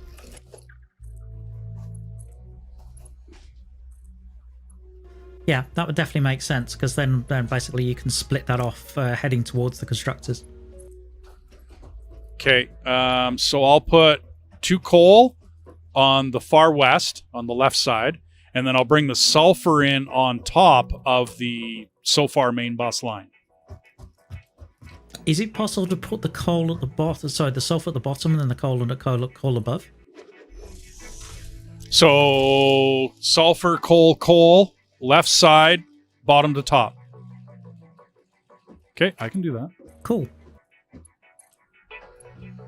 Because then it means that when it splits off towards constructors, it's not coming from a top belt, it's coming from a bottom belt. I got you. So then it'll basically head across towards constructors, because in essence, that's kind of the way the factory works, is it goes from one process to the next one to the next one. And then once it's gone through all the processes, it then loops back to where the storage is. Then at some point, what I've got to do is actually calculate what's coming back in terms of number of items to make sure that I'm not overloading those belts in terms of smart sorting. Okay. Well, the sulfur will be on the bottom now. I just flipped the belts around. Cool. Thank you very much. I've seen part of that video, Deathus, where the guy covers the whole entire map with foundations. I think it was just like he wanted to achieve it. I don't know whether he did a proper playthrough on it. 30 days though, just covering it, Yeah, covering the yeah. entire map with foundation. And this is before Zoop, by the way, when he did it, I do believe. Oh my goodness. Yeah. Like it was an achievement kind of deal. I don't know whether he used it for a proper, like, whether did anything with a proper factory in it or nothing, but... Right, so I've just had a look at the storage. It looks like I need plates, rods, cables, and sheets. Gotcha. As in copper sheets.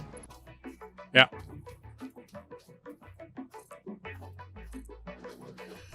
So welcome to I was T-Bone. trying to... Welcome to... Yeah. Yes, welcome to Planetary Truck Simulator instead of Euro Truck. I'm trying to figure out how... Because we still want to be able to drive through here. So I don't want to put that sulfur coal, but I also don't want to... How much more are we going to be bringing out here? The limestone. But the limestone's fairly close. No, I don't want to get in the way of anything else coming in. You know what I mean? Like, this is where my brain's going here.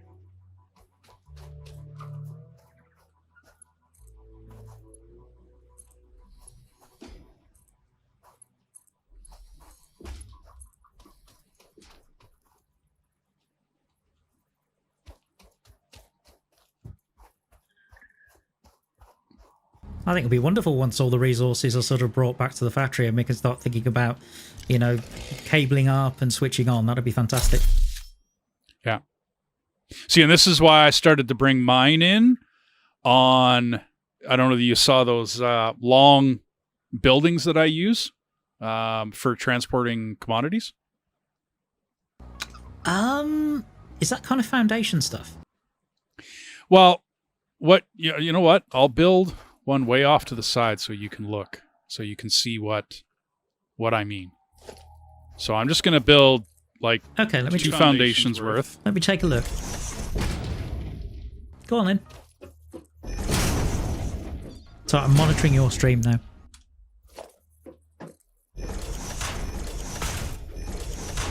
While also driving.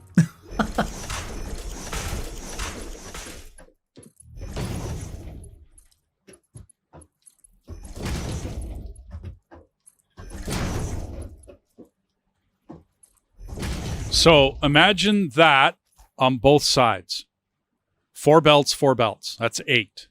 But you look at the amount of space it takes, okay, and you can shove more into a smaller area. Plus, okay, when you cap this off, I usually put yeah, that's really neat. I like that. One of these. And then you can cap it off, okay? You'll need, well, okay, I'll just do it there. Okay. Might be a nice idea to do with that. Do that with the triple-decker buses because they're quite tall at the moment. At some point.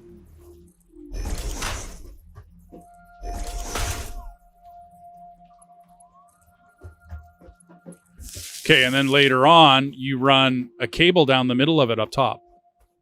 Okay. Okay, now you can double deck this, and you can fit 8 belts on both sides. So that's 16 belts coming in.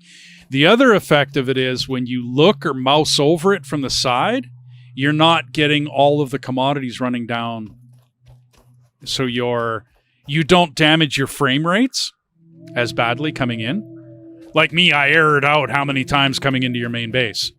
And I know what it was. It was all about me just coming in and not giving the game time to load. Okay, so it was error. Okay, so this, when you have a lot coming in, like now I'm up to 6 belts up top.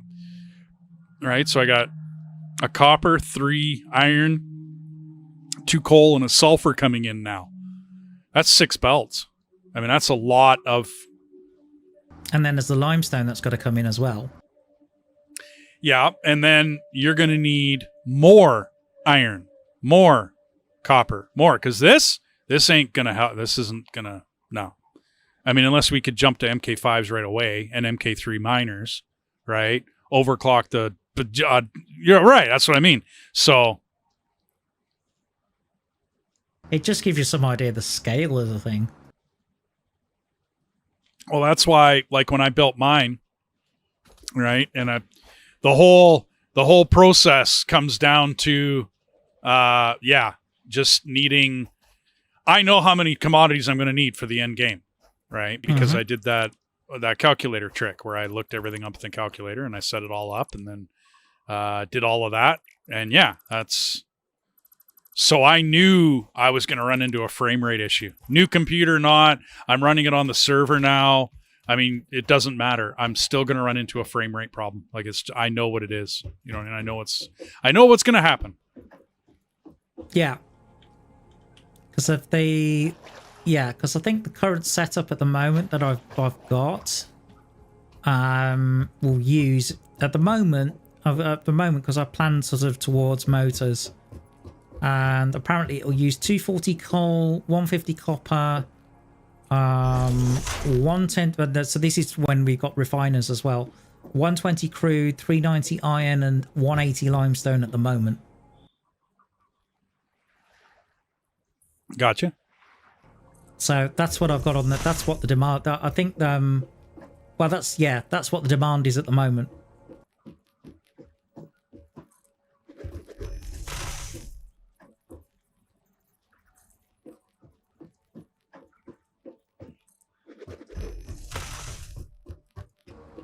Because, you know, I've got to the point where it's gone way past mental maths and it's more a case of, right, plop the numbers in the spreadsheet. Okay, let's play around with it and see what we get.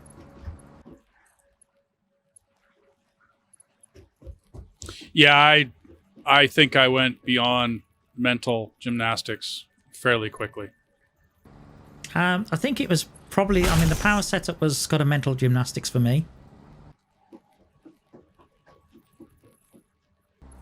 And some of the basics, setups, yes, and to a certain degree, some of the assembly.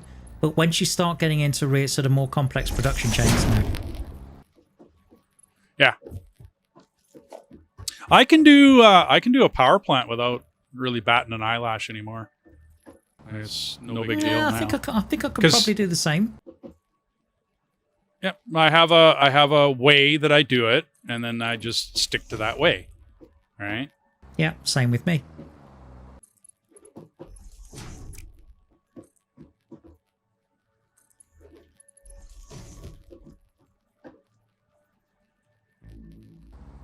Yeah, no kidding, Mr. D. This Unreal Engine is definitely no joke. I mean, to give you some idea, unrestricted, this is from a 3080 Ti and a 5950X, with everything turned on and also balanced DLSS, I was getting about 110.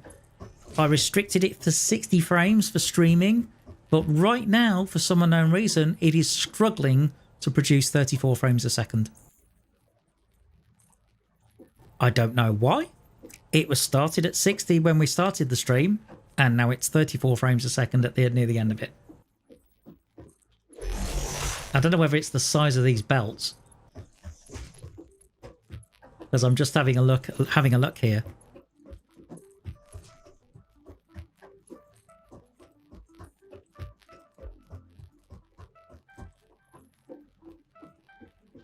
Okay, let's see what I need to shop for.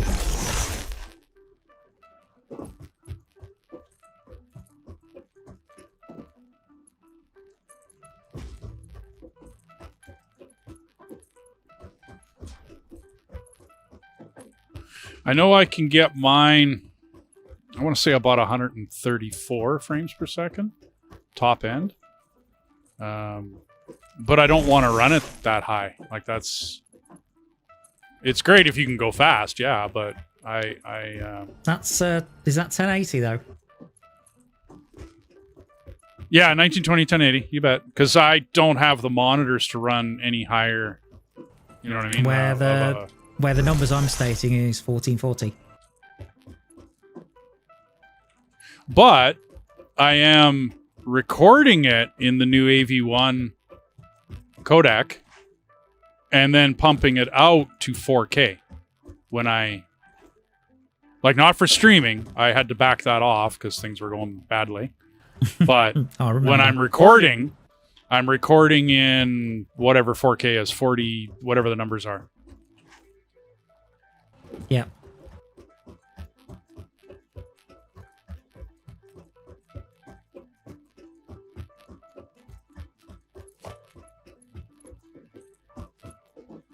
And my old 1080 Ti was doing just fine, recording and pumping out, HD videos, only 1080p, but, HD nonetheless, right? But, yeah, the minute Unreal Engine came out, that was it. Done. Okay, you're hooked up, man. Like, you're done. I'm done. Oh, you sorted? Yeah, I'm done. All the lines are in. I got to go get my truck, but other than that. Pretty darn good. So we can think about maybe compressing those lines down a little bit into that design that you just showed. Well, yeah. Not now, obviously. No. It can be rough to build that in and amongst the flora, the fauna. Do you know what I mean? Like, I normally reserve that for when I'm building in the desert. Right. Just because you can go way above the whole landscape. And then you just build this rectangle that follows, goes along the whatchamacallit? Ooh. I've just spotted a cave to the south of the main base. Cool. I wonder what's down Okay, I'm there. gonna. Oh, I can't remember in that one. I can't remember anyway. Mycela, spiders, stuff to pick up. How far away from it are you? I'm going back to get my tractor, so I'm fairly far away. I can be back fairly quick. Well, you want to go adventure it? Maybe. Albeit Okay, no, I'm at the starter factory, sorry. Oh, you're way up there. Well, I can come there. I don't have my my map up. I sometimes run with the map running. I was doing a shopping run and I saw it. I thought, ooh, hello. Well, I got my truck, and I'm headed back towards the main base. Cool. Or starter, I should say starter. Yeah. If I can drive, that is. Lovely. Truck I driver am for not over drunk. Ossifer, I'm not drunk. I love this. Truck driver for over 30 odd years, but driving in this game. Yeah. I'm all over the place hitting everything. It's because I don't have my wheel, that's why. Yeah, that's it. I thought you said the wheel didn't really work on this game. Oh, it doesn't. It doesn't at all. But I can drive like ATS and all the other driving games. I actually had quite a few racing games at one point in time. Need for Speed, Assetto Corsa, stuff like that. Okay, hang on. I'm going to go a little slower coming. I noticed you had a Assetto Here. Corsa.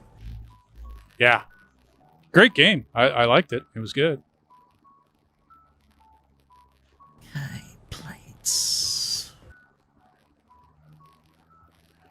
Well, I built everything so I can get around it here.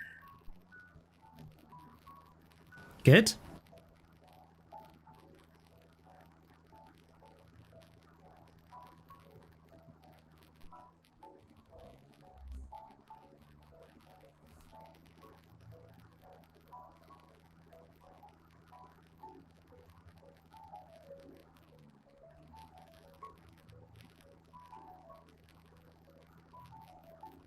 Meanwhile, I've got an interesting day tomorrow.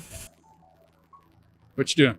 Okay, I'm being picked up by my friend's fiance and his best man, and they're going to a track day, so they're going to drive a bunch of sports cars, and I'm going as their photographer. Oh, cool. So I'll be photographing things like Lamborghinis and Porsches and all those sort of things. Nice. I used to like doing the trade shows for that because we did like farm and ranch would be kind of boring. I mean, I knew the equipment, but kind of boring. But the auto and truck show, oh, the newest of the new, you know what I mean? The concept cars, all the rest of that. Neat stuff. Yeah, I can imagine.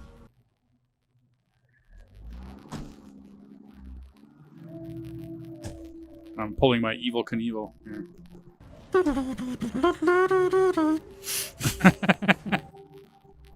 Yeah, you got to jump over a river or something. You know what I mean? A blown out bridge when you do that. Yeehaw! Daisy Duke's got to have her daisies on and oh, great bugs.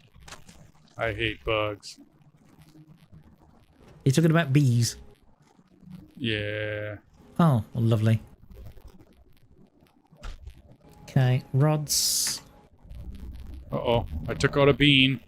I flipped them over. Oh, Cuba's going to be on your case with a lawyer.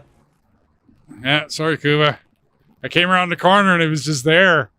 Okay, where are you at the main base here? I'm back, or at the starter. I'm just at the moment. I'm just by the storage bins on the ground level.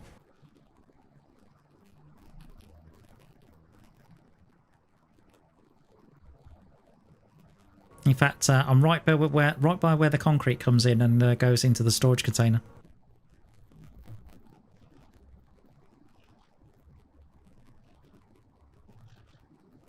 Oh, I see. There you are.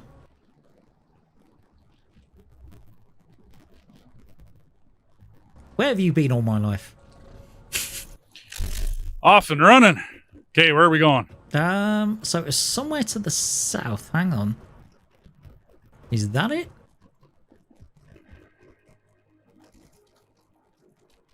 See the cave down there? Yep. Yep, that's where we're going.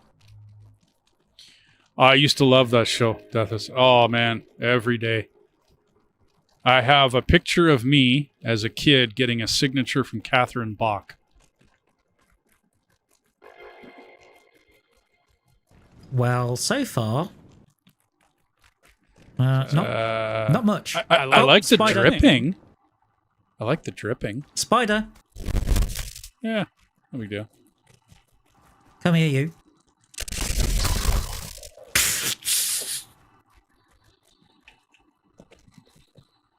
Ooh. Like the dripping is a new effect. I like that.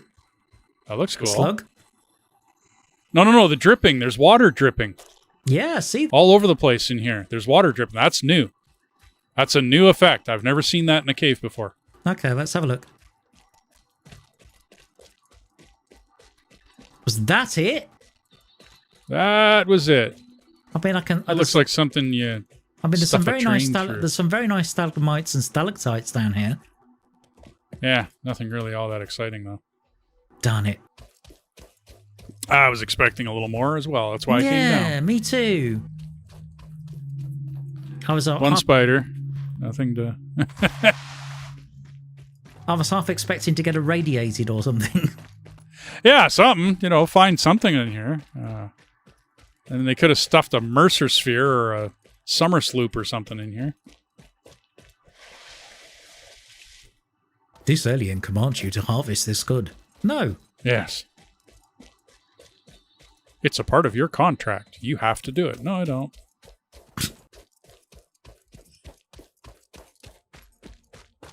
It's compulsory that you take a tea break. Oh yes, I'll do that. Yeah, okay. In fact, I jokingly say to my stream that if I get to the point where having sponsors, I'll approach Yorkshire Tea. Okay, yeah. And see if I can be sponsored by Yorkshire Tea, because that would be awesome. And yeah, we need bubbly would be ours if somebody was going to sponsor us for a drink. You mean champagne? No, bubbly. It's a brand. Oh, okay.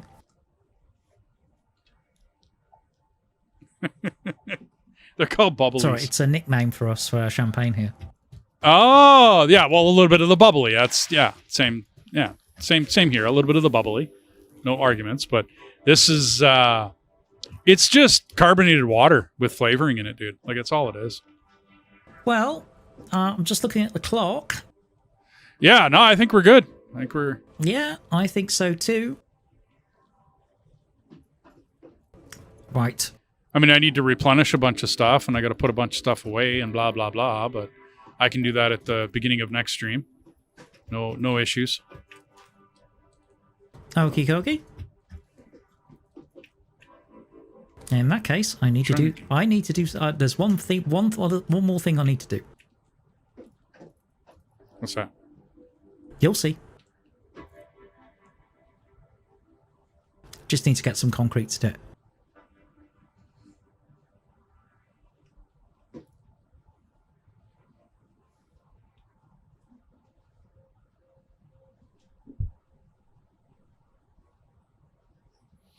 I'm going to need a bit of a break after I finish this. Notice my legs are a little stiff. I didn't take a break, though. I should have got up and took a break. Now, there you go. That's why I do it. Partly, but also give my eyes a rest. But I was busy, though. I was building. Yeah, I know. I get into that mode and I just go. I did it. There's a Valheim that we did. I went for 13 hours straight. Jeez. Talk about deep vein thrombosis. Oh yeah, well we were at that point, you know what I mean, where it just we went, and we didn't stop, and then we came back the next day and we did it 12 hours the next day. So I had basically 24 and a bit hours of recording that I had to go through. Wow.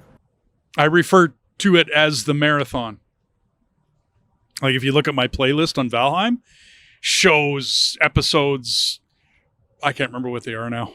Too many episodes. 22 to 28 or something like that. They're all called the marathon 1, 2, 3, 4, 5, blah, blah, blah. Well, it was hard, Deathus, to get all three of us together. And we haven't actually played Valheim in close to 2.5 months now. And yet I'm still producing footage of it.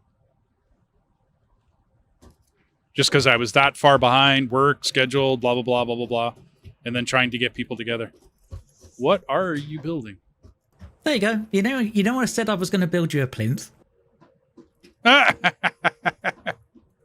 Okay. So, ladies and gentlemen, I think it's with the time coming up to, well, it's just gone midnight. So I think from me and Dee, I think it is time to do this. Hang on. Yep.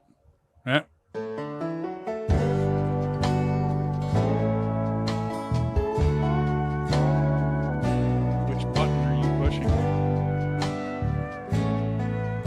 Because I should probably log out, shouldn't I?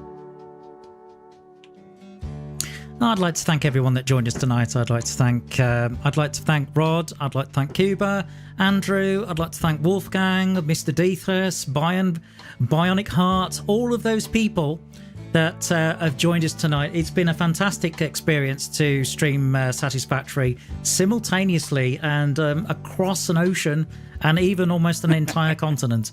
So it's been wonderful fun.